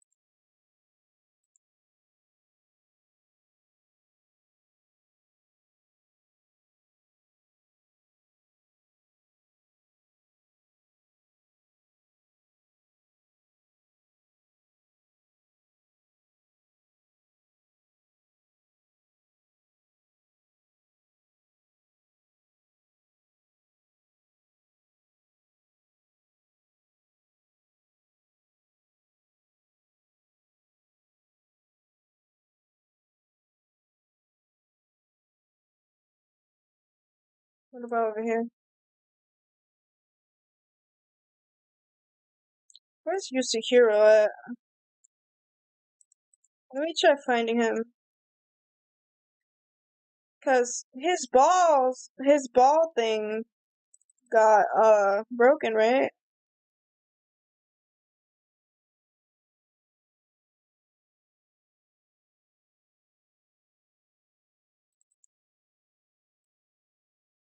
Where could it be?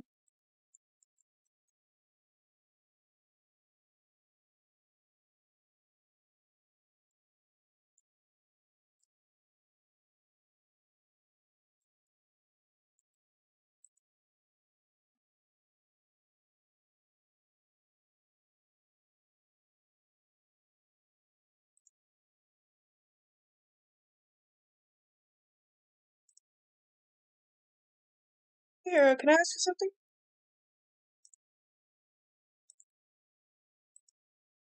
Dakota, what are you doing here? What? Does this look familiar? That's my crystal ball, but it's all smashed. What the hell? I only bought it because the guy said it was blessed. He said it was unbreakable. So how did it break? So really it's just made out of glass and not crystal? Did that guy totally dupe me? He said it belonged to the pillars of history. He said whoever controlled that crystal ball controlled the world. Was that all bullshit? Let's put that aside for now. So you can say without a doubt that this belonged to you. Yeah, that's mine for sure. I probably forgot it in the laundry room last night. Someone must have come by and snatched it.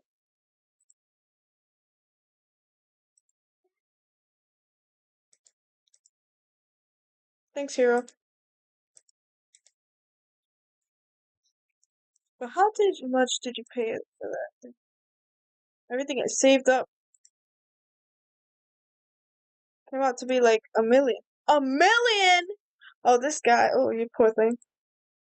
That's pretty cheap, actually. I mean, considering it gives you the power to control the world. That's just too stupid. I can't even feel bad for him. Me neither, bro. Me neither, bro. He's the stupidest.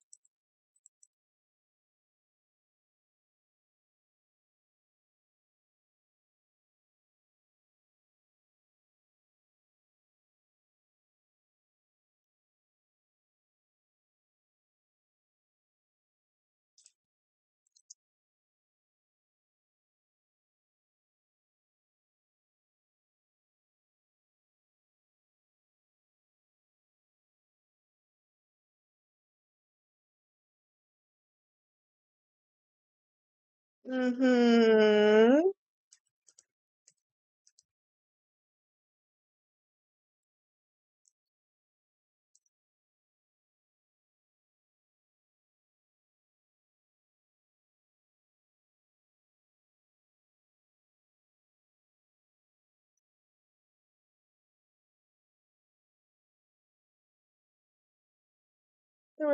There we can all reveal the details of Makoto's crime. So they really are convinced I did it, but I didn't do it. Me and Sayaka both know that all too well. But then, who is the killer? The one who murdered Sayaka. Is there really one of us?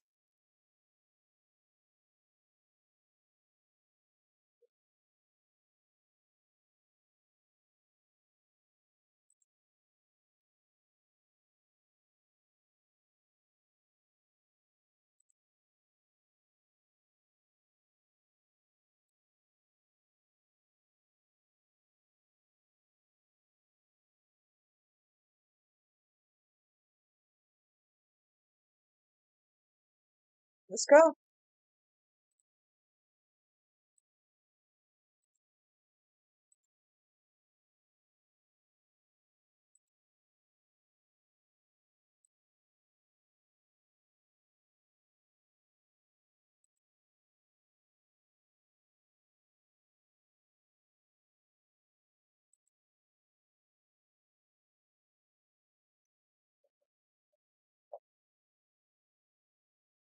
I raised my voice to try and give myself courage. I turned, trembling with anticipation, toward the elevator. With each step forward, I could feel my heart starting to race faster and faster. Everyone else was already on the elevator when I finally stepped on. The doors closed and the elevator started to move.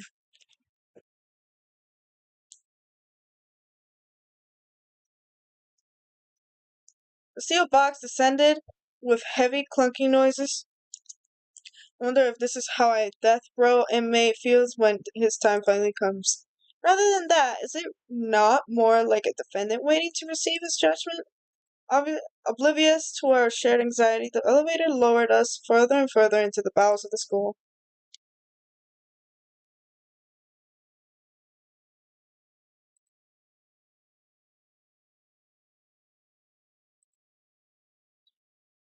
It's like a Hollywood movie set, right? Not even close. It's total shit. Okay, everyone find your assigned seats and sit down. Hurry up now, hurry up! We did what he said and found our seats. The seats were arranged with a giant circle.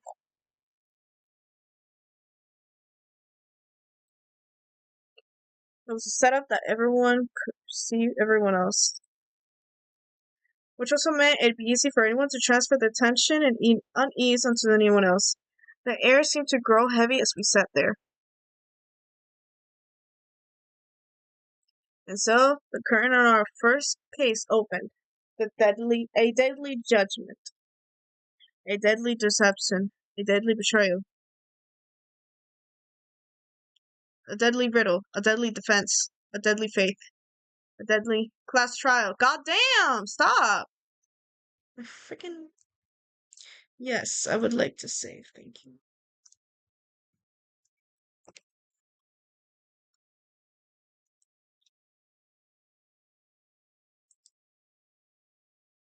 So here are the truth bullets. So the Monokuma file. The victim was Sayaka Maizo. There are a number of scratches. This. Okay. Let me see.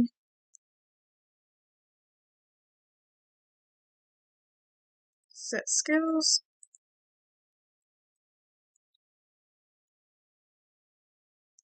Study your aim a little. Effective non-stop debate.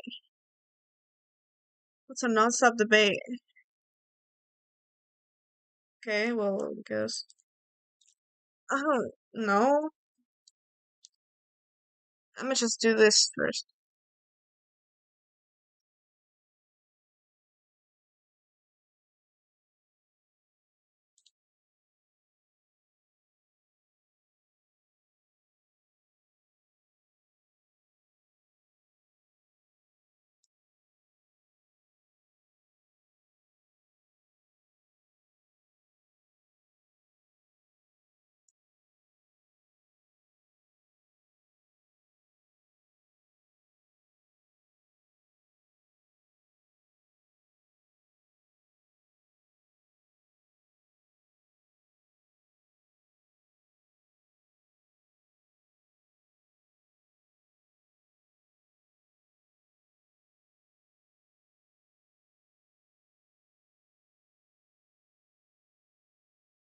Bruh.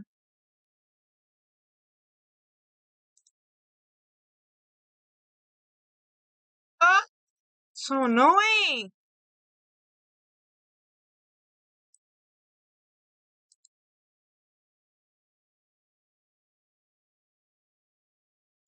I heard that Juko had a twin sister, right? So maybe that's from a different other person? Sorry. Begin! It's about to begin. The debate is to decide who we think the killer is. Anything I've found, anything I've noticed. I have to be ready to speak up about everything. Because this isn't just about me. Everyone's lives are on the line. Your first non-stop debate is about to begin. Would you like to hear more?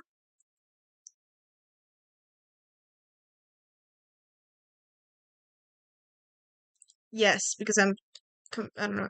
As things progress during each class trial, you will engage in a number of non-stop debates. During these discussions, characters will speak one after another without pause. It's up to you to unearth any lies or contradictions buried within their statements. What this means is that you'll have to use your truth bullets to refute what they say. Any relevant truth bullets you found during your investigation will be loaded into the truth cylinder. Use the mouse to aim, then fire with left mouse button. Place close attention to each character's statements and use your truth bullets to blast the right ones. So please be careful. If you press the escape key during these arguments, you can review the controls. Oh god, thank god I could use the controls.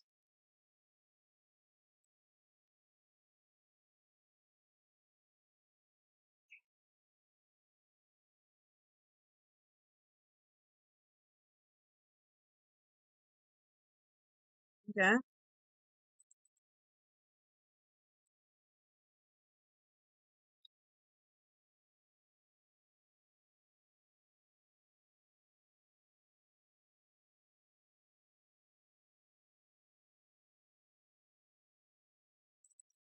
Wrong. Wrong. Because there was a lot of scratches, meaning there was a fight after all, right?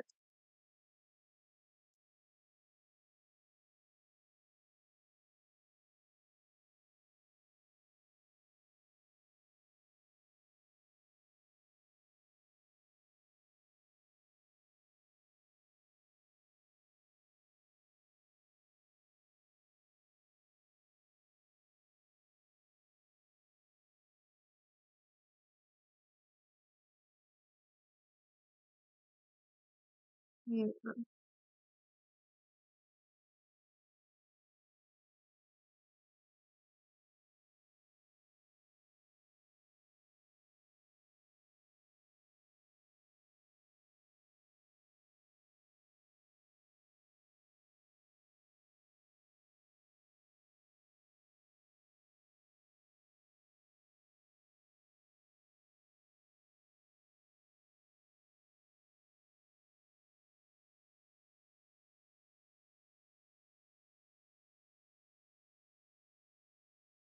Well, it is. There's a fucking dead person.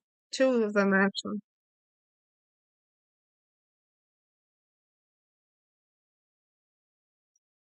Two knives.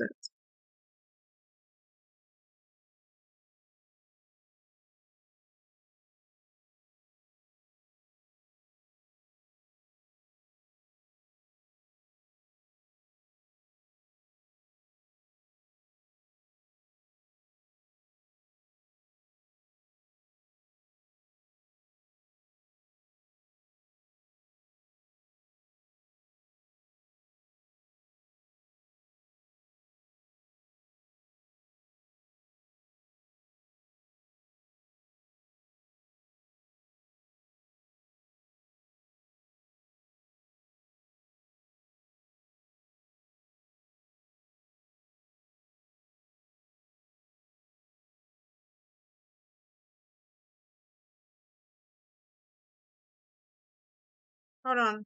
What the hell? Let me see the controls again, because I'm so fucking confused.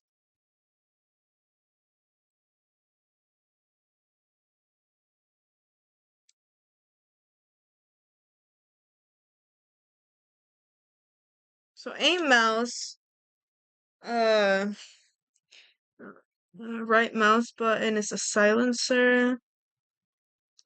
Control key, fast forward. Oh, so I could fast forward it. Okay. So I go to space key. So concentrate, I'm pretty sure I think that means like I have to like the concentrating it stops like it's slow motions, right? And open help. So fast forward. Okay. Ah, there it is.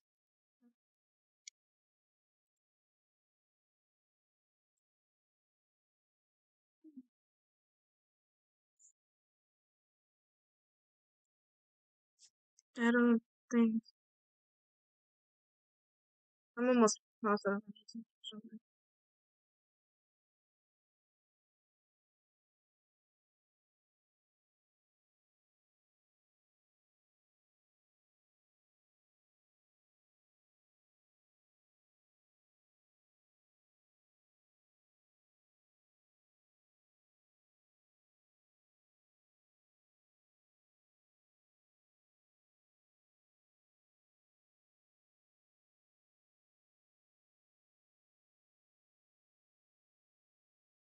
Shut up, Leon.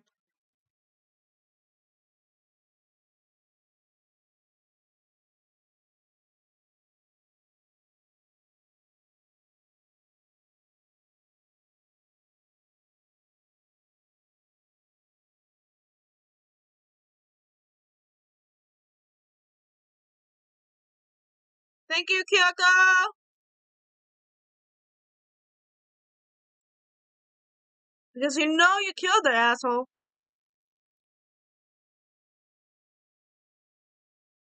She already knows.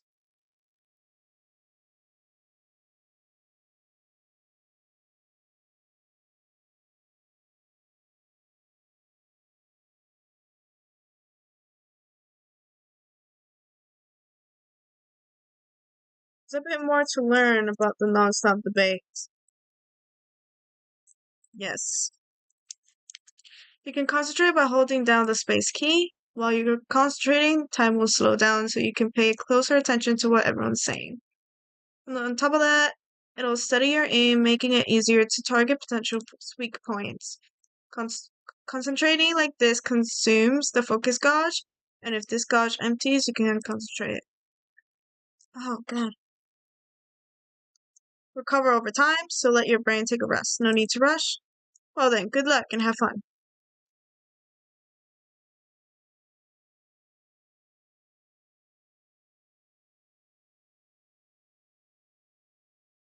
Okay, so Ollie's account. I remember Ollie's account.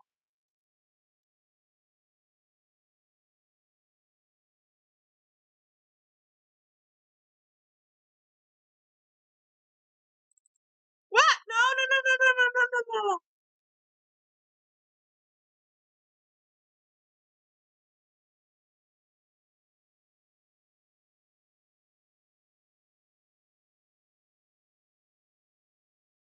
Okay, let's do this again. Now I know which one I have to do.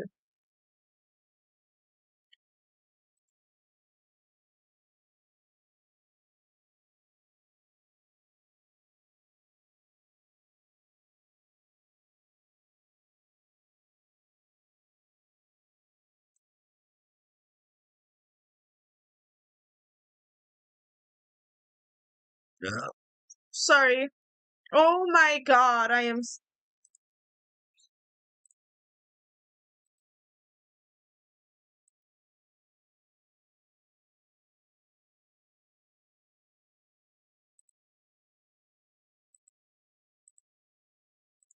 Mm-hmm.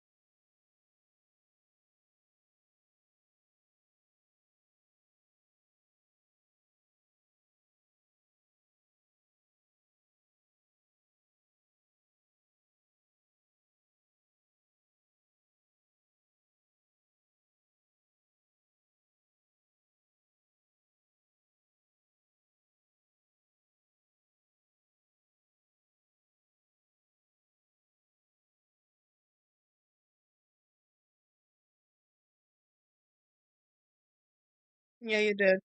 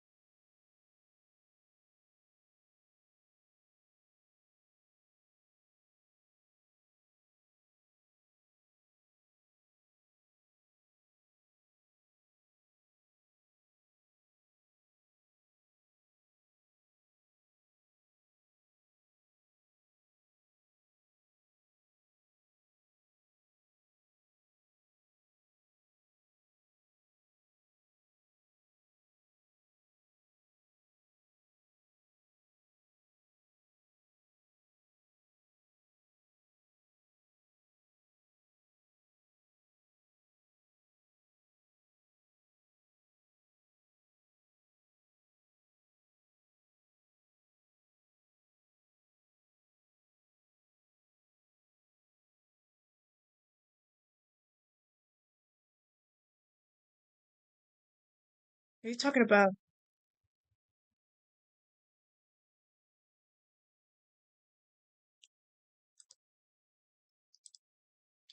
Okay, so the person who took the knife from the kitchen was Sayaka?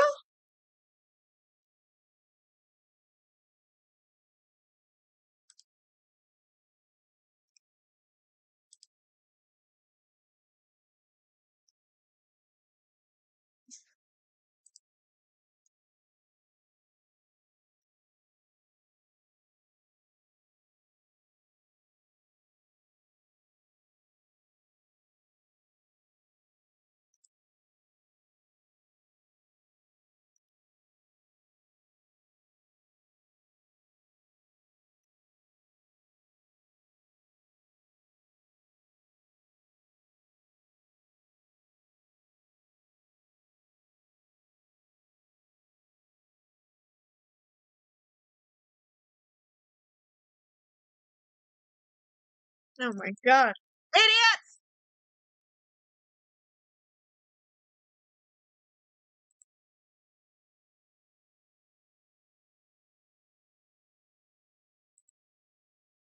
If I don't do something, they're all gonna blame me for the murder. Don't you understand? If they convict me, everyone's gonna die.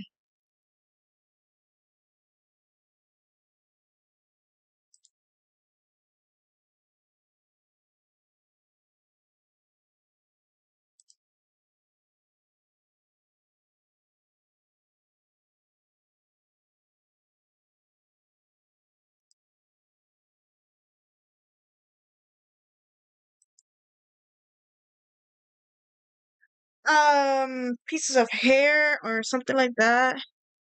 Yeah, I want to see what this is. Um, the point of this is to reveal an important phrase related to the incident in question. You'll have to deduce the phrase from the letters flying around. Seems simple enough.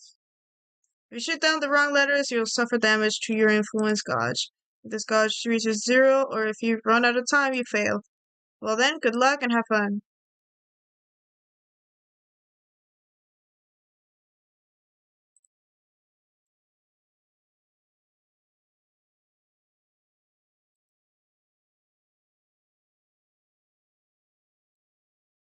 It's they were cleaning the room, right?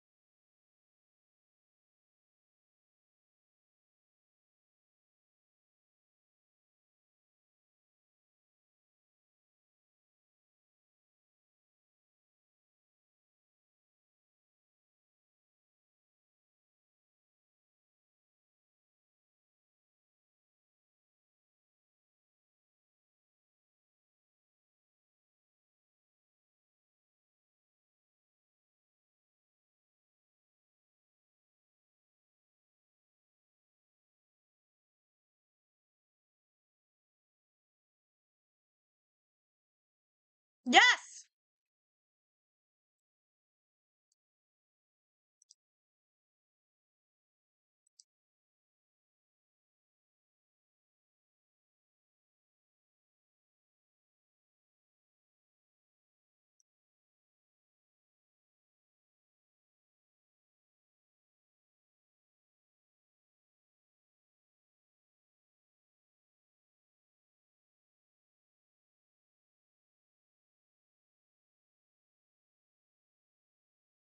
The doorknob, right? The killer struggled getting into the bathroom, and the evidence that proves it is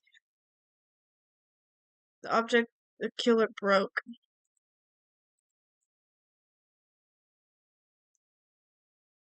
The doorknob.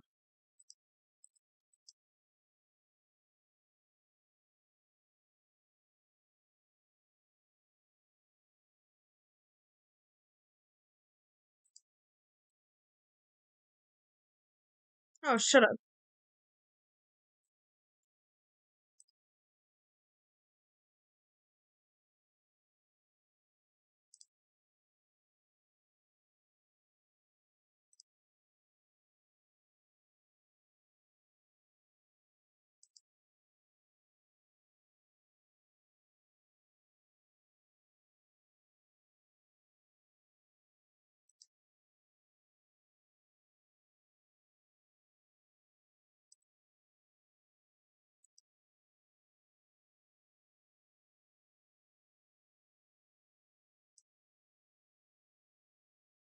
Almost didn't notice at first, but is that the key point here? There's a bit more to learn. From here on out, the number of weak spots will start going up. But no matter how many weak spots, there's essentially only one lie or contradiction in that debate. What I'm trying to say is, not all weak spots you see are necessarily false. Use a truth bullet on the wrong one, and not only will you fail to refute what they said, but you'll also lower your trust with everyone. And your influence gauge will take damage. Now, this is important because if your influence gauge reaches 0, you fail. You'll have to rely on your own logic to determine which weak spots are actually lies or contradictions. Well then, good luck and have fun. Alright, let's do this.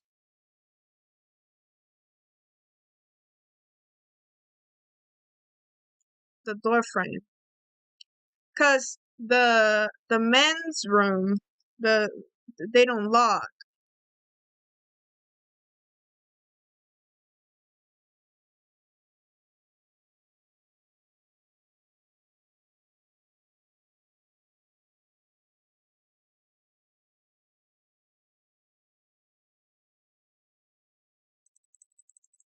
That one. You can't lock it because it's a men's dorm room, not a right?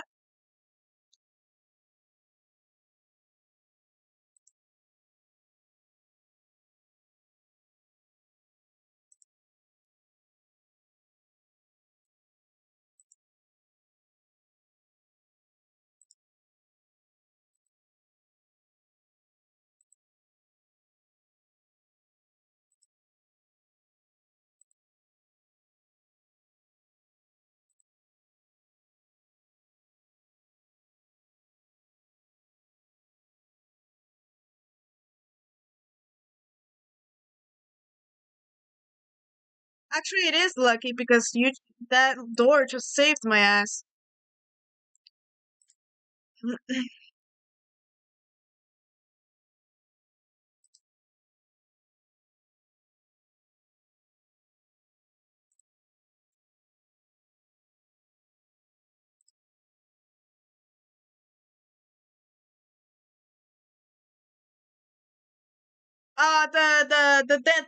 The name plates, right?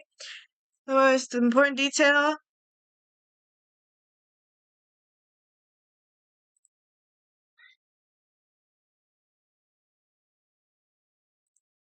No. Sorry.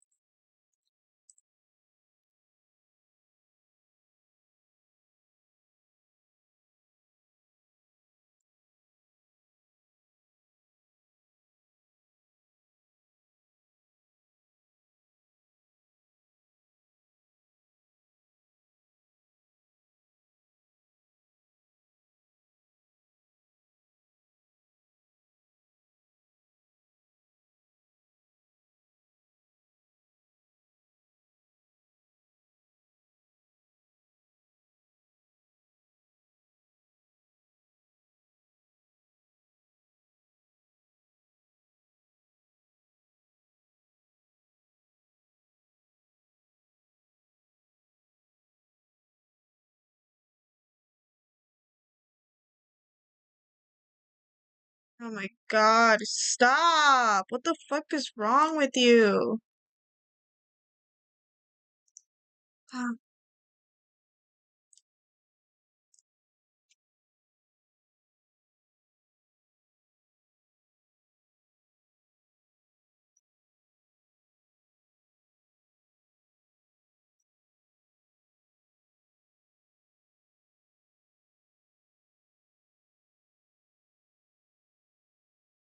That's what I've been trying to tell you.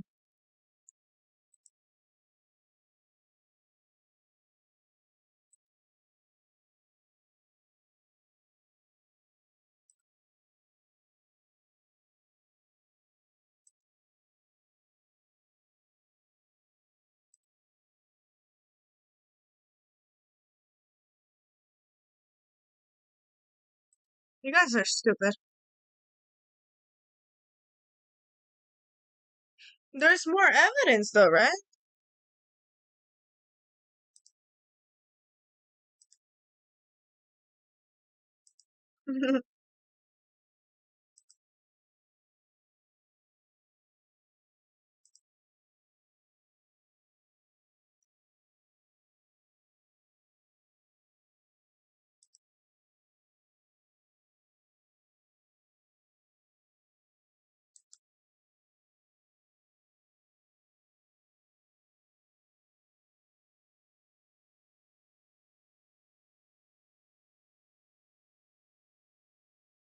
No.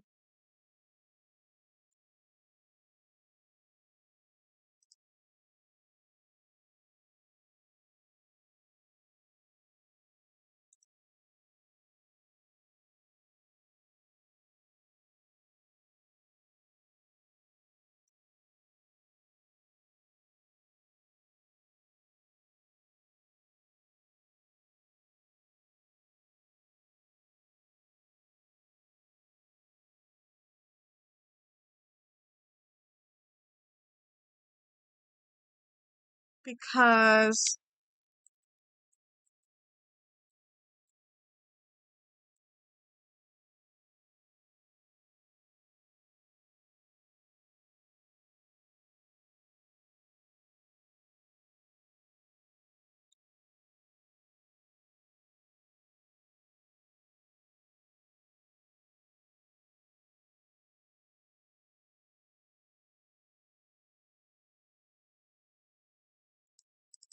this?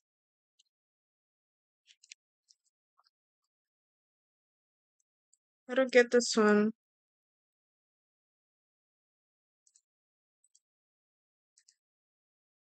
Okay, no, but seriously, what is it? Because she asked me to do something in particular because of how frightened she was. Okay, so we switched rooms with her. I was gonna pick that, but I didn't know. uh,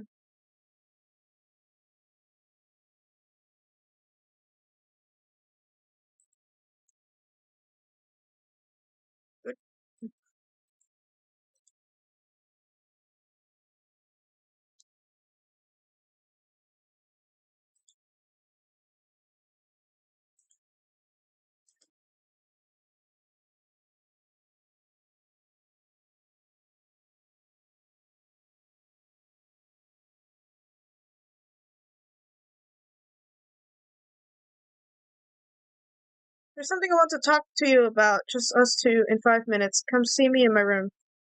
Check the nameplates to make sure you don't get the wrong name room, okay?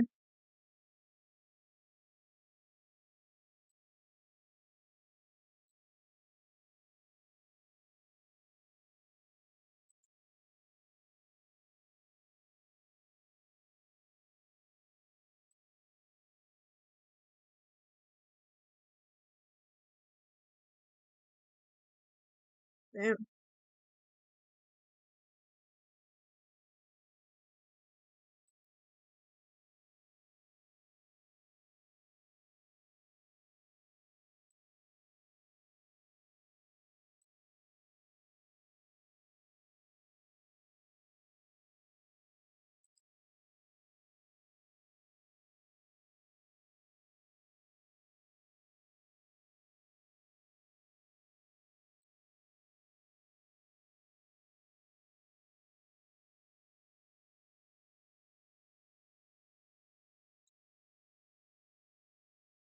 Then that note. Sayaka wrote it? Maybe she was trying to pin the crime on him so she could leave. But if she didn't. But that's the thing. Why would she do that? I thought she liked Makoto.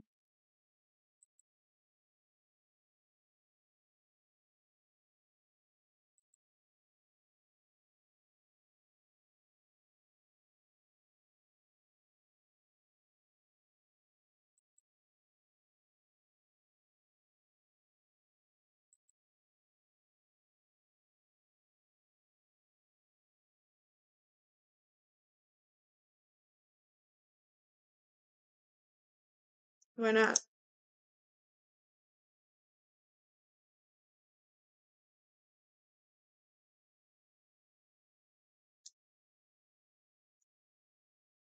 Girl, shut up, bro.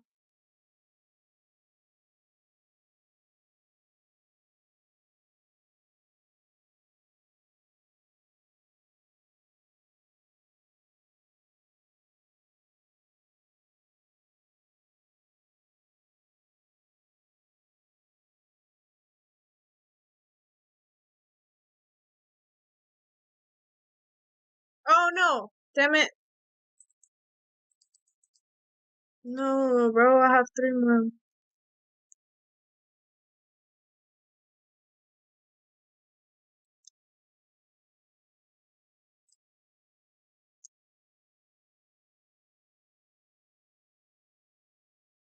So she changed the freak. So she set up a murder, but she got fucked instead.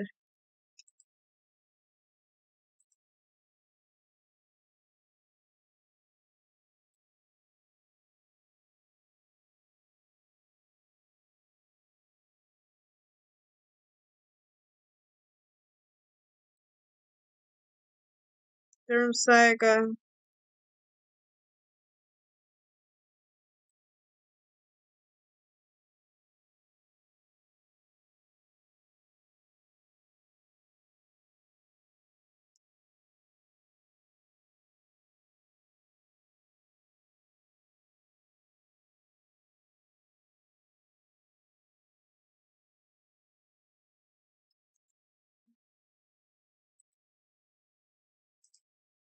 Oh, Sayaka.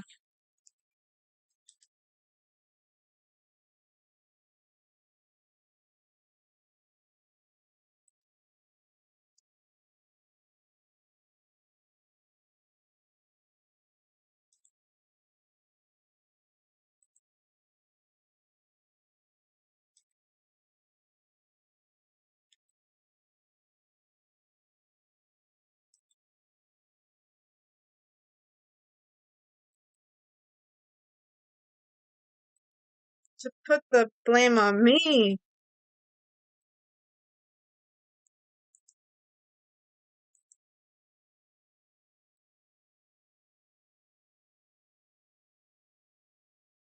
Oh my gosh, she was trying to graduate.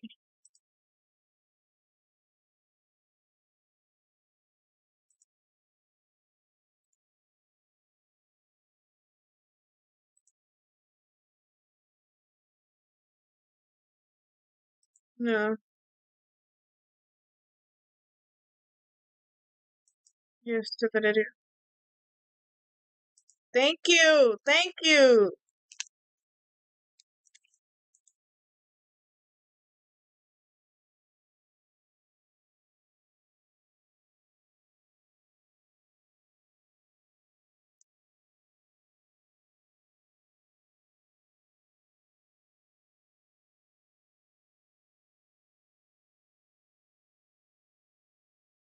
Yes.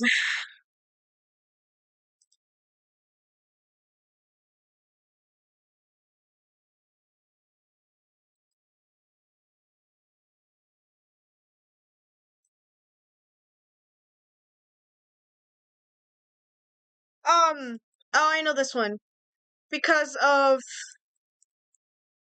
this. Because it had gold on it.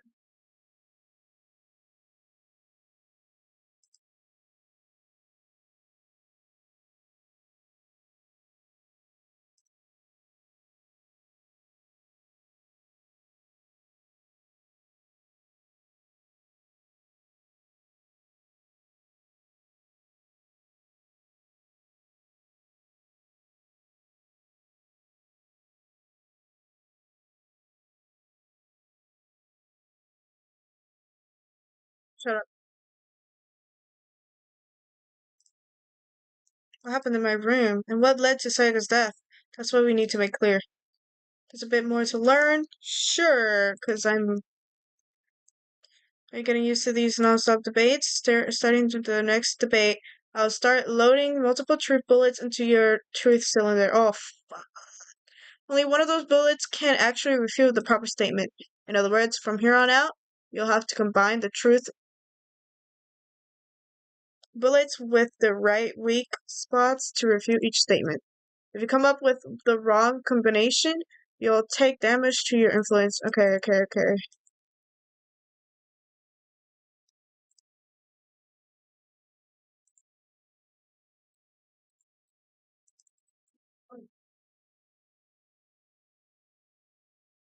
Let me use Q really quick. Replica sword, kitchen knife, and replica sword sheath.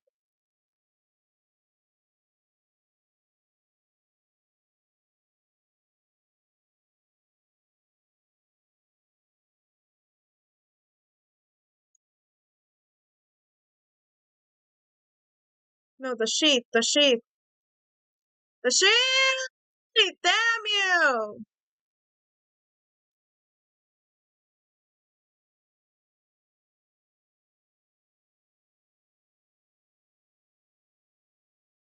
No, it wasn't. She was the one who attacked first. Because the sheath had scratch marks on it, right? Damn it.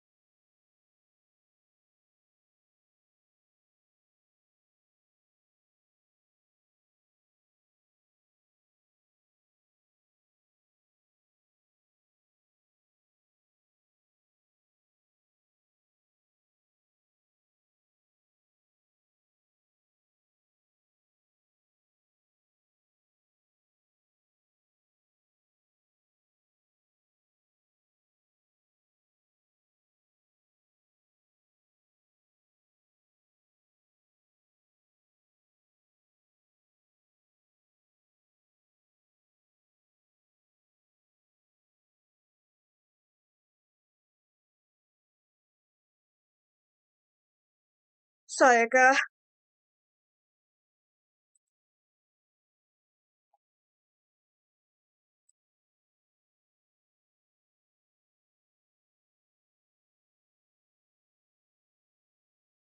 That's also another possibility.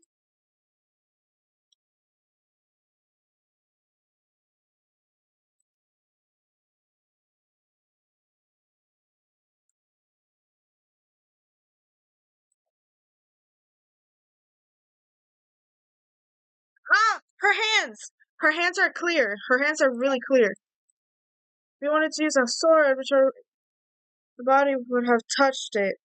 Her palms. Her palms. Her palms were clean.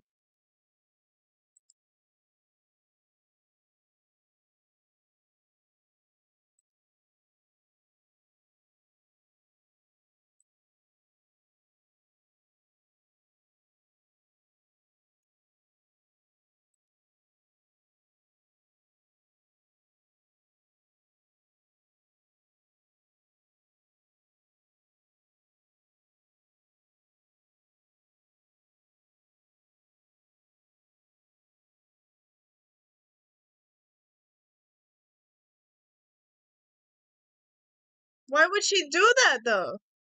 Why would she do that if she's getting like attacked? Stupid bitch, shut up. Sayaka watched the gold because the water was off! The water was off because it was nighttime!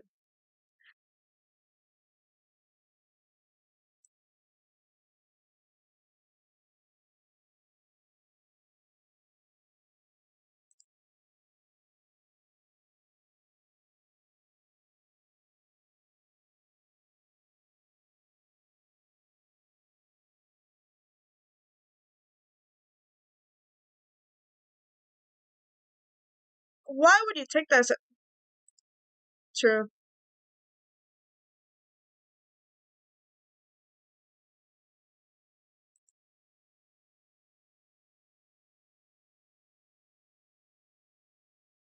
Sayaga.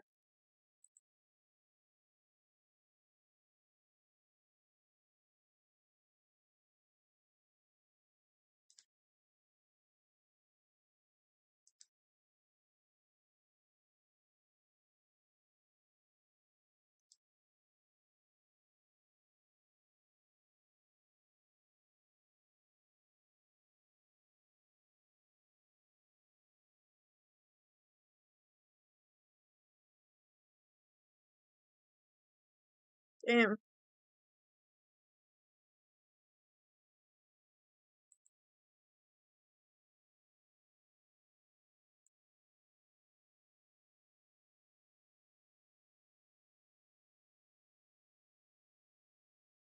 Makoto.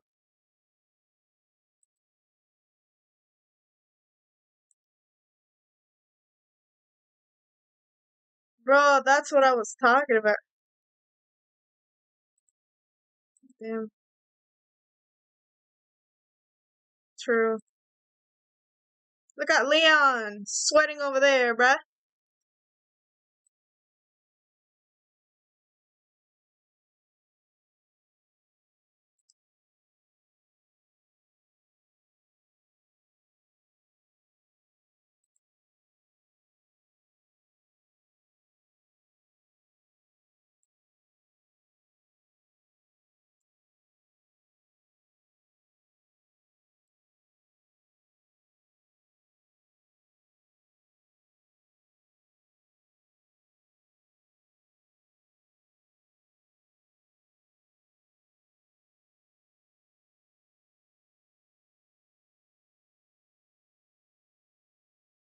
Probably. Because he's so salty.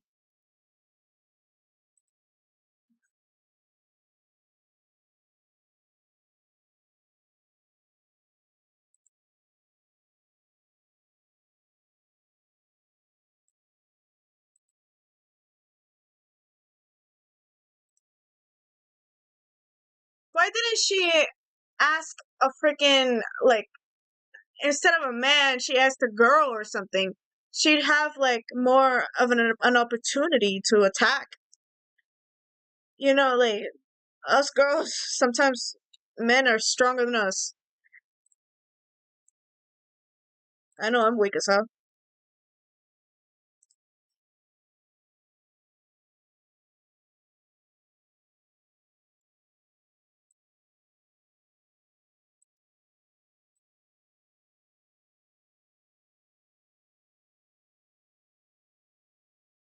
The hell are you saying?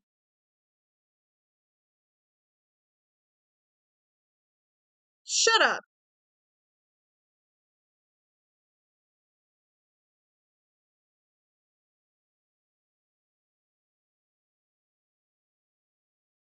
It's Leon.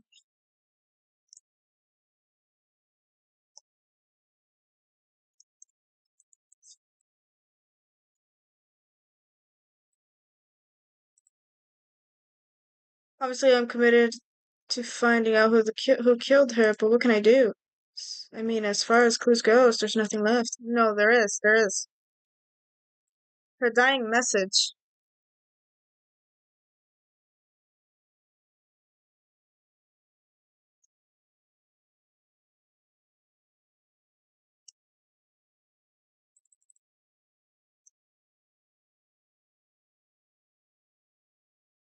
Boy, you trying to take all the blame off of you, buddy. Sayaka's dying message.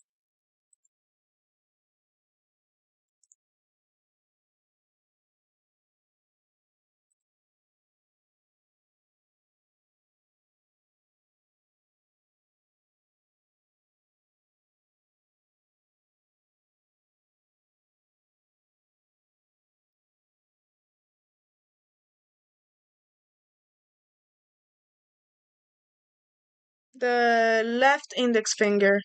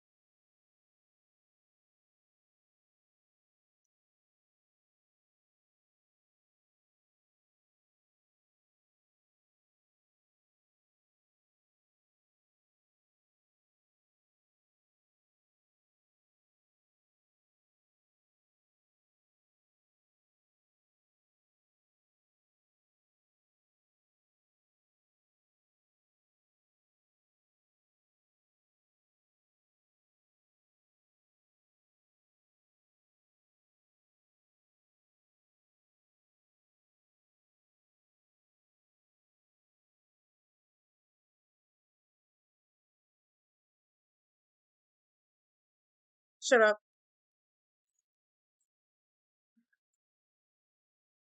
It's upside down!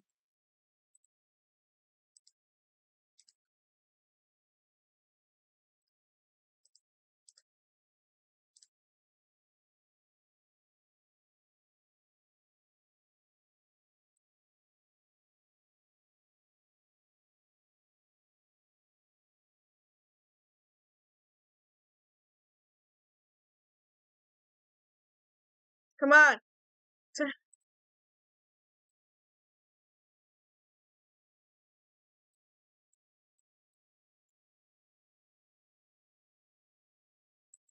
Leon Kawada!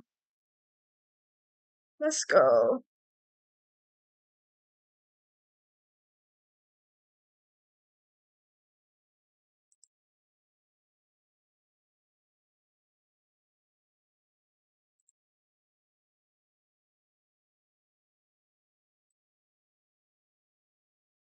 Oh, poor guy.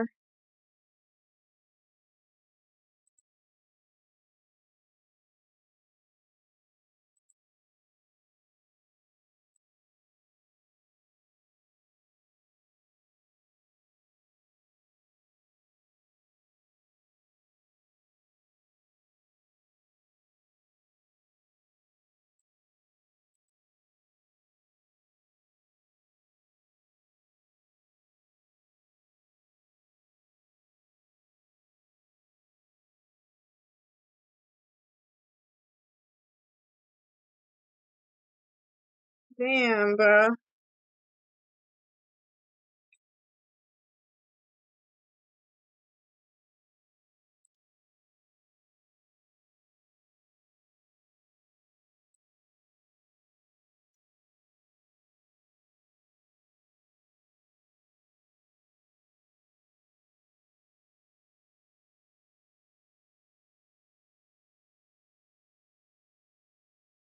This one?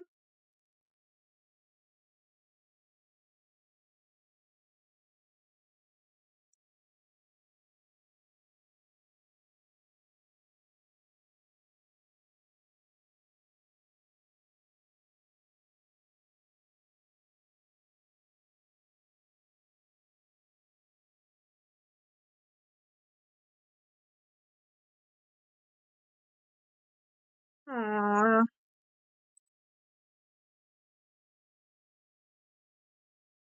He was a cool character, too.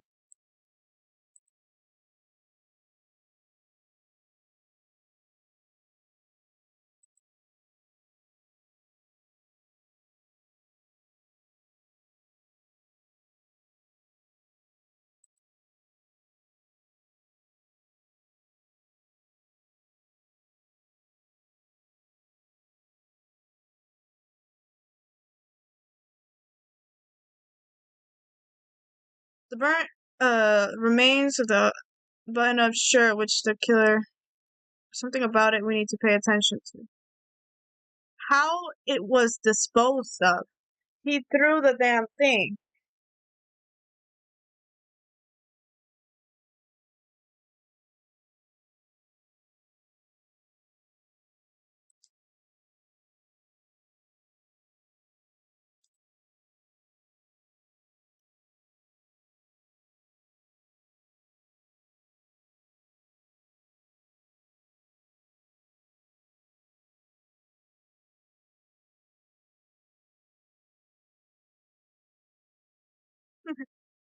No, that's wrong. There was another way to use the incinerator without being the one on cleaning duty.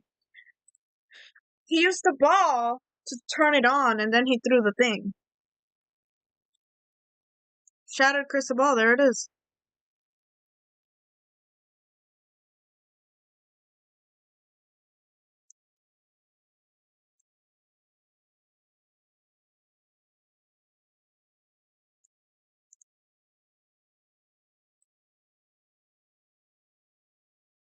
Yeah. I'm sorry, Leon. You can't die here, man.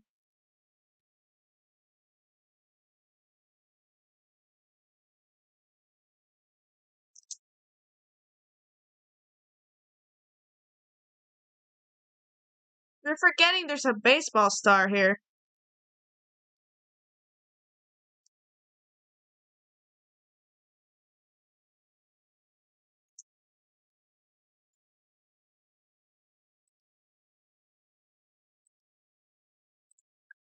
Throw it.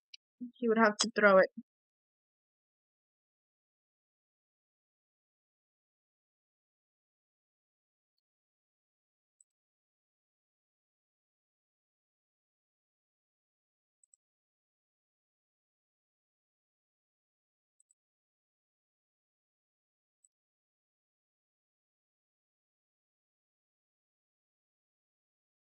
Someone turned the incinerator on. Very strange. I'm quite certain it was off last time I was down here. Perhaps it was the work of a fairy. Stupid dumbass.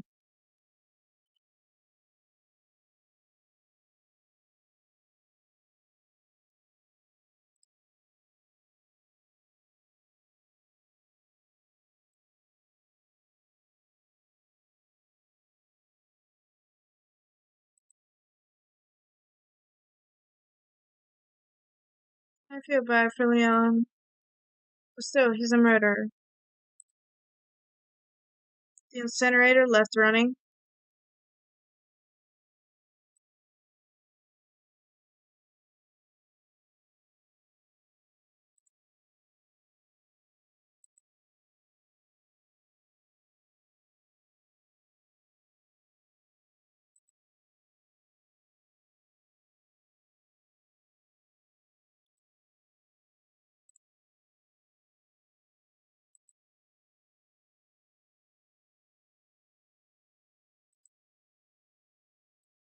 He's the ultimate baseball star.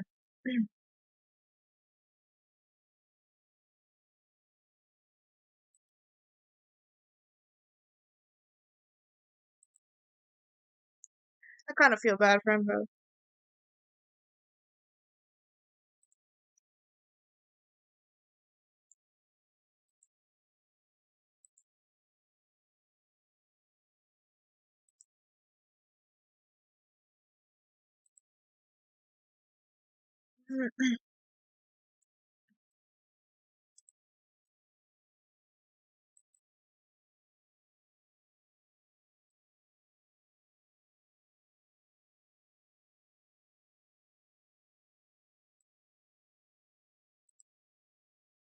This thing is about to begin.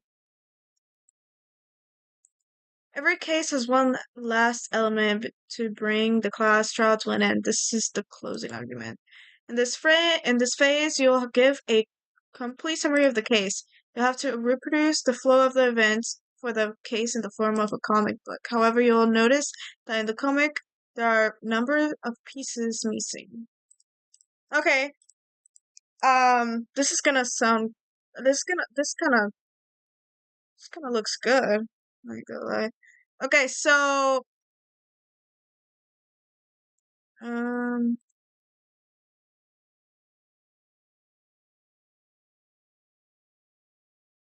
let's see.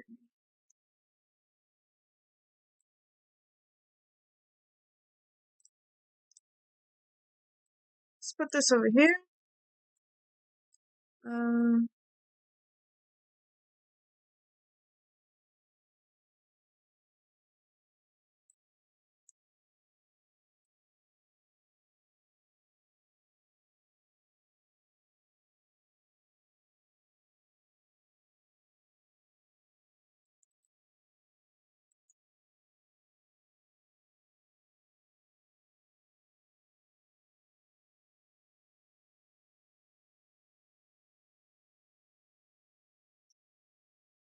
hmm,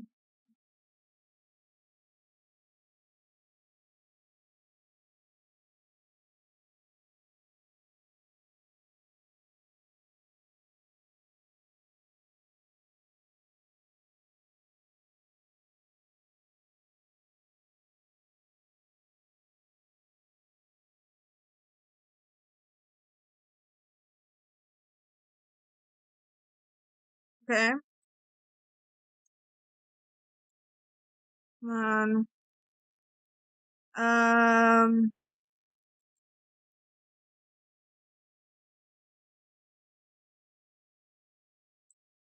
this.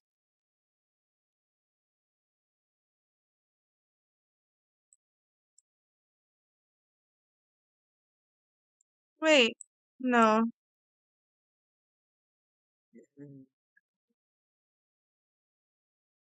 Okay, let me go.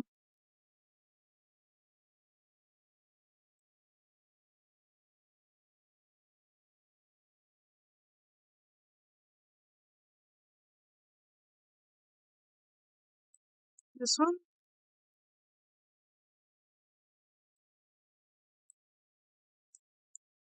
That one? Okay, this one's gotta be this lint roller. This one, there's two more. So this one is this one. And then the last two, there's two more.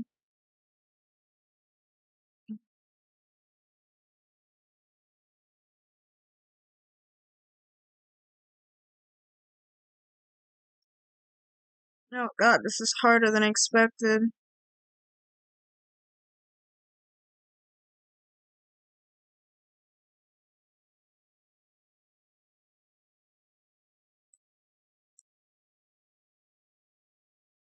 Okay, and then the last one.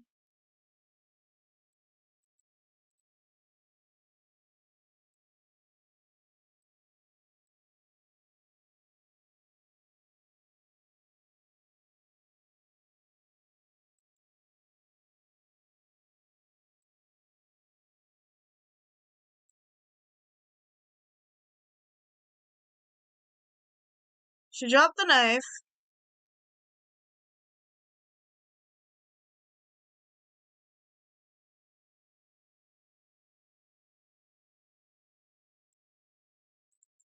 Okay, let me reenact this.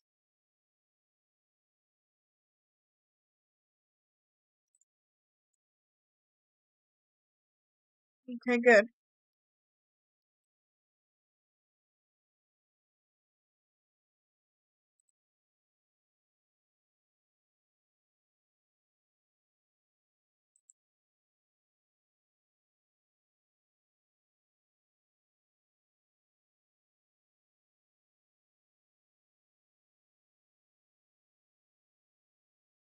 Huh?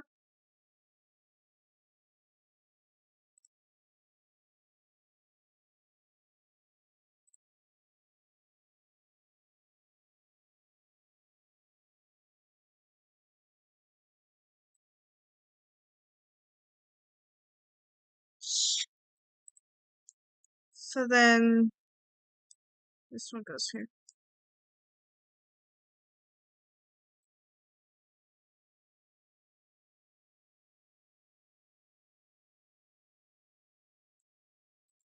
Okay, let's try this again.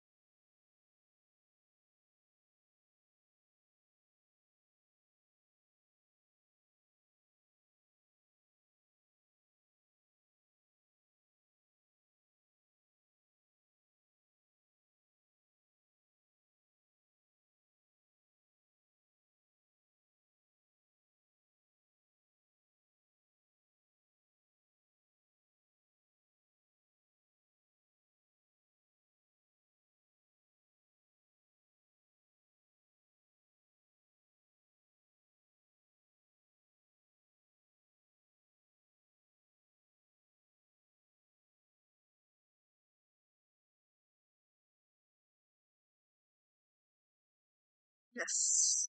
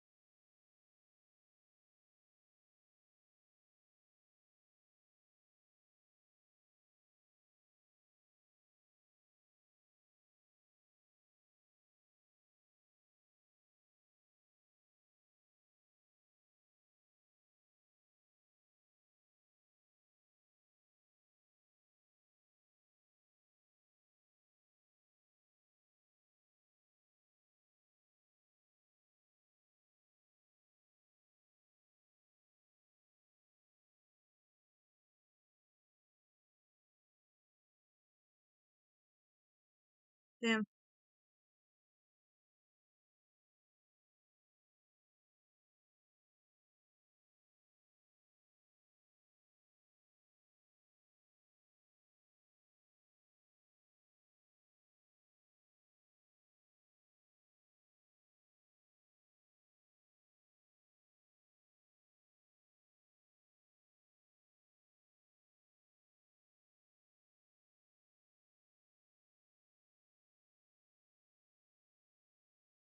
That is the evidence! What do you mean bullshit?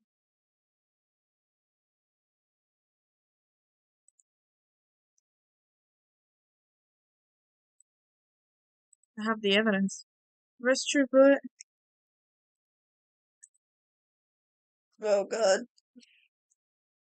Sometimes during a class trial, your opponent simply won't want to hear what you have to say. When this happens, you will engage them in a head-to-head battle. We like to refer to this as the bullet time battle.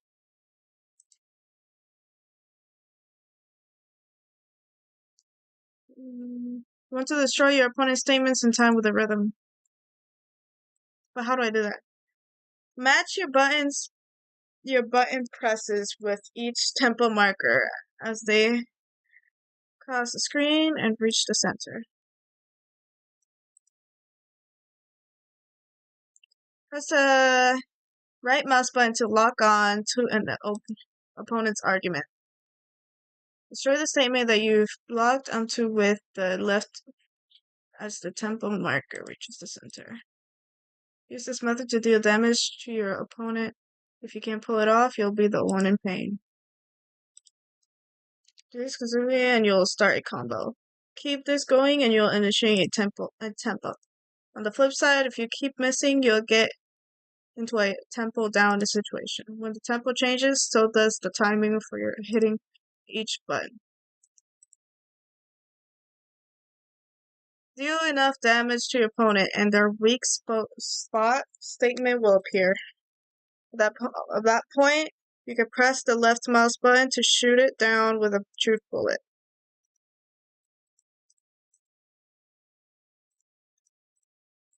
Okay, let me try it, I guess.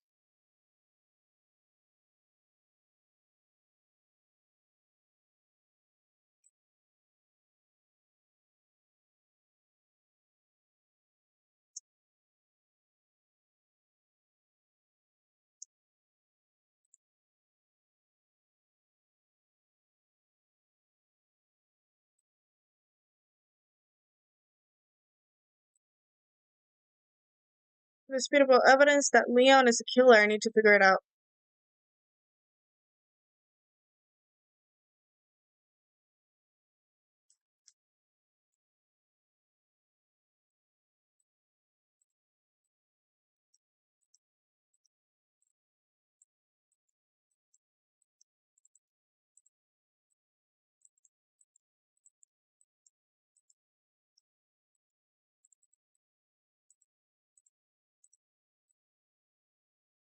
Am I doing this right?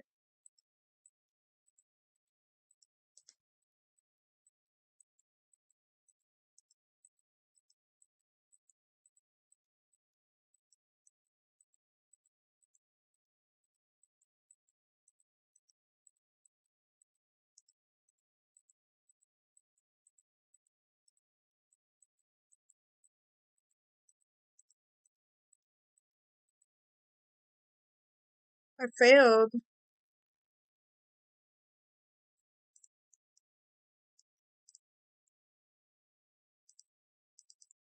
Wait, no, stop.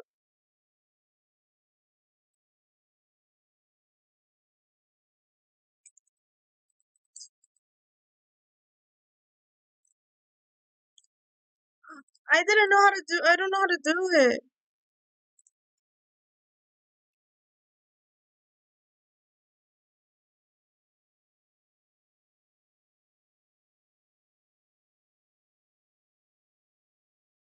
I don't know how to, I don't understand.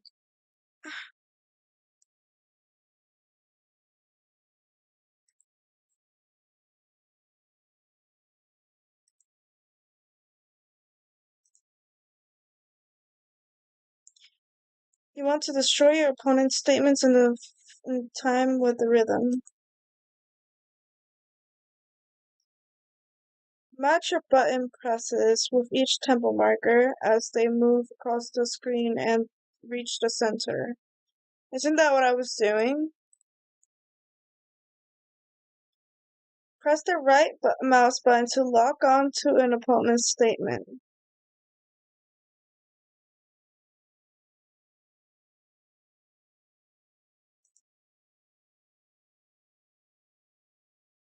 Destroy the statement you've locked onto with as the tempo marker reaches the center.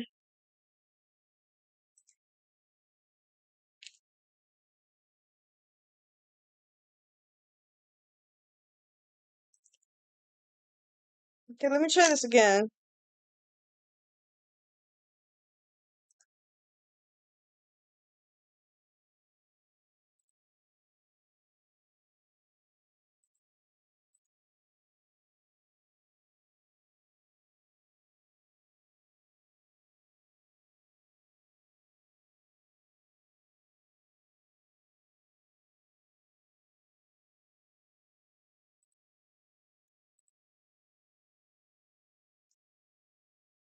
But just like before, if your influence gauge reaches 0, you can... Okay, let me try this again.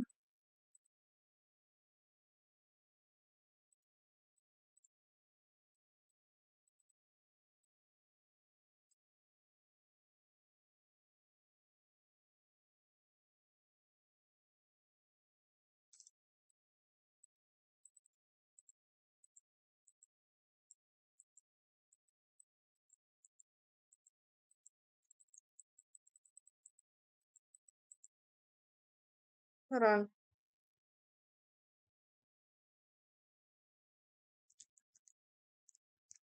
So reload is tab key. Tack. Select truth bullet.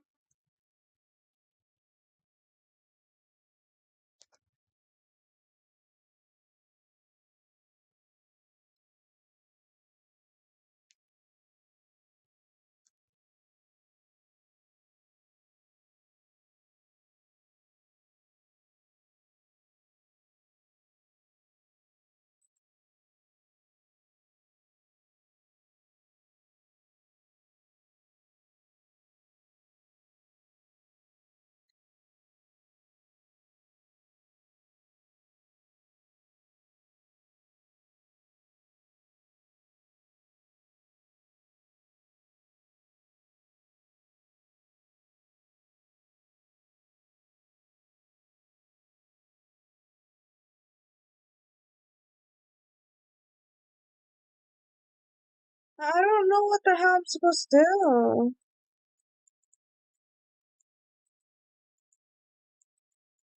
Do I just keep doing this? Failed again. I'm so confused. Am I just stupid? Is that what it is?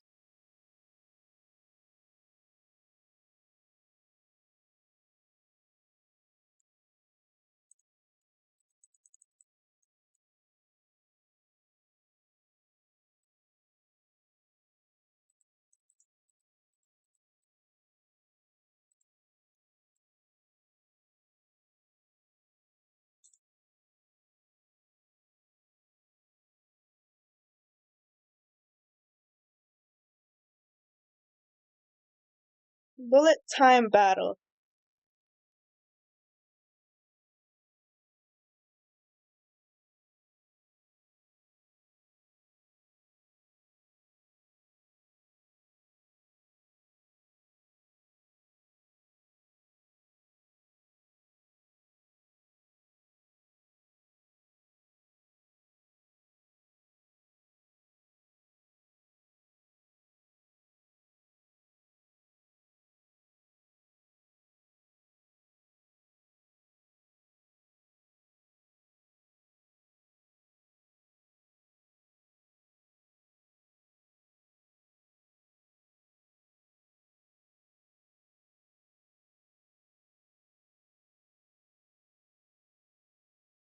Okay.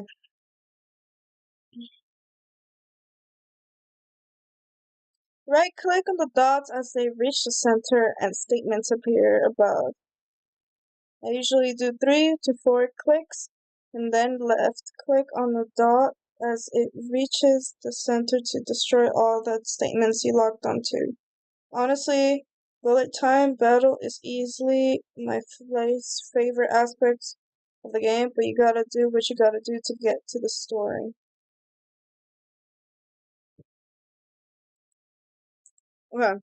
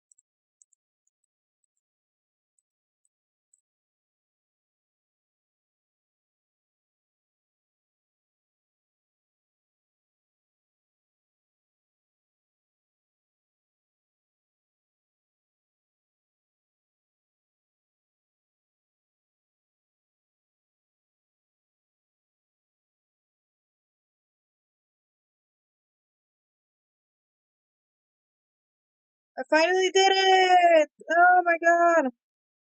At least it took 3 tries.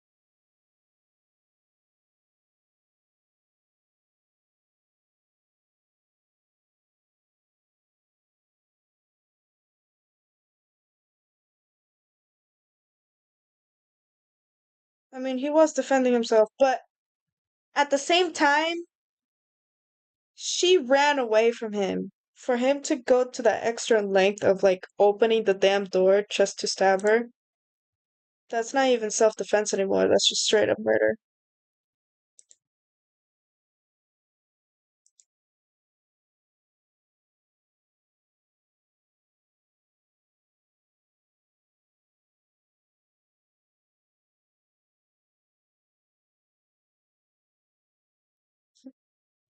Well, at least I still got an A.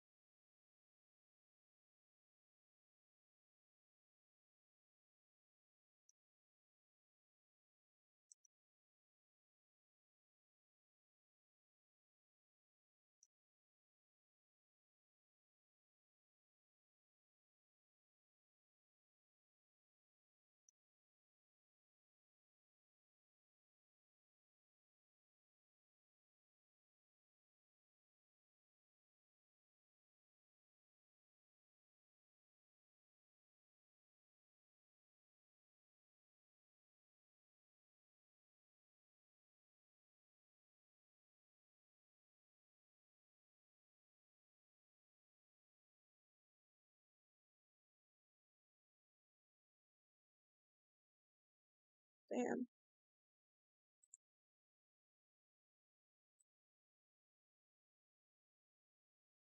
Hold on a second, Leon. Leon, did you really kill Sayaka? I don't believe it. What the hell is wrong with you? It was kill or be killed. That's why I killed her first. What's wrong step and you'd be the one standing here? There was complete chance that I wound up like this. I was just unlucky, that's all.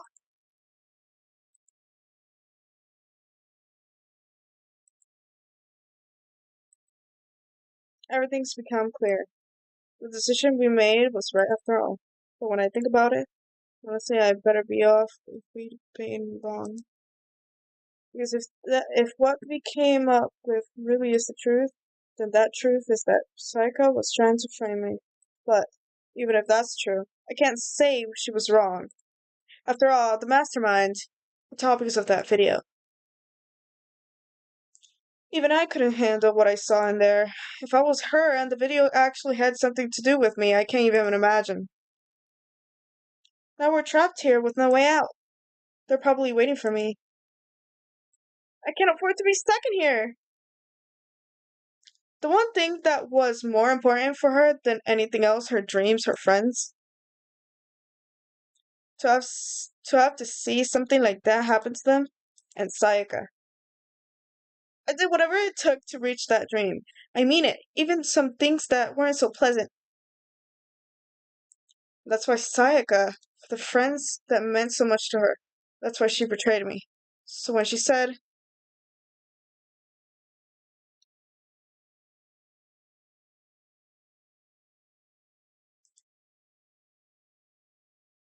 she was lying to me from the very beginning. She was using me. Is that why she talked to me in the first place? I guess I'll never know. Because there's nothing I can do to ask her what she was thinking. Once you're dead, that's that. Boy, howdy. The entertainment industry must sure be terrifying, huh? I mean, to try and kill someone just because of those relationships. She seems so nice and lovely on the outside, but inside she descended into pure madness.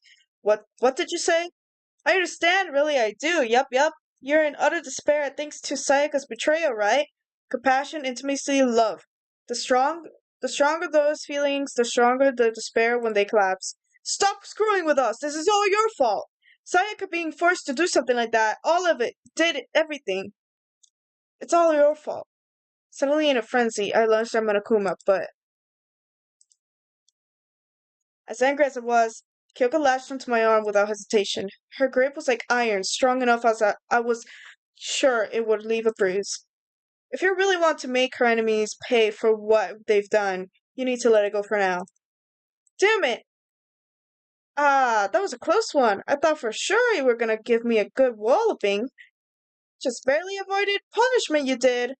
Now then, since you so magnificently revealed the identity of the killer during the class trial, the blackened Leo Kawada will receive his punishment.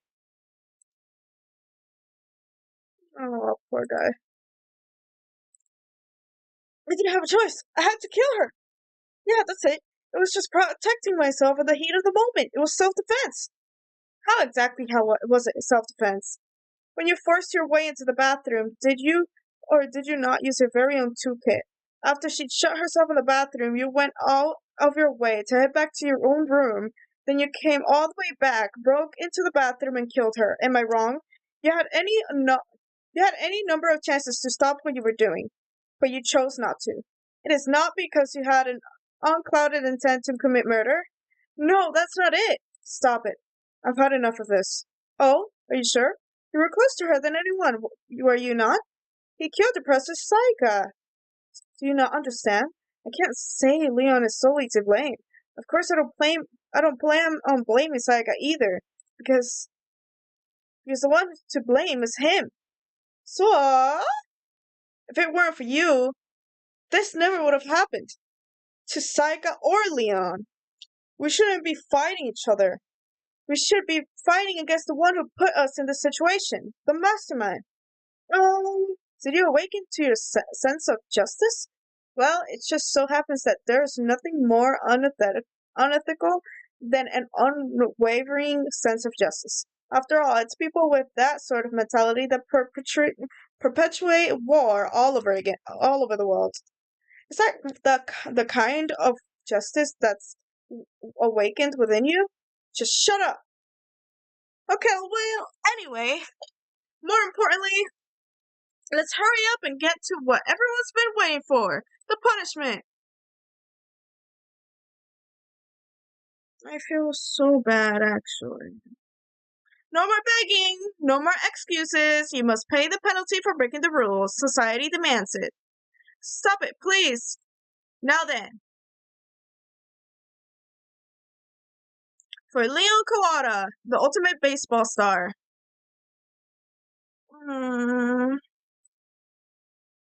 Let's give it.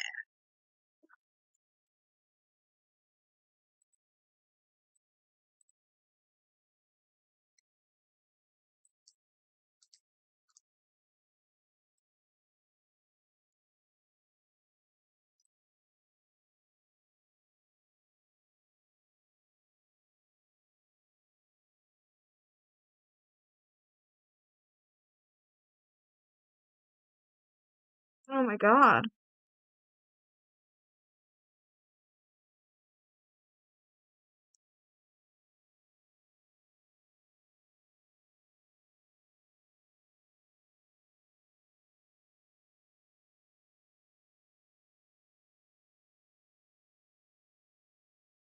The fuck? Aren't those balls really hard? Oh my god.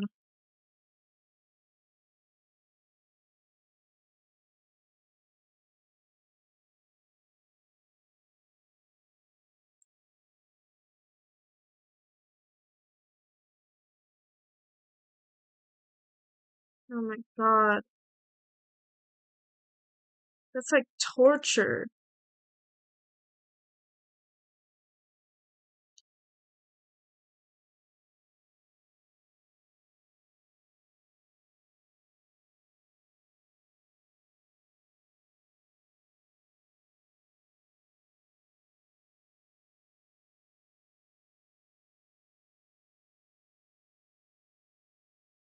Oh my god. That was brutal.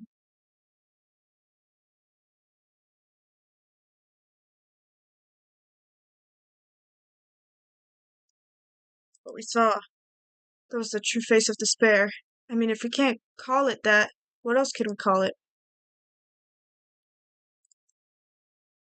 Man, my adrenaline is pumping right out of control. What's going on? I can't take this anymore. Do we really have to keep doing this? I just can't take it. Well, hey, if you don't like it, all you gotta do is swear to cut all ties with the outside world and accept living here forever. But that's only if every single one of you can get on board with that. Sick! Man, fuck you. Why the fuck are you doing all of this evil shit to us? Evil? You make it sound like I'm some dark, awful secret society type of guy. Or in this case, a dark, awful secret society type of bear. So why are you putting an upstanding young citizen like me through such a grueling ordeal? It seems like you're trying to use common sense to make sense of something that doesn't make sense.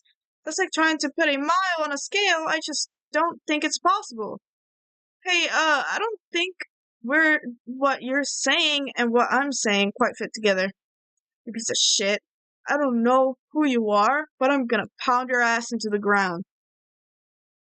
You must really hate me to get so angry, huh? What happened because more than one of you decided you want to get out, right? No matter how much time passes, you can't cut free of your regrets from the outside world. You're to blame. Of course, we can't cut free of the outside world. Being trapped in this insane place. You're trapped, are you? Well, I'm sure once you learn all the mysteries of this school, your thinking will change for sure. You'll think, boy, isn't it so wonderful how we all get to live here forever? What are you trying to say? I feel like there's some deep meaning hidden in there, just like before.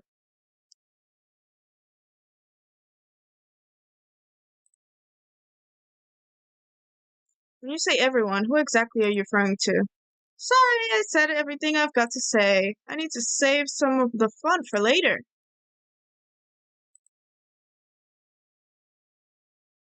Just like that, he was gone. He left us there overwhelmed by nightmares turned reality. Well, I guess that was all for today. Um, man, that was messed up. Uh, but yeah, I'm gonna end it after I get a save point. Even after he was gone, we stood there forever, unable to move. Actually, no, it wasn't that long, I think.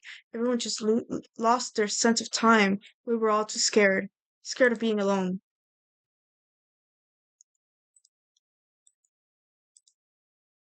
No one even tried to speak. Their faces were stone, their voices dead.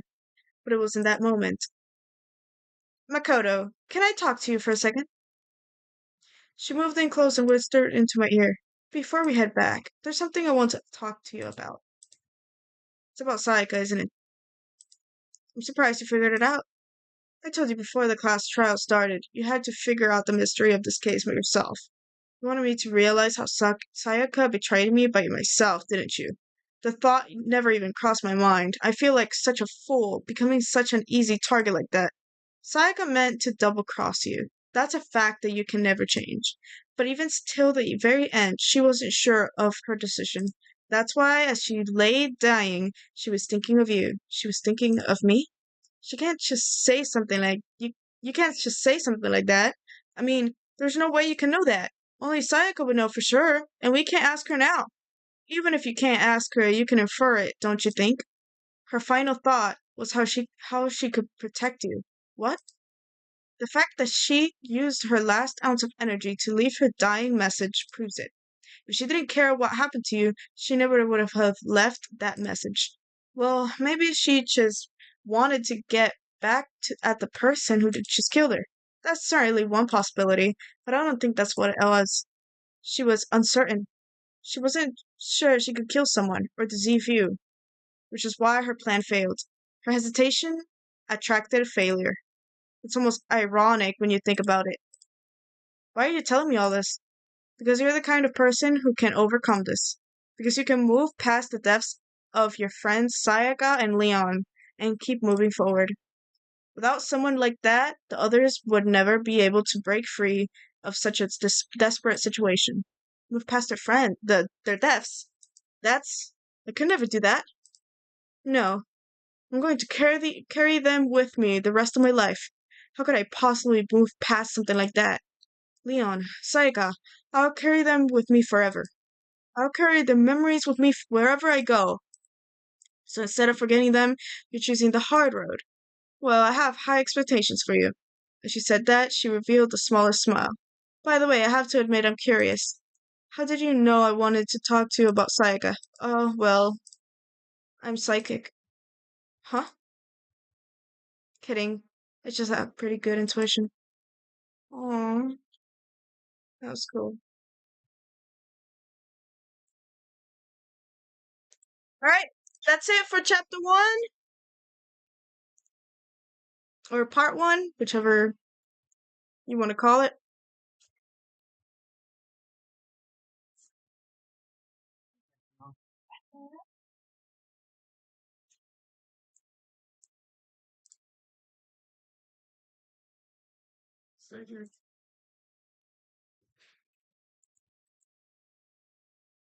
Alright.